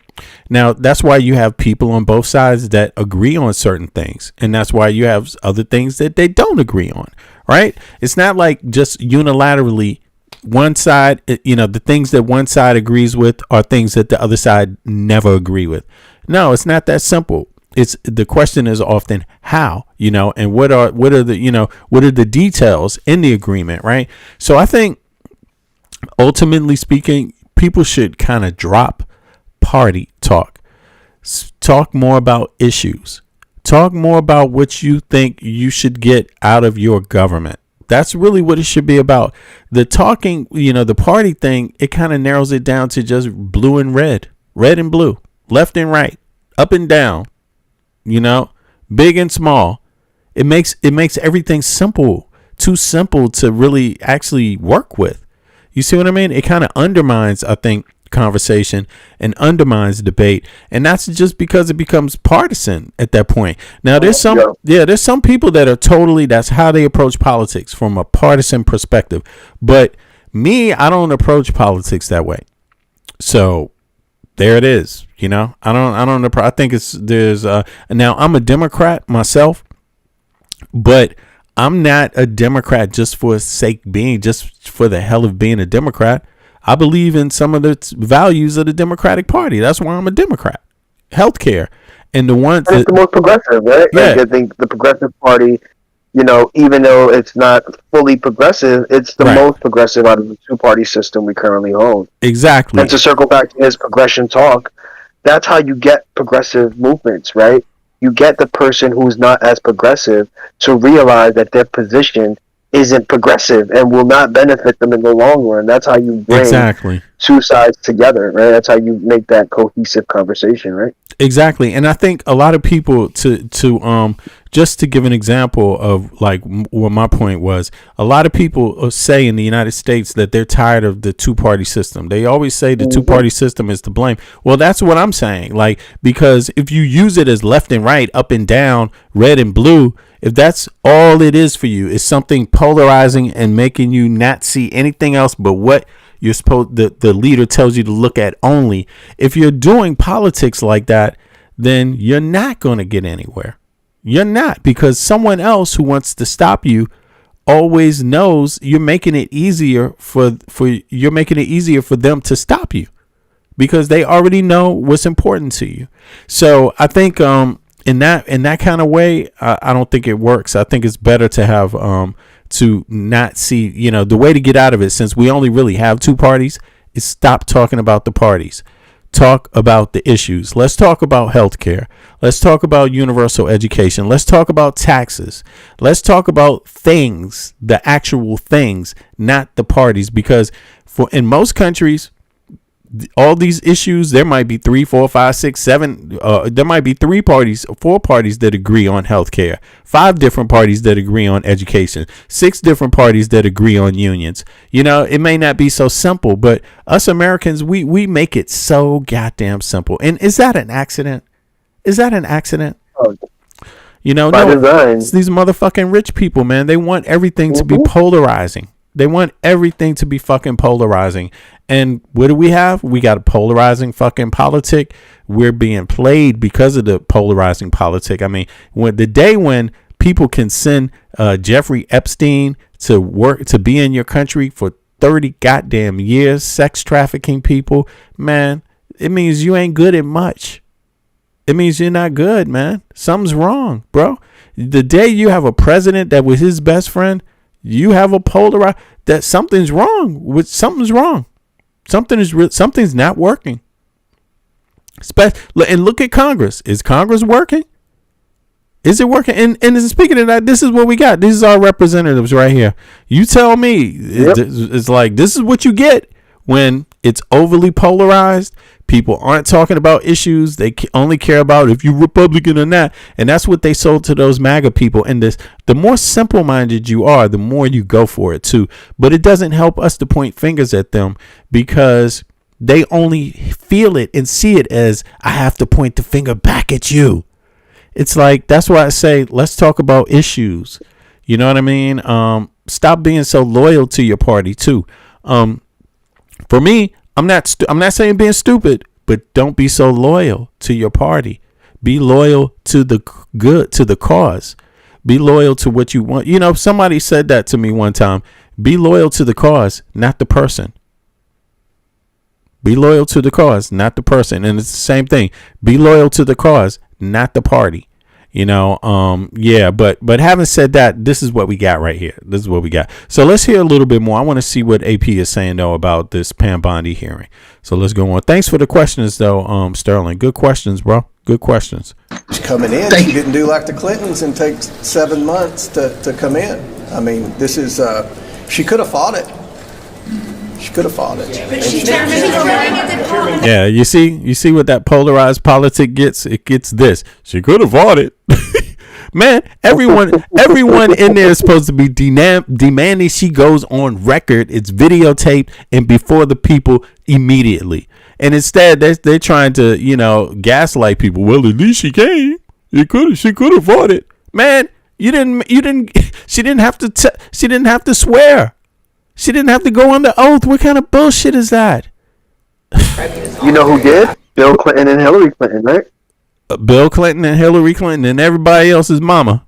They were forced to testify, right? They were forced to testify under oath, right? Yeah. And even though it was private, it got leaked to the public, right? Even the nanny had to swear, take an oath. The motherfucking shoe shining man had to take an oath. The wardrobe assistant had to take a fucking oath and shit.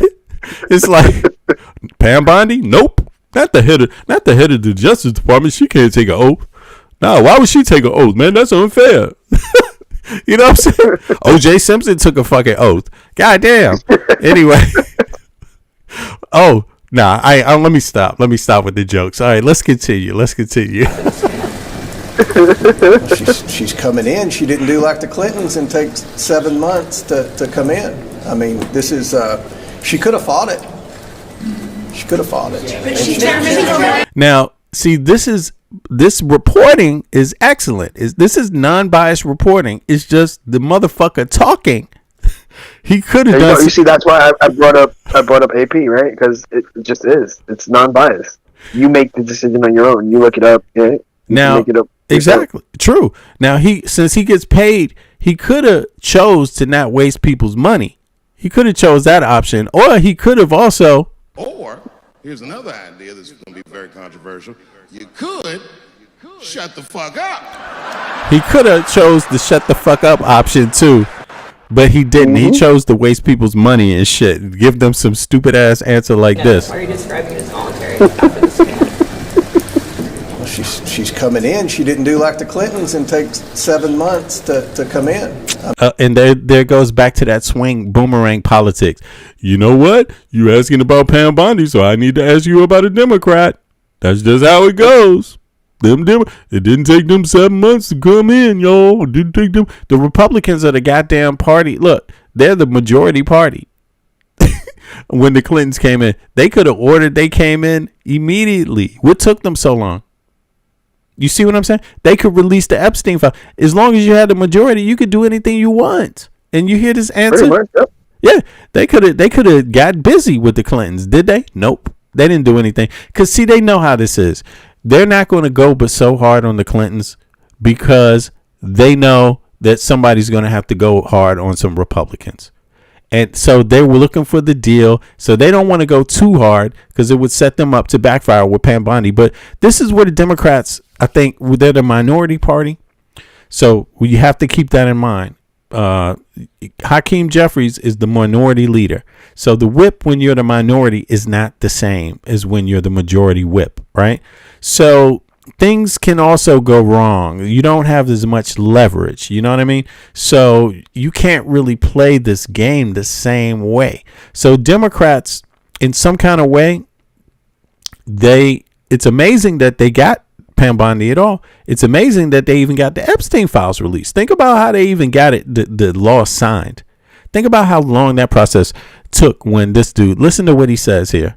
Listen to his answer, and then think about how long, what hoops the Democrats had to jump through just to get the Epstein files released, just the ones that you're seeing now. Held back, and I think the majority of the committee is the same way. Does that answer satisfy you, though, if some documents are still always withheld? Well, I don't know. We're going to find out, and we'll come out and tell you what she said. We'll release all the transcripts, and if anyone is lying to Congress, that's a felony. So, Mr. Chairman, this is voluntary when she was subpoenaed. Are you describing it as voluntary after the subpoena? she's coming in. She didn't do like the Clintons and take 7 months. You see that? So she didn't do like the Clintons and take 7 months. So let's see here. How long? How long has it taken them to release the Epstein files? Has it been 7 months, or has it been 2025, the 20th of January 25? That's been about a year and a half, right? Still ain't all the way released. So what is he talking about? And also, how long did the discharge, right? Discharge petition take to get enough signatures? Because the Republicans only wanted to give 4 signatures. So let's just put it in perspective of that. Okay. It took what?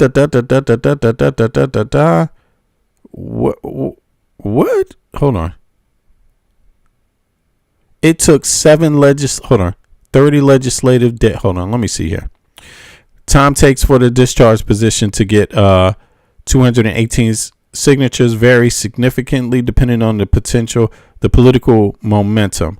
But why doesn't it just say this time around how long it takes? I know it doesn't.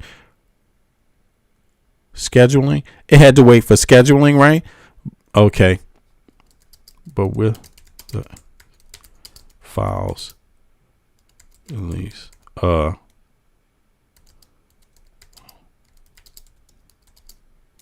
let's see here. I'm just curious. Okay, look at this. It said that it took, what is this? Confusion with the other. Why is this not right?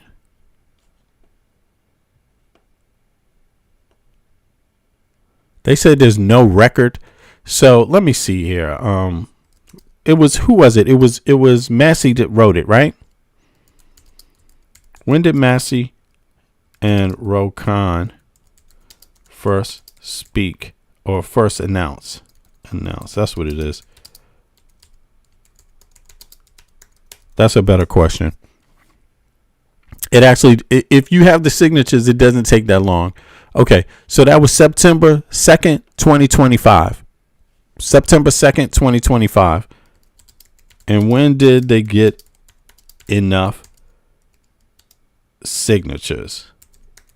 Just curious. He said 7 months. November, so hold on. September 2025, it says filed the discharge. Hold on. Thomas Massey first filed it on September 2nd. Okay. He and Representative Ro Khan worked together to secure, but that's now a discharge petition for the Epstein files on November 12th. Okay. Let me see here.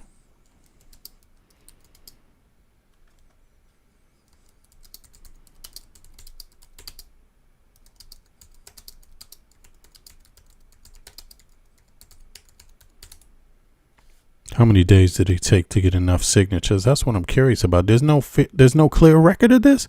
It's 71 days. So it took 3 months, right? Over 3 months. And this guy, he's saying the Clintons took how many days to do that? To come and testify? I mean, is that accurate? You think it took them 7 months? So it was July 15th, 2025 when it was proposed. Right. Right. Okay. That's not. And then it got official. pushed to the Senate in July of 2025, and then it took all the way to November 19th to actually get it passed, right, through legislation. Okay. So you talking about the discharge petition, the Epstein Transparency Act. Okay. And how many? So it took 71 days to get all of the numbers, to get all the signatures they needed. Then it had to go to the floor for another vote, right? And remember the reason why it took even longer, and the reason why it was delayed was because of the government shutdown. Right. The government, Mike Johnson, MAGA Mike, shut down the government, And and so they couldn't have a vote. And then when the lady came back, they finally had the woman who would be the 218th signature. He didn't want to swear her in. Yes, because she was a Democrat who won the primary, and that would skew the voting. That would give them Democrat 200. favor. Yeah, that would give them 218. Yes. That was the discharge. So they delayed even the discharge petition, and and then on top of that, this guy's a Republican. What the hell is he talking about? The Epstein files were supposed to be released on day one. Like, what's up with this dude? They said it so many times. Pam Bondi said this in 2000. Where was it? The end of 2024? No, the end of 2025. Yep. It was supposed to be released, or twice released by the end of 2025. He said that summer that she had the files on her desk. Exactly. So, and he's talking about Pam Bondi testifying. So this is the same Pam Bondi, right? That took damn near a year and a half, and she still didn't do what she said she was going to do. She said she had the files on her desk. She never released the files on her desk. Then she went back on her word. So what is this dude talking about? They even went as far as a photo op of conservative or right-leaning commenters and public figures by giving them a folder and visiting the White House. Do you not remember that? You can pull that up. Yeah, that's insulting. This is the first part of the act, and they just blank binders. Yeah. With nothing in them. Yeah, that was ill, and right? Claim that this is the first part of us releasing the Epstein files. That was crazy, right? But it was information that was already released. That was insane. Yeah, same old information, and it's actually it's like gaslighting people, bro. That's what it is. And for some reason, they thought it was funny and okay, and they played with people's minds, bro.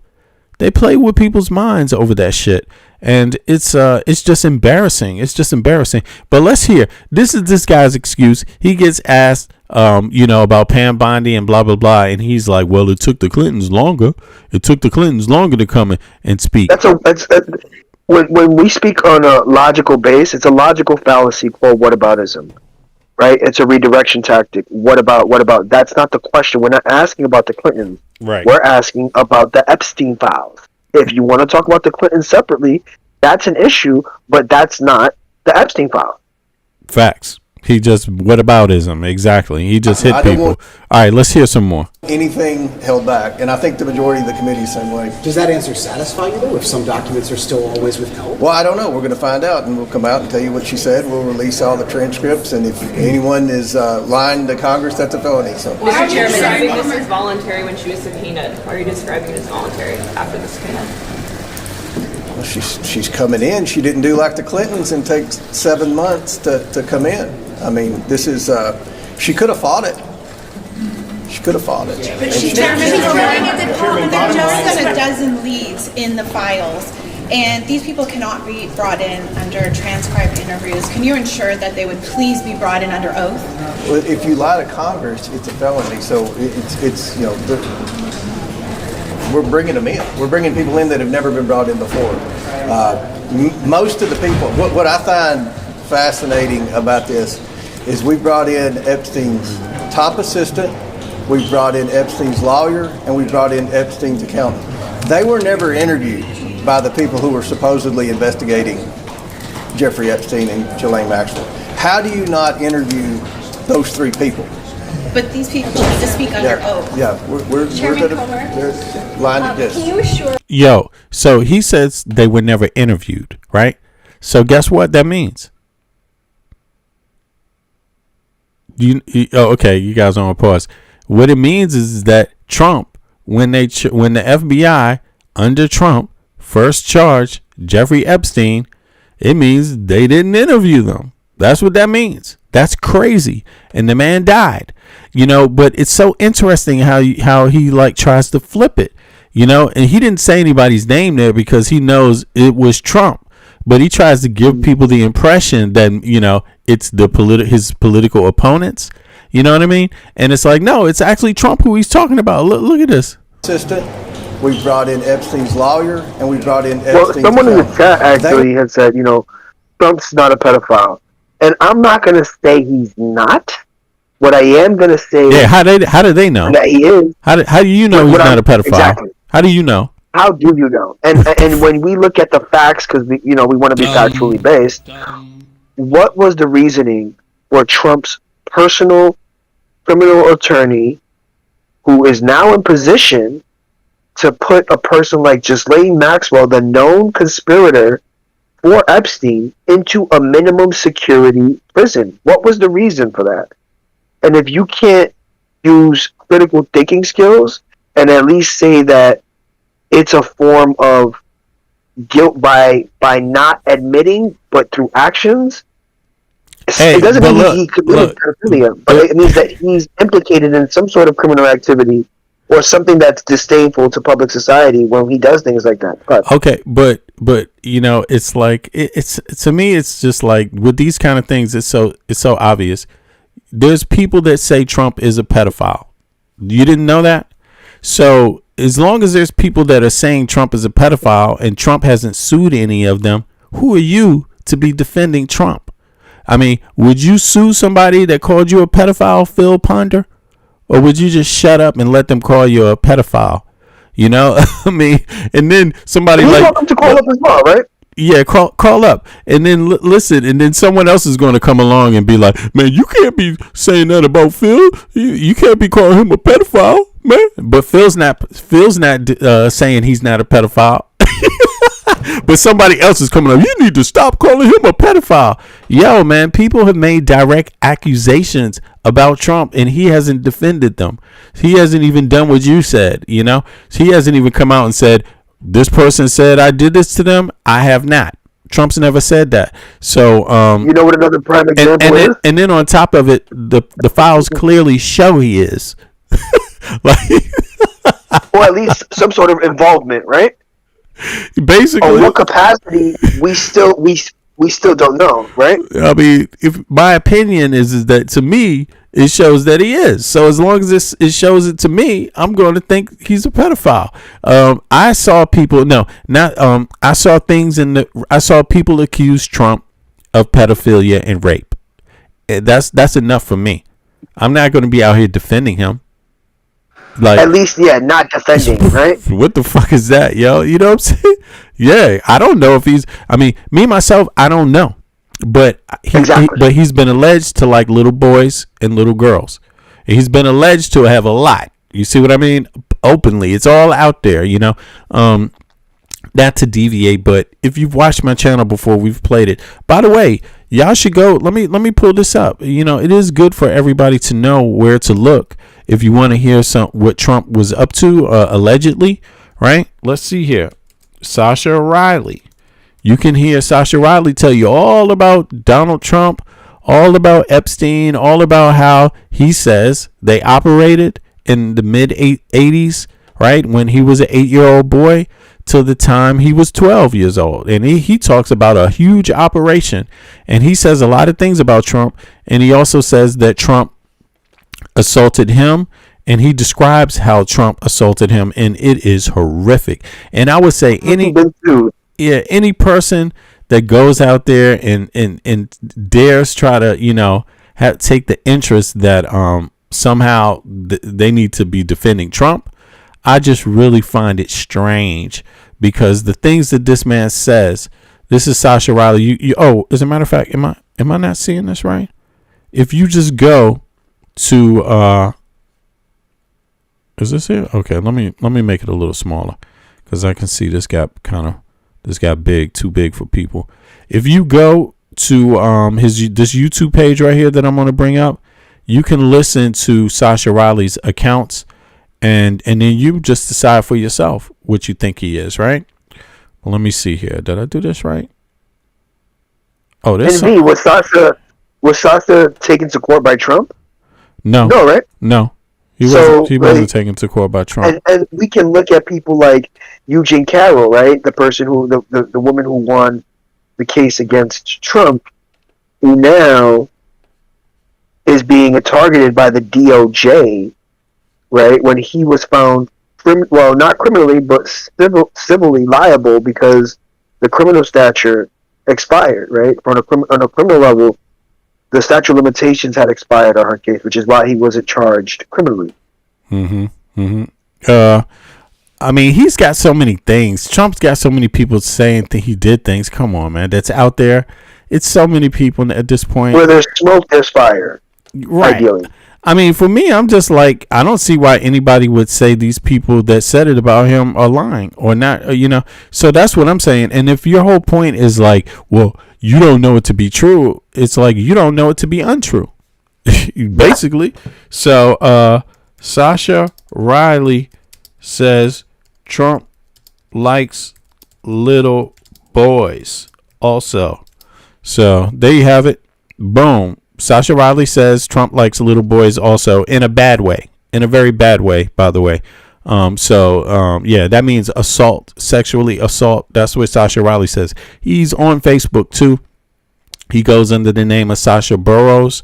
Feel free to look that name up. If you type Sasha Riley, Sasha Burrows right behind each other, you will probably come up with his Facebook page because he's outside and he says it. He has 4 hours documented here, something like that. 4 hours of interview, I believe. It's so many tapes, but they're very damning. They're very, very damning. And the things that he's saying in there, he said that they had little kids murdered.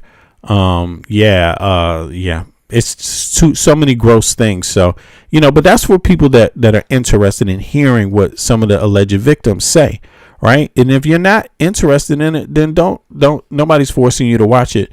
But I just find it strange that anyone would be take it upon themselves to defend Trump. I just think that's ridiculous. If you accuse someone I know of being a pedophile, I'm not going to be the one out there defending them, especially if I wasn't there. So I'm not that type of person. I'm not an asshole.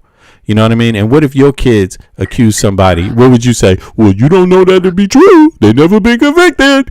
Why are you saying it? You need to stop. You need to stop saying it, Daddy. Stop saying that man did something to your daughter. What the fuck? You can drop the Discord link for the panel to see if anybody else wants to join, especially if they have opposing views. Yeah, let me drop the link. And you're welcome to come in. If you download the Discord app, you can join the conversation live, and we can hear your position, right? Even if we disagree, we want to hear your position. We want to know why you hold these values and defend that position, even with evidence pointing that he may hold some guilt. Not that he's completely guilty, right? I think, obviously you'll have some truths and some half-truths, but why defend someone who has notoriously shown that something is up? Even if it's not pedophilia, even if it's not, something is up. There's no reason. There was no reason for them to send Ghislaine Maxwell, the known conspirator, to broker a deal where she goes to a minimum security prison as a registered sex offender with no reason. There was no reason. She was already in a maximum security prison. There was no reason for her. And the person who brokered that deal was Trump's former criminal attorney. Facts. And you know what? Also on top of it, is nothing illegal with saying stuff like this. I just start kissing them. It's like a magnet. You just saying stuff like, I don't even know. And when you're a star, they let you do it. You can do anything. Whatever you want. Grab them by the. Right. So, that's not illegal, right? It's not illegal to say they let you do what you want. You can just grab them by the, And so I just really wonder about people that spend their time defending Trump, because Trump has said so many horrible things. It just really makes me wonder at this point, what is it you could see in him? I just start kissing them. It's like a magnet. You just I don't even know. And when you're a star, they let you do it. You can do anything. Whatever you want. Grab them by the. Do anything. Beautiful. I just start kissing them. It's like a magnet. You just I don't even know. And when you're a star, they let you do it. You can do anything. Whatever you want. Grab them by the. just start kissing them. It's like a magnet. You just right on your way. And when you're a star, they let you do it.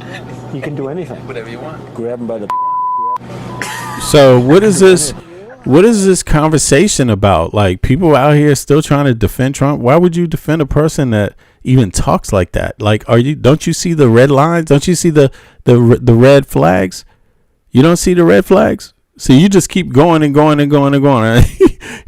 No matter what red flags you see, man, the man basically admits he rapes. Basically, because what he said constitutes the concept of rape. So hold on, man. I'm sorry. We have some class in here, so I'm sorry. I got to remove you, man. You know, this guy. Yeah. Anyway, he's just a misogynist. That's what that person is. So let's keep going. Let's keep going and hear what they got to say about Pam. Look, if I'm going to criticize Pam Bondi, it's going to be about what she does. And if I'm going to criticize Trump, it's going to be about what he says, what he actually does. This is it. He said that. You either defend it or you don't. And if you try to defend him saying that, I don't need you here, man. You too low class. Go back to your little hole somewhere and like where people don't have standards. You know what I'm saying? Like, really. Interviewed by the people who were supposedly investigating Jeffrey Epstein and Ghislaine Maxwell. How do you not interview those three people? But these people have to speak under oath. Yeah, we're Chairman going Comer, to line this. Can you assure us that today we will get information from Pam Bondi about why the files were released in the manner that they were released, specifically the redaction process? Survivors' names over and over and over were exposed, yet we see time and time again perpetrators' names have been redacted when they shouldn't have been. Well, are we going to get some answers about that? I hope so. Those are the questions we're going to ask. And we're doing this. We want justice for the survivors. We do. We've got Nancy Mace and Lauren Boebert and you got the Democrat members. Everyone has gone to great lengths to try to get this far. And I hope that you all see, many of these people have never been interviewed before. I don't know how that can even be possible. Look, so again, he says it again. Many of these people have never been interviewed, but Trump's the one who arrested Epstein. It's his FBI that arrested Epstein. So what does it mean? What does it say? You see, and again, what is up with this? I'm sorry, but Trump always seems to be the one behind the failures. He is the one that has not released the Epstein files. He is the one that did not interview all the other people. His FBI, under his leadership, he could have executive ordered it. Yeah, he could have told the Department of Justice to get out there. He could have went on his goddamn Facebook page and said, why isn't the Department of Justice doing this? This is a travesty. Why don't they interview all the people? He never said that. He never demanded that on Instagram or Twitter. You know what I mean? And the rest, and so this guy's acted like it wasn't Trump that arrested Epstein. What? So you mean you're going to arrest a person, but you didn't talk to nobody? Think about this. They filed charges with Epstein. So who did they talk to? His lawyer. Yeah. Who did they talk to? You mean Epstein? You mean under Trump when they arrested Epstein? They didn't speak to they didn't interview any of those people. Is that what's going on here? I imagine they tried, but yeah, talk to my lawyer. Talk to my lawyer, motherfucker. I ain't saying nothing. Yeah. Alan Greenspan or whatever his name. Talk to Alan Greenspan. Alan Greenspan was doing a lot of talking, I bet. Whatever his name, not Greenspan. What's his name? Alan something. Dershowitz. That's what you mean, right? There you go. Yeah. There you go. Mr. Dershowitz. Yeah, he was probably representing now all the rapists. Anyway, and some people say he likes them young. But in any case, let's go on. We're going to bring him in, and we're releasing every transcript. You'll know everything that's been asked, and if there are questions, Toby, what's up? At the conclusion of this, Nevada pressure that you all felt should be asked, then let us know, and we'll we will get those questions answered. We're going to do everything in our ability. Chairman, bottom line, Epstein is gone, but there are many people that were on the island, there are many people that were involved that have not been brought to justice. Is that what you're hoping to bring? We're going to do everything we can. We want to bring people to justice. If anyone was involved in these hideous crimes, they should be held accountable. We're doing everything we can. And remember, these crimes occurred decades ago, some of them. But all along the way, I think the one thing that we can say with confidence thus far is the survivors were failed by the government. And these survivors are going to be alive for a long time. But what about the men? It almost seems like they're just waiting for some of these people to die. Just wait for them to die so they can be. And Trump, think about that. And this is the irony of it. The government doesn't have a time thing. They're not really interested in figuring out Trump, finding out, getting him to testify before he dies, huh? I mean, because he's old as fuck. He ain't gonna be around forever. They need to speed this shit up. You know what I'm saying? Like, it's yeah, man. And he's sitting there. Look at this guy. He's sitting there acting like they just have all the time in the world. Well, we trying. It was 20 years ago. Yeah, we know, motherfucker. And Trump is getting old. So can you hurry up? But all along the way, I think the one thing that we can say with confidence thus far is the survivors were failed by the government. And I hope that we can do the best that we can do in getting. Yeah, and Mike Johnson slowing down the discharge petition. What was that? Was that doing their best? Was that doing their best, man? That was 90. What? Hold on, that was 90 something days or 70 days. That was 70. What was that? 70 something days, right? It took them that long to get that. 71 days. It took them because only 4 Republicans were willing to sign it. They had to wait for another Democrat to be elected just to have enough signatures to get a vote on the floor to get the Epstein files released. You know what I'm saying? And this guy is up here talking this shit right here. It's like, if you believe it, you're dumb. If you believe it, you're dumb. The thing that we can say with confidence thus far is you're either dumb or you're disingenuous, or both. Yeah, dumb, disingenuous, or a liar. There you go. How about that? Or, worse, you're a scumbag too, man. What the?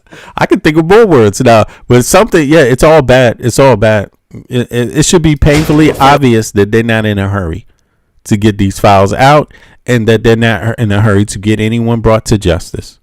Very simple. By the government, and I hope that we can do the best that we can do in getting answers and getting the truth to the American people, trying to provide some type of justice for the survivors, and if there's any way possible to hold people accountable. That's what we want to see happen. So, well, we thank you for being here, and again, we will continue communications, and if there are questions that aren't asked. Look at this. They don't even look like they're impressed by that thank you. Well, thank you for being here, and da-da-da. Look at their faces. They're not impressed at all. Justice for the survivors, and if there's any way possible. Hold on, let me bring that back. These crimes occurred decades ago, some of them. But all along the way, I think the one thing that we can say with confidence thus far is the survivors were failed by the government. And I hope that we can do the best that we can do in getting answers and getting the truth to the American people, trying to provide some type of justice for the survivors, and if there's any way possible to hold people accountable. That's what we want to see happen. So, look at their faces. They're just like, yeah, we heard that before. We're women and we know bullshit when we see it. Yeah. Look at it. Do they look like they trust this man? Let me see if I can get a close up of the ladies too. Here they go. Do they look like they trust him while he's saying this? Let's take it back. But all along the way, I think the one thing that we can say with confidence thus far is the survivors were failed by the government. And I hope that we can do the best that we can do in getting answers and getting the truth to the American people, trying to provide some type of justice for the survivors, and if there's any way possible to hold people accountable. That's what we want to see happen. So, well, we thank you for being here, and again, we will continue communications, and if there are questions that aren't asked, anything you're not satisfied, let us know, and we're going to do everything in our ability to get answers for you all. Thank you all for being here. Thank you all. Ladies, are you satisfied with what he said? Thank you all for being here. Thank you all. Ladies, are you satisfied with what he said? Well, yes, I appreciate that they were bringing in people that the government has not brought in before, and that the Department of Justice and FBI were not willing to take these leads. There are leads, and so we're hoping to get to some truth and accountability. This is what matters. The American public and we deserve the truth. That's it. That's all about the truth. And again, there are a number of people out there that have never been interviewed, that have never been brought to justice, and you want to see that happen, every single one of them. Every single one of them, and if they say, I don't remember, we don't believe them because we remember, and those questions need to be asked again. And if there's a deflection, we are going to get to the bottom of this. Us as survivors, we deserve the truth, and so does everybody else.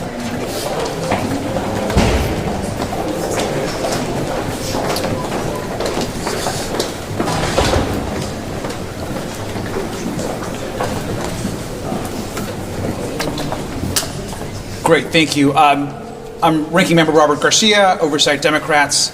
I'm going to have some remarks, and then I'm going to have a few folks are also going to give some remarks, and then I'll answer any questions. We are on a break right now from the interview, and so I want to make sure that we answer some questions.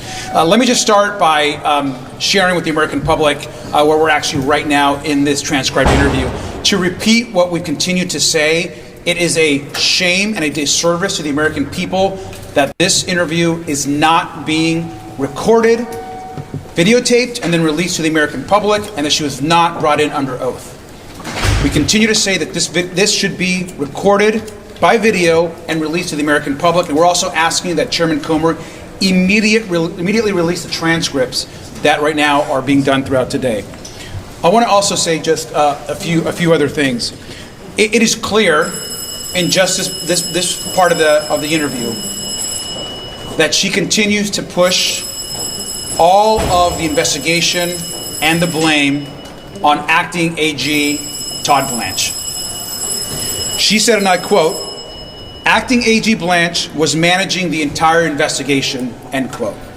And what you're going to hear in that interview, and what she's saying here in her words and remarks, is that it was Todd Blanche, the current acting AG, that was leading the Epstein investigation, and quite frankly, all of the mistakes that we saw, the redactions, not protecting survivors, she continues to push that back onto the acting AG, Todd Blanche, who, by the way, was Donald Trump's former personal lawyer.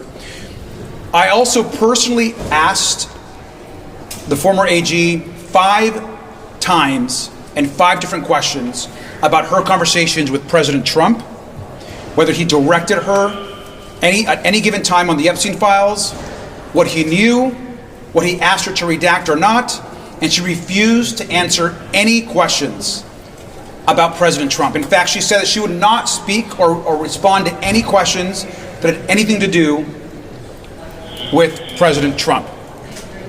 It's also interesting that sitting next to her is DOJ counsel, somebody that currently works for the Department of Justice, who on multiple occasions stepped in and told the former Attorney General that she was not going to answer those questions, and especially when we asked questions of what the president directed her to do. And so the DOJ is in there right now stopping questions. Yeah, no, Leo, what's up? What's up, everybody? Reggie, I see you.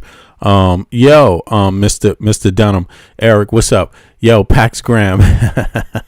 Let me see here. Benoila says, I'll bet the average IQ of the Democrats is far more above morons like Trump. I agree. I think you got it right, pretty much. And yeah, we're having an intelligence deficit. Education is not free in the United States of America. Neither is healthcare. Okay, it's not a guaranteed right. Okay, you don't get to chop, you don't get to sharpen your sword in the class in the U.S. You know what I'm saying? They're looking for reasons to keep kids out of school, man. And yeah, it's just so sad. I mean, I have plenty of examples. Matter of fact, do I even need to play something? You know, because there's people out there saying all kinds of absurd shit about you know, when they're a Trump supporter, they're allowed to say any lie on earth. I mean, it is so embarrassing. That is how it is, and they live by the fucking lies. You know, they'll be out there. There's people out there talking about the earth is flat, and I'm voting for Trump. You know, it's that embarrassing. It's that embarrassing. That's how it is. The earth is flat, and I'm voting for Trump. God damn it! And by the way, I'm trying to get to the bottom of why Obama didn't do anything about 9/11. Where was he that day? Why wasn't he in the office? Yeah. Why wasn't Obama in the office? Yeah, I'm going to get to the bottom of that. Because he wasn't president. Okay, now let's continue. I had to give the end because I could see people not getting the joke in the chat. You know? I had to give the end. The answer is Obama wasn't the president. Okay. All right, let's go. President Trump and about what happened in the release of these files and why so many survivors were doxxed and their information, of course, released to the public. And let me also just say, finally, before I turn this over to Liz, to Ms. Stein here, we asked questions about Ghislaine Maxwell and the transfer. And again, she referred those questions to Todd Blanche in the Bureau of Prisons. So let's be clear, we have many questions for Mr. Blanche and for the Bureau of Prisons that yet Republicans are refusing to ask. Why was she transferred to a less secure facility? Yeah, exactly. Why was she carried to a less secure facility? And yeah, exactly. Is that smart or is that dumb? Tell me. Put a 1 in the chat if this is smart. Put a 2 in the chat if it is dumb. Right here. We asked questions about Ghislaine Maxwell and the transfer. And again, she referred those questions Todd Blanche that to talked to Todd her. Blanche in the They went out there and talked to her, right? And then next thing you know, she got the transfer. Am I wrong about that? Yep, that's exactly what happened. And then also, just recently, I think it was like the day after Melania came out. Remember, a couple weeks ago, talking about I didn't know them, never knew them. Hold on, what you talking about, Melania? Melania? No, I never heard of that. Psych. Who is she? Psych. I'm joking. Go ahead. Yeah, that damn movie, the movie Melania. Go ahead. Yeah, I remember. Did you see? I didn't see that movie. Who is she? She's a nobody. Who is she? Oh, that's her. That's his wife. Damn, I missed her. Go ahead.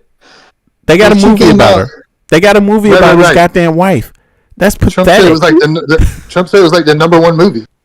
Yo, imagine if Clinton had a movie, Hillary. What the fuck? I don't want to see. I mean, what's going on, man? I guess they got Clinton. That's all after Michelle. They got to outdo Michelle Obama, don't they? That's what that's about. Anyway, go ahead, bro. Sorry, go ahead. The Clinton Chronicles. They got their own little. But anyway, shoot, where was I? God, I forgot. I lost my whole train of thought. Melania, you said that. Melania, remember the movie? Okay, yeah. So Melania came out and gave that little speech about how she didn't know Ghislaine Maxwell, yada yada, never really, blah blah blah, right? Yeah, And then the next day, I believe it was the next day, Ghislaine Maxwell sent a thumb drive, to President Trump. Yep, exactly. And I believe on there it was evidence that contradicted everything Melania said in detail. I mean, it's just, and then go ahead. And then all of a sudden there's talks about pardon for Ghislaine Maxwell, so that she'll testify against other people that were, abusers. Yeah, right. Trump got to have a backup plan. He got to have a backup plan. It's true. Yeah, exactly. So he's going to come out and make it seem like the congressional Republicans want that. Oh, people in Congress are saying that I should pardon Ghislaine Maxwell so that she can testify against all the abusers. Yeah, exactly. Exactly. You're right, bro. Yeah. But it's him who wants that because he saw what's on that zip drive. And what was Trump's response? He's like, I'll have to run it by Todd Blanche. I don't know. I have to talk to Todd Blanche. And who is Todd Blanche? His former criminal attorney, defense attorney. Like, come on. Yeah, you're absolutely right, man. That sounds totally rational to me and accurate to me. I mean, it's really weird, man. That I mean, people can't see through that. They can't see that Republican Congress or the Senate is carrying water for Trump. They can't see that. Like, they can't see that this lady's testimony is no good. First of all, she had a chance to tell the truth. She already went to fucking trial. She's been convicted. She chose to not take the stand. The woman chose to say nothing about anyone, even in her own defense. What does that tell you? So she wasn't willing to rat any of these people out to stay out of jail. So why do you think she's willing to do it now? Why do you think her testimony is going to be valuable now? That doesn't make sense. Exactly. I guarantee you, maybe like Prince, Bill Gates, it won't be any hard-hitting Republicans. Mm-hmm. Say that again? If she does incriminate someone, Ghislaine Maxwell, it'll definitely be the Clintons. Bill Clinton, number one. Oh, right. Yeah. And then maybe number two, like Prince Andrew. Yeah. Nobody of value. No one that we haven't already heard. Exactly. Yeah, Exactly. Yeah. I agree. And then again, she could have ratted out so many people and stayed out of jail, but she chose not to. So it's like, it just doesn't make any sense now. Like, why would she do it now? It makes no sense. It just makes no sense. And so at least if you're a person that understands she's a criminal, you wouldn't go for that. But if it's a person that's trying to give her the benefit of the doubt, you would. And why would anyone give a fucking criminal like that the benefit of the doubt? Because they'd have to have a good reason, right? And that reason is good enough to keep them out of jail, right? It's got to be to keep themselves out of jail. Exactly. It's all transactional. It's like, to keep her from, it's actually, man, it is pathetic. But again, it's just pathetic, bro. It's pathetic, and it really shows a security risk in the United States, my country, our country. I think it really shows a security flaw. Like, this should have been stomped out a long time ago, and American people should not stand for it. Listen, fuck the politicians. Vote. By the way, go to vote.gov and register to vote today, because your vote matters. But if you want to look in hindsight, man, these goddamn politicians, don't leave it up to them. Don't leave it up to them. Don't leave it up to them, man. They should have taken care of this shit a long time ago. And the only reason why they didn't is because too many of them are corrupt too. That's the only reason why. But that corruption stops you from having universal health care. That corruption stops you from having universal education, from having a decent wage for a decent day's work, from having a union, some guaranteed sick leave, some regular shit for busting your ass every day. Like, our country, we're the only Western country that doesn't have this shit. The basics, and it's actually really comes down to the citizens. People love Americans in the West. I'm not talking about Trump, but generally there's some things they really like about us too, right? But when they see this part of us, they don't envy us at all. Then we're reminding them right now of what is good about them, what they got right. Because when they see this level of corruption and they see American people finding it to be normal, they know that something is very, very bad going on. They don't envy it at all. And I'm going to tell you, there is far less corruption as soon as you leave the U.S. in the rest of the Western world. And that's not saying there's no corruption, but the U.S. has way more issues, way deeper issues with corruption, let alone this espionage shit. Yo, it's too much. It has to be cleaned up before things go right. This kind of corruption in government has to be cleaned up. Otherwise you are just the American people themselves. It's just like torturing yourself if you don't want the corruption cleaned up. And it's not one or two people.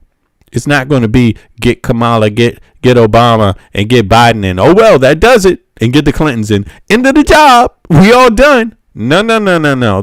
There's hundreds and hundreds of people in government that are fucked up right now, like a part of this shit you saying. I don't know their names. Look at Clarence Thomas. They got him going to Russia. He left all of the security. He took no American government security with him, and he was a sitting Supreme Court justice. That is corruption. You should be totally concerned about that. You should be. That is unacceptable under any circumstance. He did that. So and there's loads of other examples. Who was it? What's the other Supreme Court justice whose son is working for Trump? Whose son is working for Trump? Yeah. Let me see here. Which Supreme Court justice has a son working for Trump? Yeah. I think this is newly. This is some new news, man. Just maybe the last 72 hours. That's not breaking news, but it's 72 hours. Samuel Alito. Oh, Alito. Okay. Yeah. And it says serves as an attorney in the Treasury Department Office of the General Counsel. And so there's all kinds of shit going on in the U.S. government like this, and there's and I'm telling you, the people who pay for it are American citizens, and if you are willing to pay for that, and that's going to be your life, then guess what that makes you? Dumb. It makes you dumb. That's what it does. There's no way to explain around it. It means you are not responsible for your society. You're not responsible for your democracy. You are not responsible. You're not able to elect people that are not corrupt. That means you have a problem. Right. Your society will not function well that way. So it's going to collapse. 100%. If you happy with that, go be happy with it. Bravo to you too. Hey, I'm glad you're happy that way. I'm happy living outside the U.S. I'm happy living in Denmark. Okay, so I'm gonna clap for myself. Big up to Denmark. Big up for me being so smart to live here. I love living in South America. Yeah. There you go. Come on now. At least, things make sense in Colombia. People may not be rich, but it's a beautiful place. And guess what? A little bit in your pocket goes a long way. Right? Damn right. Yeah. A little bit in your pocket. I love Colombia. Beautiful place, man. Second biodiversity on Earth, I believe. Second or third. Yeah.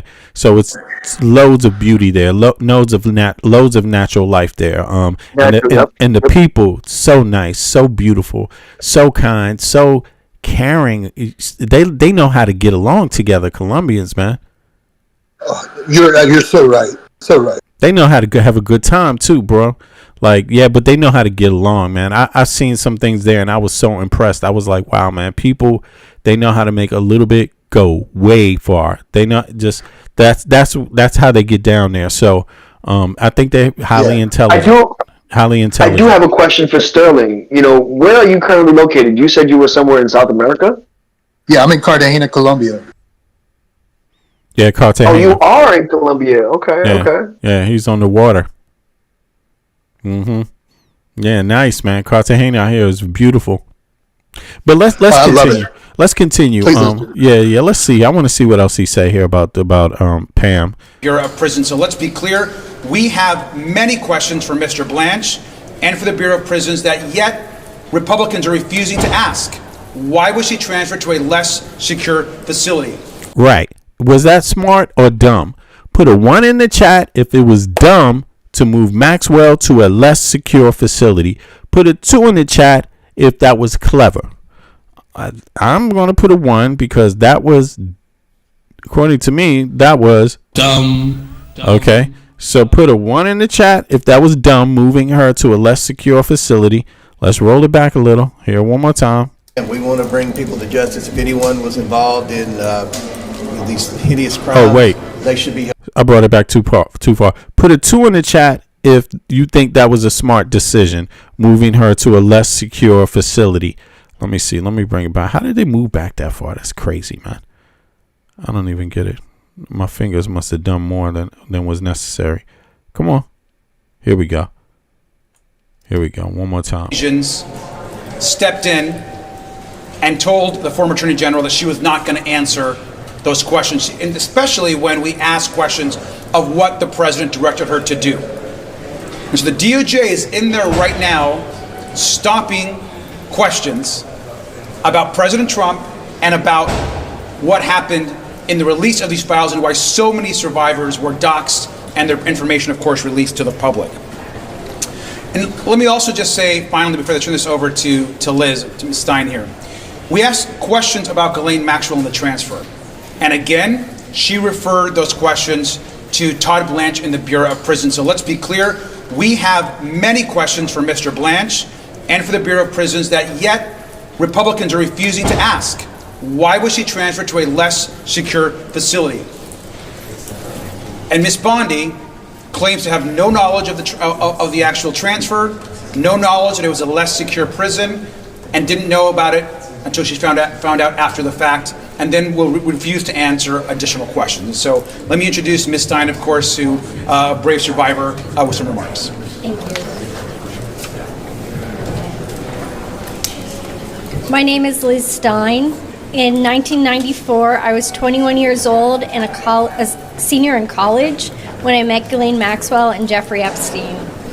For years, the Epstein case... All right, I put in the chat. You could see there's a poll there, so fill out the poll. The poll is, was it stupid to move Maxwell to a lesser secure facility? Let me know what you think. Click yes if it was stupid. Click no if you think it was smart. Case has been treated like let's see how many trolls we got. Country. Well, I mean, hang on now, because like Trump's perspective, maybe it was his own move. You know, if he was being blackmailed, if she was going to do something to incriminate him, you know, maybe, and that was her demand, was to put me in a minimum security prison. She probably wanted to get pardoned, but he said, hold on, wait till, you know, I'm either a lame duck or in my second term, you know? So you saying if I was a criminal, it would be smart? Right. If you were Trump and you knew that she had dirt on, and that was big up to all the criminals in the chat. All right, I understand now. we got 33% criminals in the chat. All right, let's go. Yeah, you know what? Now that I think about it, for a criminal, for a rapist, that would be smart as hell, right? Yeah, man. All right, let's continue. Yeah, that's devastating news, though, bro. Because that means there's a lot of 33% of the people in this chat, man. Woo, y'all bad, bro. Y'all bad, man. Treated like entertainment. You're just looking at it from the perspective, was it Trump saying like if you answered? Huh? I think you cutting out, bro. Right? You cutting out, man. You cutting out. I'll be back. Okay. Yeah. All right, let's continue to view some more. Do me a favor, click the like button also if you all don't mind, if you haven't clicked the like button. The chat is open. I'm going to put the link in the chat for the panel. Anybody want to hop up? This is the last call for hop ups. Yeah, let me see here. Yeah, exactly. We got to go. This is 5 goddamn hours, y'all. What is up? We got to go. This is way too long. But in any case, I appreciate everybody for coming out. Michael from Brooklyn, what's up? I appreciate you too for coming out. Everybody give Michael a round of applause in the chat. A big up to Michael for joining us and breaking down some things. Also, Sterling down there. Sterling's American now, but he's down in Cartagena, Colombia. So big up to Sterling also. And me, I'm your host, V Media, aka Empirical, and I'm here too. So give me a round of applause also if you don't mind. Round of applause. You know what I'm saying? Yeah, round of applause for you, bro. No doubt. And for you, B. Round of applause for you. Oh, to me. Yeah. Thank you. I appreciate it. Yeah, man. And yeah. And things are we able to keep it rock and rolling. I think, Mike. You know, I think we're gonna keep it rock and rolling. So yeah. Some new things are coming up pretty soon. It's tightening up. Don't worry, it's tightening up. Yeah. But in any case, I appreciate everybody. come up, the panel, the link to the panel is there, and we're going to close out. But let's hear a little more about what she's saying. Anybody want to hop up? Do it fast. Come on now. Do it fast. Otherwise, share, subscribe if you're not subscribed, and appreciate everybody for turning out. Let's see This here. country. A spectacle, a conspiracy theory, an endless cycle of headlines and social media focused on sensationalism and powerful people. Republicans versus Democrats. Conspiracy versus cover-up. Left versus right. That framing is wrong. What has gotten lost in all of this is the reality of what this is. You hear that? Left versus right. That's also wrong. Versus cover-up. Left versus right. That framing is wrong. What has gotten lost in all of this is the reality of what this is. The crime of sex trafficking. More than 1,000 The crime of the century. The crime of the century. Sex trafficking, espionage, blackmail. Yeah. This is the biggest crime of your life. If you're alive during this was the biggest crime of your life. Anything bigger and your country would have been totally gone already. You know, that's my view. That's my view of it. Like, yeah, it doesn't get bigger than this. You know, you can't sustain bigger than this. vulnerable girls. You might not sustain this. Girls and young women were identified, groomed, trafficked, and abused in a system Jeffrey Epstein built around power, coercion, exploitation, and access to wealth and influence. And I think many Americans still do not fully understand what that means. Because if they did, they would never accept the way that this case is being handled. The partial release of the Epstein files, riddled with redactions that expose identifying information about survivors while protecting perpetrators, is not just bureaucratic incompetence. It reflects something much deeper about whose dignity our Department of Justice is prioritizing and whose suffering it is willing to sacrifice. And survivors see that clearly. For survivors, privacy is safety. Privacy is dignity. Privacy is the ability to rebuild a life without being re-traumatized by the very institutions that are supposed to protect us. And while survivors' identifying information was exposed, the Department of Justice is simultaneously telling the American people that there are no additional investigative leads worth pursuing. We can see with our own eyes when we look at the Epstein files that this is not true. These files contain leads, names, connections, friendships, patterns, witnesses, travel records, financial relationships, and institutional failures. In any other sex trafficking case of this magnitude, those leads would be aggressively pursued. But in this case, they have not been. And as citizens of this country, we should all be asking why. That is why people are losing trust in our Department of Justice. Not because this case is politically inconvenient, but because Americans understand instinctively that justice should not operate differently for wealthy people who have power. And that is also why many of us have serious concerns about today's proceedings. This should not be a transcribed interview.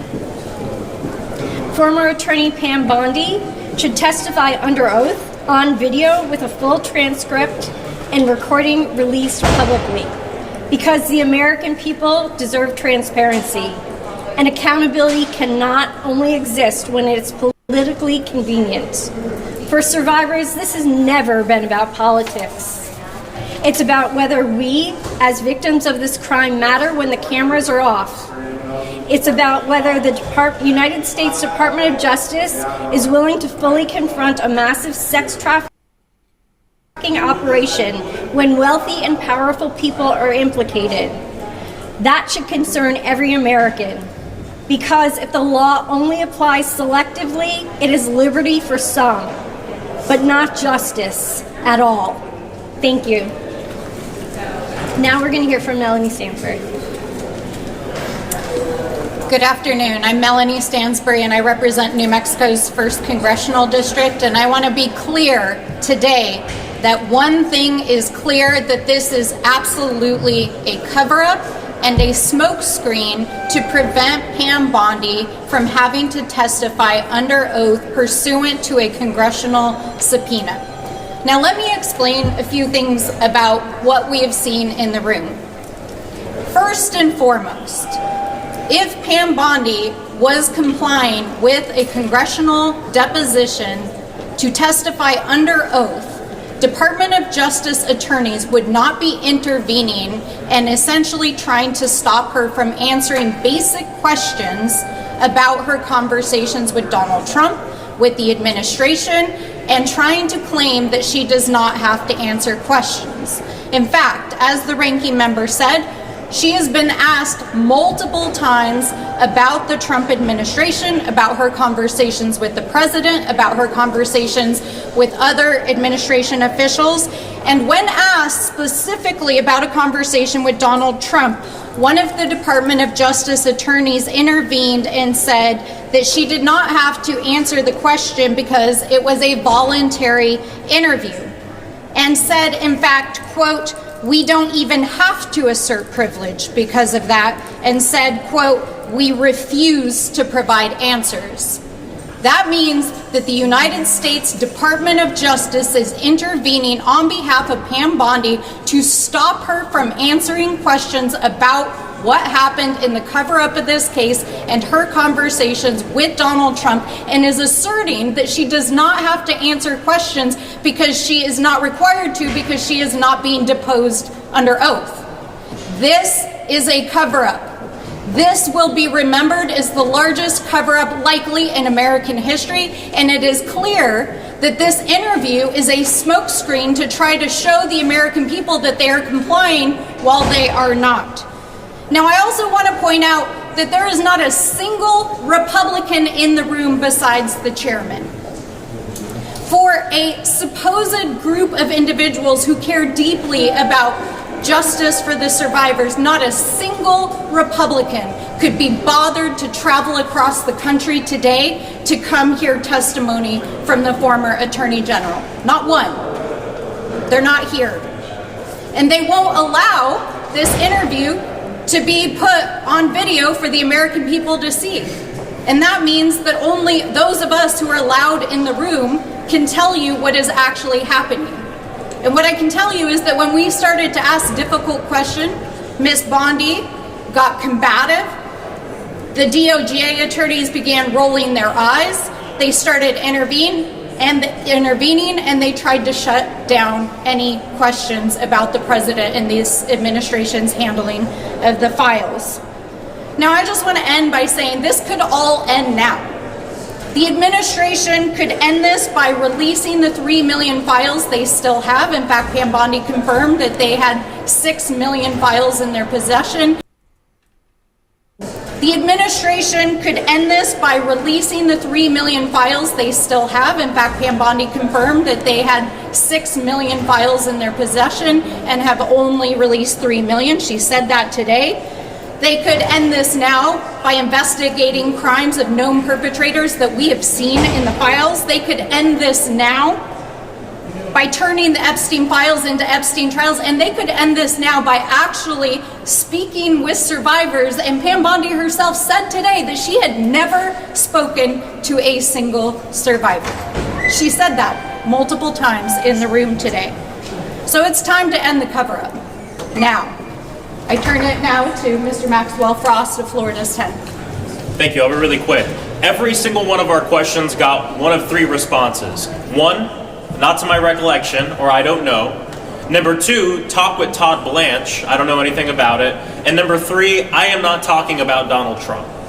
Those are the 3 answers we're getting to every single question that we asked. This actually really reminds me of our deposition with Alex Acosta, where he obviously didn't know anything about anything going on in his own damn office. It's the same thing with Pam Bondi. Either she doesn't know, or Todd Blanche was running the entire operation.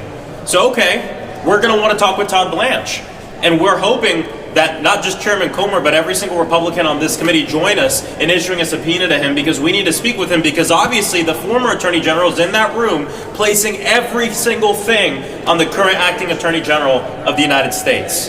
And the fact that you won't answer any questions relating to Donald Trump is disgusting and shows just how much of a cover-up this is. First, it started off with her. Just for reference, so people know, I'm gonna be out. But check this out. I want people to understand this. Pam Bondi did not hold a public press conference or make further public remarks at the Capitol. So that means when you see these representatives here, right, commenting, right, they're coming out of the committee meeting where they listened to her and they're making comments.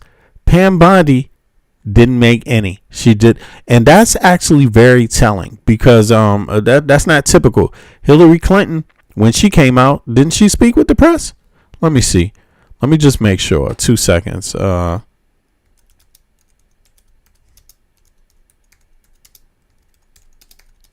I'm not mistaken, I think she held an interview, or she did speak briefly to the press, and she spoke about how, how it's something that is supposed to be behind closed doors and was supposed to be private, essentially behind closed doors.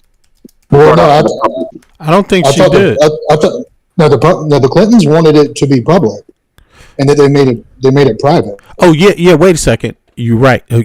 Mark. Michael. You're right. Hillary Clinton did speak following her press conference, exactly, and that's what I wanted to let people know. So, you could say again, if we're going to play this tit for tat thing, right? If we're going to be like you heard who's the head of this committee anyway? The Republican guy. Tomorrow Comer? Yeah, Comer. You heard Comer pivot to the Clintons. Well, it took the Clintons longer to say they would to come and testify, right? That's what he said. So let's play tit for tat. The Clintons came and Hillary Clinton spoke after the live thing. I don't know if Bill Clinton did, but Hillary Clinton did. Sterling, Bill Clinton did it, but Sterling, just to address you, it was behind closed door for an oversight committee, and eventually it got leaked. So they ended up broadcasting. Yeah, they recorded it. They recorded Hillary's and then released it. Pam Bondi's, they don't want to have any cameras on her because they don't want it to be leaked. Before the Clintons showed up, they wanted it to be public. They said they wanted it to be public, and the Republicans wanted it not. Yeah. Oh, okay. Exactly. Sorry, I thought you said the opposite. No. That you were right. You were right about that. And all right, let's hear some more. I just thought I would say that. Let's see what else. They're saying, I'm not going to talk about any private conversations I've had with the president. Okay. Then we ask questions about the president generally. And she says, I'm not answering any questions having to do with the president at all. Anytime we ask for any information relating to this administration, somebody from the Department of Justice sitting right next to her puts their hand over the mic and tells her, do not answer that question. It's disgusting. It's a cover-up in broad daylight. And what they're hoping will happen is we'll walk out of here and we'll stop, but we're not going to stop. We are committed to this. We're not going to let this story die. We're not going to allow the survivors to just go off, right? And people forget about this. We're going to keep fighting for justice. We're going to talk with Todd Blanche. We're going to talk with people, and we're going to get the answers here. We're not going to let this story die. It's a disgrace what Pam Bondi's doing in that room. It's the same thing she did months ago when she came to try to evade the subpoena by coming in and speaking to us, not under oath, but we're going to keep this fight up. I got it. Thank you all so much for being here. I'm Summer Lee, representing Pennsylvania's 12th Congressional District. And listen, my colleagues have really laid it out. But what we've been seeing has been a consistent theme, not just since last August, when our ranking member Garcia and I were able to help to secure the initial subpoena to actually bring in the DOJ to release all of the files to our committee, but it has been an ongoing theme here. What we just witnessed from Pam Bondi, what she demonstrated was the fact that they believe and that they are an unaccountable DOJ that's running cover for and protecting an unaccountable president and administration. But the real problem is that while we might expect Donald Trump to move in this way, someone who has himself been named in these files, we shouldn't expect that Chairman Comer, that our Congress, that Republicans here, sorry to make it political, but those folks who do have the power to actually use what influence. All right, let me ask a question. I saw somebody in the chat made me think of this question. Let me see. Who was that who did that? Someone said it was Brian Kinney. Yo, thanks for the question. If Democrats get no help, or victims get no help, I'm sorry, how good are all of us? Now, this is my question for everybody in the chat, because the chat is open. It's not closed, so everybody needs to answer this question. And here it is. Is it right that the DOJ right now is not interviewing victims? Is that right? Put a yes if that is right, and put a no if that is not right. If you think it's okay that the DOJ has not interviewed these victims that have come forward, put a 1 in the chat. If you think it's not okay, put a 2 in the chat. I hope I said that right. I'm going to put a 2 in the chat because I don't think it's okay. Fuck no way. I think I said that backwards anyway. Yeah, there you go. No. Okay, there you go. Yes or no. Right. If you think it's okay, put a yes. If you don't think it's okay, put a no. That's good enough. Dose or 2. Right. There you go. Thanks for reminding me. No 3, Brian. 3s don't count. Sorry about that. You got to follow the rules. Yeah. People be trying to get slick and shit. Don't hold me to one or the other. Don't hold me to good or bad. 3. I choose 1.5. Evil or holy. Evil or holy. Why does it have to be so hard? Rapist or non-rapist? Let me think about that. Can I get another one? A response? I don't like the options. I'm gonna choose 3. Yeah. Oh god. I don't like those options. You know what I'm saying? That's not good. I don't want to be forced to say that's good. Or I mean, listen. That's telling. If you don't think that they should even be interviewing victims that came forward now, what's wrong with you? What is wrong with you? And the answer is why? Why not? Like why do you feel that shouldn't be an option, right? Man, I don't want to be in the same country with you. If you don't think they should be interviewed, I'm like, well, what are you, man? Like, what is this? What's wrong with you? Like, please, this is the problem. Yeah? But this is that MAGA stuff, right? Yep. Well, I heard her say that Pam Bondi herself never spoke to them. And then I also heard them say that there are people who have yet to be interviewed. Yeah. Right? No, they haven't interviewed them. That's what Comer said. Comer is like, yeah, so he's talking about the whole time. Nobody has interviewed these victims. Well, I heard him say that there are quote unquote people who have not been interviewed. But if he said victims, I didn't hear that. I believe that's what he said, Comer. Okay. I could go back to what he said, but I don't want to go too far back. Let me go back. Here's Comer again. Right. Let's just listen to him. We can listen to him brag. Well, let's listen to him brag about how good of a job the GOP is doing, and how the Democrats, if they weren't so slow, if they backed us up sometime, maybe this would be out. Most of the people, what I find fascinating about this is we brought in Epstein's top assistant, we brought in Epstein's lawyer, and we brought in Epstein's accountant. They were never interviewed by the people who were supposedly investigating Jeffrey Epstein. And there it is. So you saw, right, those 3 people at least, right? There you go, Sterling.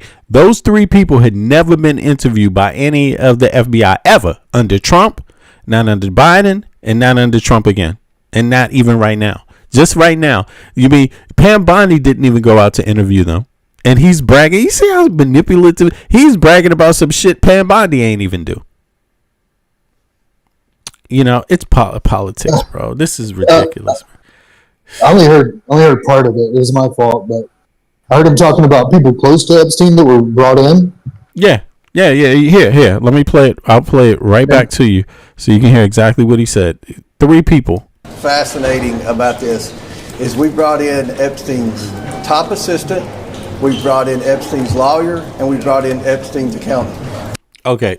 Top assistant, lawyer, and accountant. No one has ever brought them in. Not under Trump's administration, not under Biden's administration and not under Trump's administration the second time.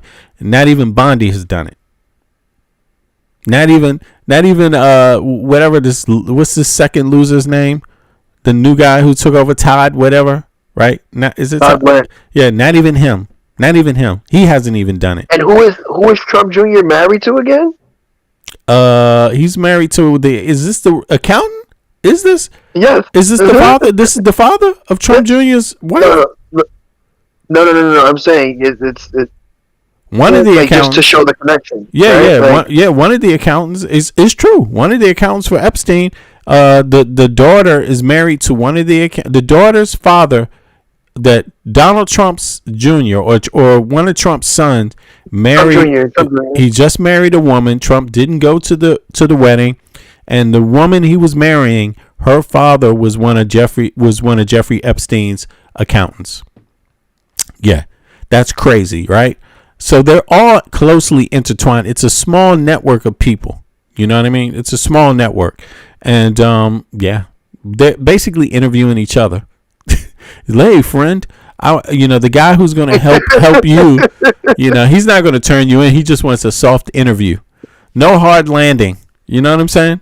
It's like just to interview you, to make it seem like we're interviewing you, and then we're out of our responsibility, and the American people will never know. And just like what's the guy who was the vice president for Kennedy? Oh, no. Just I forget his name. Any case, no worries. No. Well, the scam can continue. What they will do is that they will say, let's just throw some racist red meat for our followers, and as long as you make them feel Lyndon Johnson, as long as you make the MAGA people feel better than the colored man, then you can pick their pockets. Yeah, and that's the same scam here. It's like he's going to find a way to make it, give you some red meat, and then you're going to let these people just lie to your ass openly. Just another scam. I mean, but I'm sorry to do this, but I thought, and I'm confused. I didn't hear all the audio. I apologize, but I thought we were saying that there are victims that the Department of Justice hasn't interviewed, and that's why I was like, "Oh, is that what he said?" No, that's not what he's saying. But there's others, but the victims either. They said that the women said that. The women have said that, that they haven't interviewed any of them. I forget which woman who said it, who spoke here. Well, let me see. Is it the one that's coming up next? Is it? No, let me see. There's a few different people. I think it's right here. Let's see here. I think it's right here. Identifying information was exposed. The Department of Here we go. Influence. And I think many Americans still do not fully understand what that means. Because if they did, they would never accept the way that this case is being handled. That framing is wrong. What has gotten lost in all of this is the reality of what this is: the crime of sex trafficking. More than 1,000 vulnerable girls and young women were identified, groomed, trafficked, and abused in a system Jeffrey Epstein built around power, coercion, exploitation, and access to wealth and influence. And I think many Americans still do not fully understand what that means. Because if they did, they would never accept the way that this case is being handled. The partial release of the Epstein files, riddled with redactions that expose identifying information about survivors while protecting perpetrators, is not just bureaucratic incompetence. It reflects something much deeper about whose dignity our Department of Justice is prioritizing and whose suffering it is willing to sacrifice. And survivors see that clearly. For survivors, privacy is safety. Privacy is dignity. Privacy is the ability to rebuild a life without being re-traumatized by the very institutions that are supposed to protect us. And while survivors' identifying information was exposed, the Department of Justice is simultaneously telling the American people that there are no additional investigative leads worth pursuing. We can see with our own eyes when we look at the Epstein files that this is not true. These files contain leads, names, connections, friendships, patterns, witnesses, travel records, financial relationships, and institutional failures. In any other sex trafficking case of this magnitude, those leads would be aggressively pursued. But in this case, they have not been. And as citizens of this country, we should all be asking why. That is why people are losing trust in our Department of Justice. Not because this case is politically inconvenient, but because Americans understand instinctively that justice should not operate differently for wealthy people who have power. And that is also why many of us have serious concerns about today's proceedings. This should not be a transcribed interview. Former attorney Pam Bondi should testify under oath on video with a full transcript and recording released publicly, because the American people deserve transparency, and accountability cannot only exist when it's politically convenient. For survivors, this has never been about politics. It's about whether we, as victims of this crime, matter when the cameras are off. It's about whether the United States Department of Justice is willing to fully confront a massive sex trafficking operation when wealthy and powerful people are implicated. That should concern every American, because if the law only applies selectively, it is liberty for some, but not justice at all. Thank you. Now we're going to hear from Melanie Sanford. Good afternoon. I'm Melanie Stansbury, and I represent New Mexico's 1st Congressional District, and I want to be clear today that one thing is clear, that this is absolutely a cover-up and a smokescreen to prevent Pam Bondi from having to testify under oath pursuant to a congressional subpoena. Now let me explain a few things about what we have seen in the room.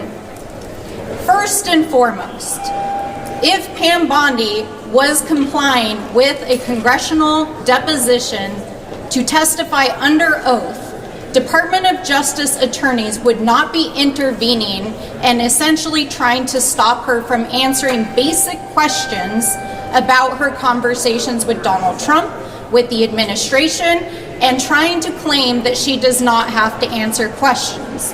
In fact, as the ranking member said, she has been asked multiple times about the Trump administration, about her conversations with the president, about her conversations with other administration officials.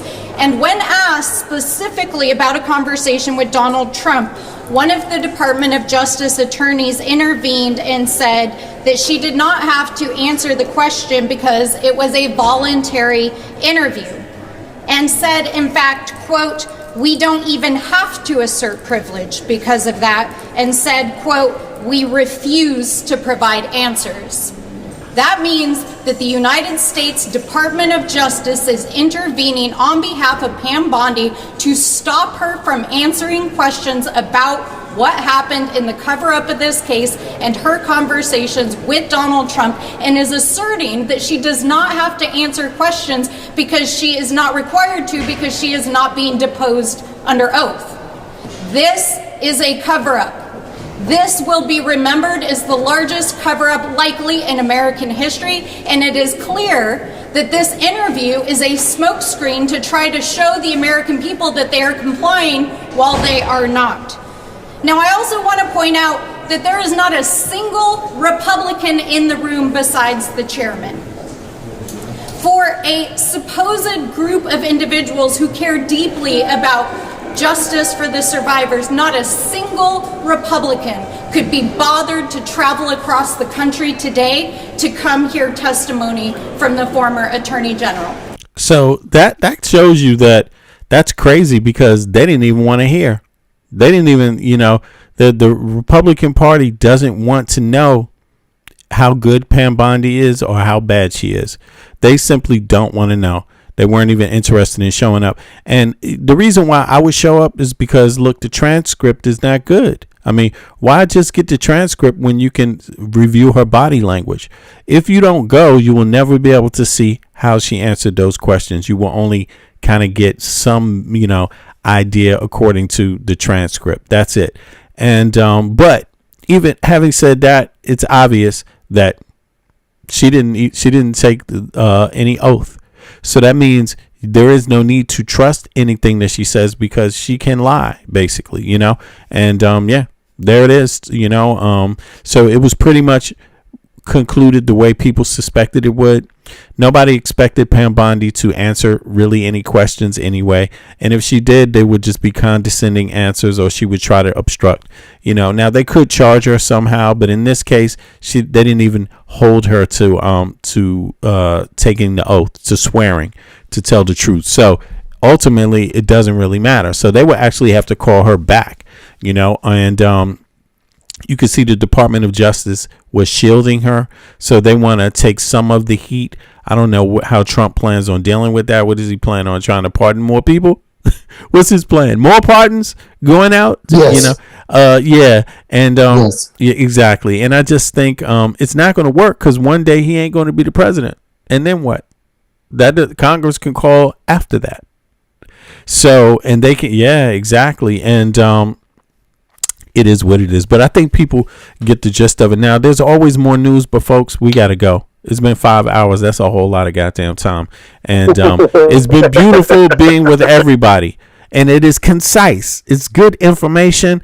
We up on the news. By the way, share the videos. Share the videos. If you think somebody needs some entertaining video news, news conscious, newsworthy entertainment, and packed for their time, a lot of information packed for the amount of time, then go right ahead and share the video with them. That I would appreciate it a lot. If you haven't subscribed. If you are in the chat and you have not subscribed yet, subscribe, because sometimes I do put the chat in subscriber mode just when there's a lot of riffraff. Today it wasn't that much riffraff. And if you don't agree, that's okay, just as long as it's something, halfway intelligible and you're up to be questioned. By the way, anyone is allowed to hop up every day. That's, we taking people up. So but I want to thank again my bro here, Mike from Brooklyn. Sterling, thanks a lot for coming out. And we're gonna call it a day, folks. Yo, mods, big up to the mods. Eric, big up to you. Rafika, big up to you also. Who else was in here earlier today modding up? Dylan, I see you. Dylan's not a mod, but I see you, Dylan. Good looking, and thanks for coming out. Yeah, I think that we just had 2 mods today. Everybody else, have a good day. I appreciate you all. And I will be back in the next 18 hours, something like that. So let's stay up. Appreciate y'all. Oh, by the way, if you haven't answered the poll, answer that poll down there. And let me know what you think, because I want to look at the data before the video is out.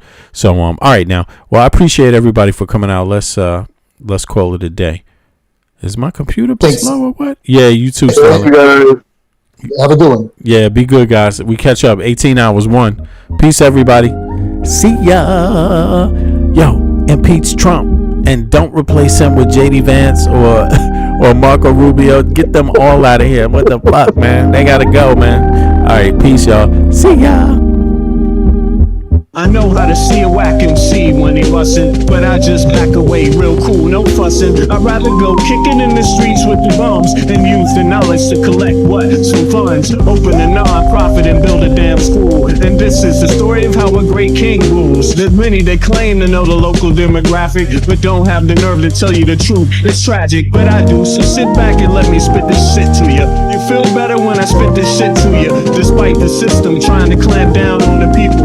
People will learn how to stand up to evil. Not evil that's across the globe, that's too far, but evil that lies in their own backyard. And fighting, it's not an option, they can't win. The government, it's not supposed to represent sin, but then again they do, and that's a problem. So let's go down and figure out how to solve them. It's not fun being a rapper that can't speak, but we do, yes, and plus we make fat beats. Yo, we smoke weed, break up trees, listen, bringing fat beats, that is our mission. You wanted to see us, so boy, shut up and listen. Thelonious and Big Bennett, brother, check the vision.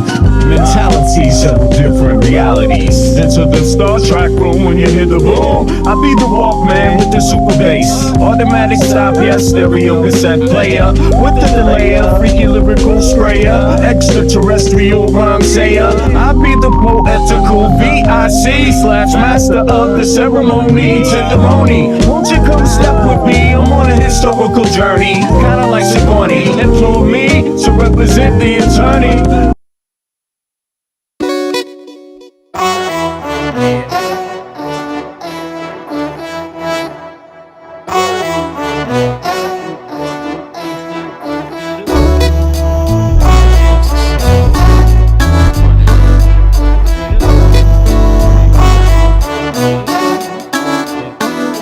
Can you feel it?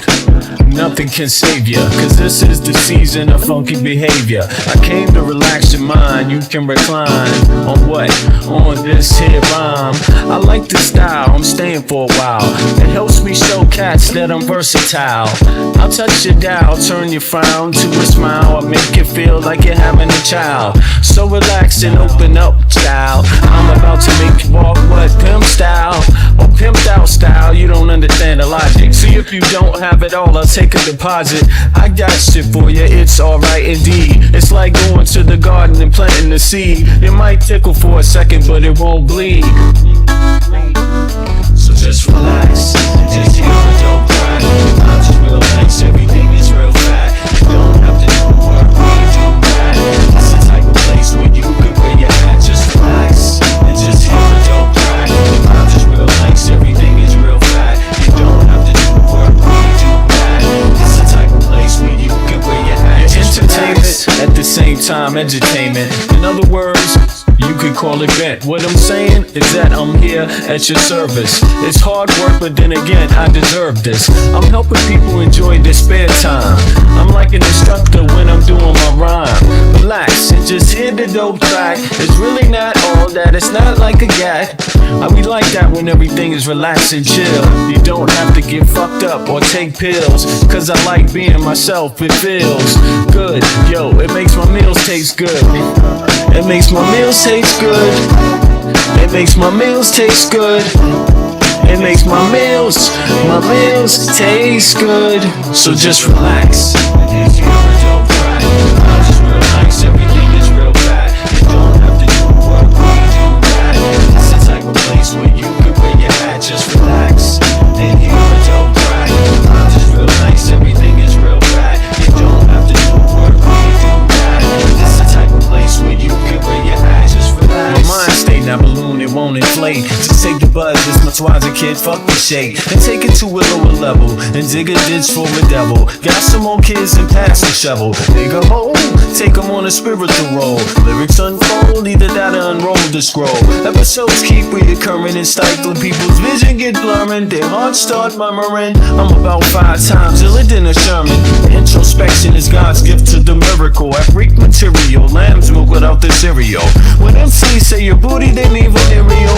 Your fake material hip-hop killers, they more faking than fucking Michael Jackson and Thriller. The status of a hoe, Quanto Costa. They wanna know how much it costs, kid, I bet for keep to me just relax, and just hear and don't cry. The vibes is real nice, everything is real fat. You don't have to do work, we do that. It's the type of place where you can wear your hat. Just relax, and just hear and don't cry. The vibes is real nice, everything is real fat. You don't have to do work, we do that. It's the type of place where you can wear your hat. Just relax.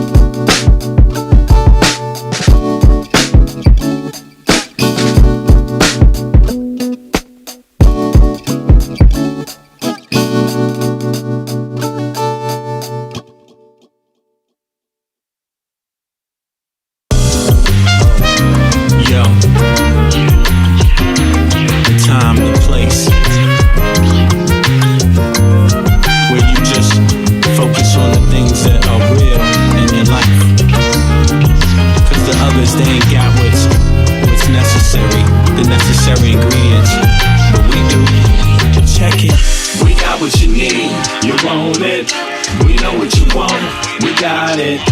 We know what you feel, you want it. We got what you want, you can have it. We got what you need, you want it. We know what you want, we got it. We know what you feel, you want it.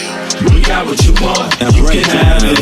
Orientation in this place we call Earth.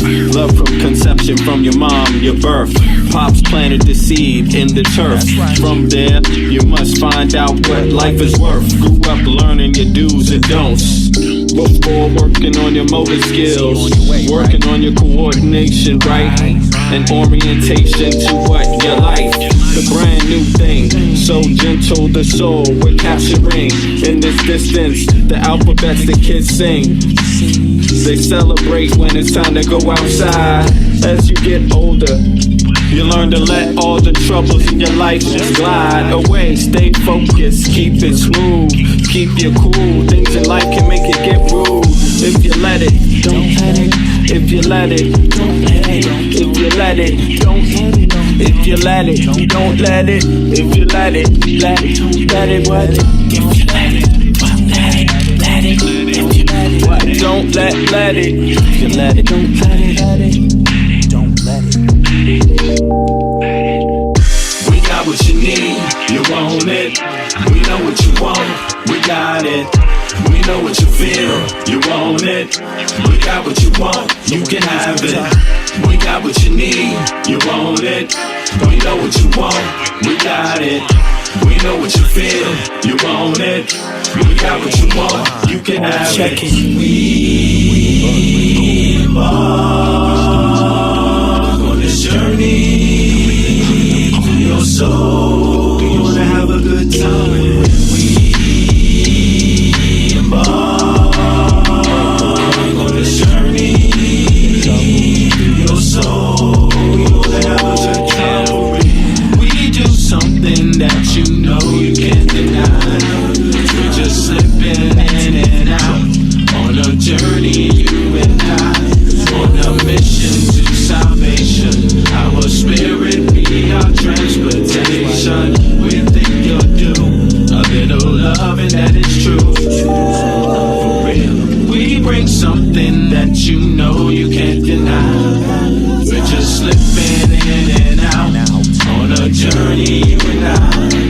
What? We got what you need, you want it. We know what you want, we got it. We know what you feel, you want it. We got what you want, you can have it. We got what you need, you want it. We know what you want, we got it. We know what you feel, you want it. We got what you want.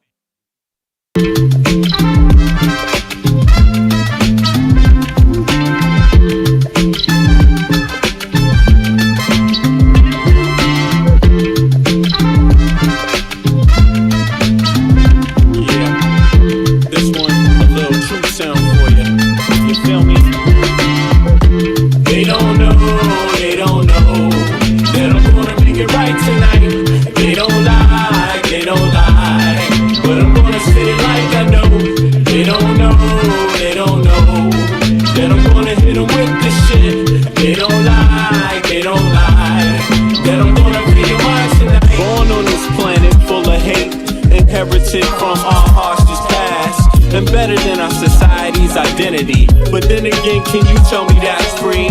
They explain to you what your mind should perceive, suggest things they want you to believe, like your skin color dictates your race. They're calling you an idiot to your face, like life is much more simple than that.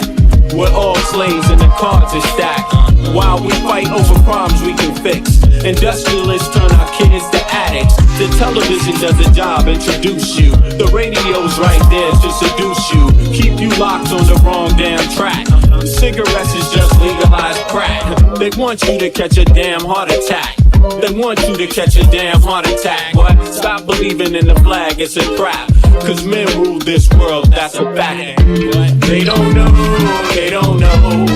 but I'm gonna make it right tonight. They don't like, but I'm gonna say it like I know. They don't know,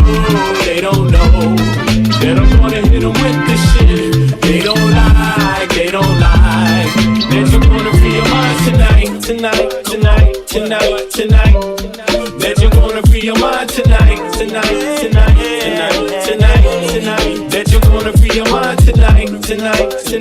tonight, tonight, tonight. That you're gonna free your mind tonight, tonight, tonight, tonight, tonight. If you see a man that needs help, then help a brother. If you see a sister on her own, still love her. Cause life is about how you choose to see it. But you gotta teach people how to learn to see it. The planet's been through suffering many times. We propagate many wars many times. The people need to wake up and stop accepting deceit from their own government's deception. You can't blame the people for needing protection from the government's bad reputation. We need to sing a song called Free the Nation. Cause we done had a whole lot of separation. Racism, classism, nationalism, based on keeping people out on the plantation. That's the plan, no doubt. Cause rich people got a plan, no doubt. If you still don't understand and believe that we are all one from the same mother, and respect each woman and man with the same consideration you would like to be given on a daily, then you need to retire so the new generation can take over and show you how to live and govern this place we call Earth home.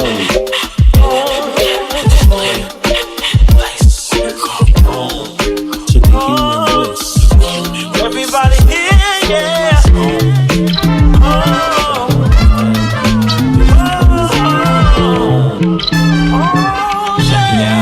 They don't know, kid. They don't know, they don't know. But I'm gonna make it right tonight. They don't lie, they don't lie.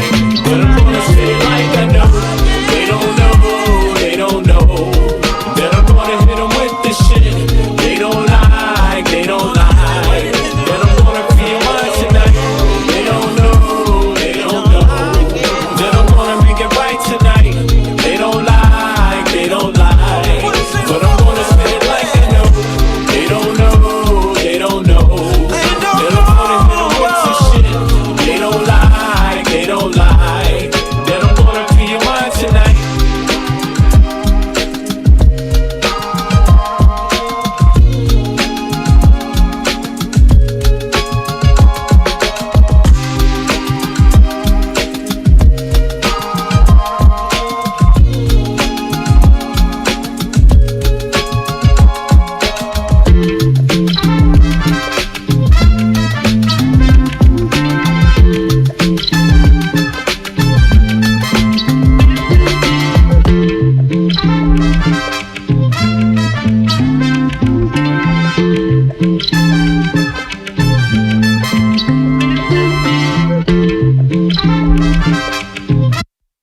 Ladies and gentlemen.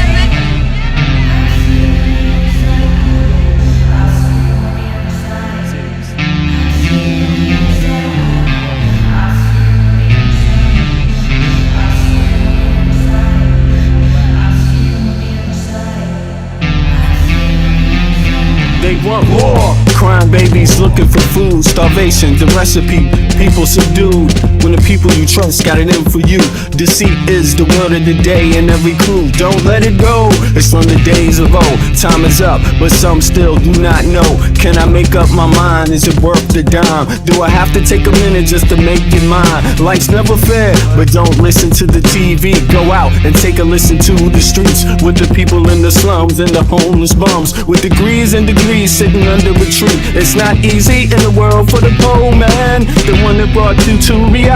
See, they don't want you to know about the black sheep. Leaving 7 roads to the 12 families all around the globe with an ancient code. Is it really asking a lot to say a death old? Cause we sitting on the earth looking back at extinct, and I'm standing on some ground that's about to sink. I ain't scared for a minute, I ain't about to blink, but I documented for the world what I see and think. Feel we on the call and I feel we on the break. All Congress gonna do is waste paper and ink. Vote or die. You voted and you'll die. You can have it both ways, can't say it's a lie. You can march all you want, but they playing you wrong. They only understand war, it's the same old song. They want war, all they really want is a war. Diversionary tactic to make the big score. The diamonds in the morning, you know they want more, but they wanna keep you low, so they manifest the war. War, all they really want is a war. Diversionary tactic to make the big score. The diamonds in the morning, you know they want more, but they wanna keep you low, so they manifest the war. Like the lotus coming out of the mud with colors. I create envy in those with power but jealous. I unify the poor with my song, the hell with the others. Descended the way they treat indigenous brothers. Cause I understand we link forever. They try to hate us even though that we keep it together. I'm not talking about controlling the air or the weather. I'm talking about maintaining the truth, the high endeavor. A rebel drops bombs in the midst of trouble. The free world counterattack and now there's double. But nature gets the shit in a way to settle. If you stop the machines for a minute you might hear, but they won't cause the TVs whisper in the ear. And capitalism has eyes that don't tear, and they cloud up and get crazy and won't steer. And like an ab, it's hard to get an ass to listen. Living like this is like living in prison. It's hard to keep hope when you're living in prison. The spiritual thoughts, so yes, the mental prison. The outside, yes, it's got to get through. Something's gotta die, so something here can live. Your life is nothing if you got nothing to give. Keeping the spiritual, yes, disguised as religion. Controlling your mind, the mental prison. They want war, all they really want is a war. Diversionary tactic to make the big score. Them diamonds in the morning, then you know they want more. But they wanna keep you low, so they manifest the war. All they really want is a war. Diversionary tactic to make the big score. Them diamonds in the morning, then you know they want more. But they wanna keep you low, so they manifest the war.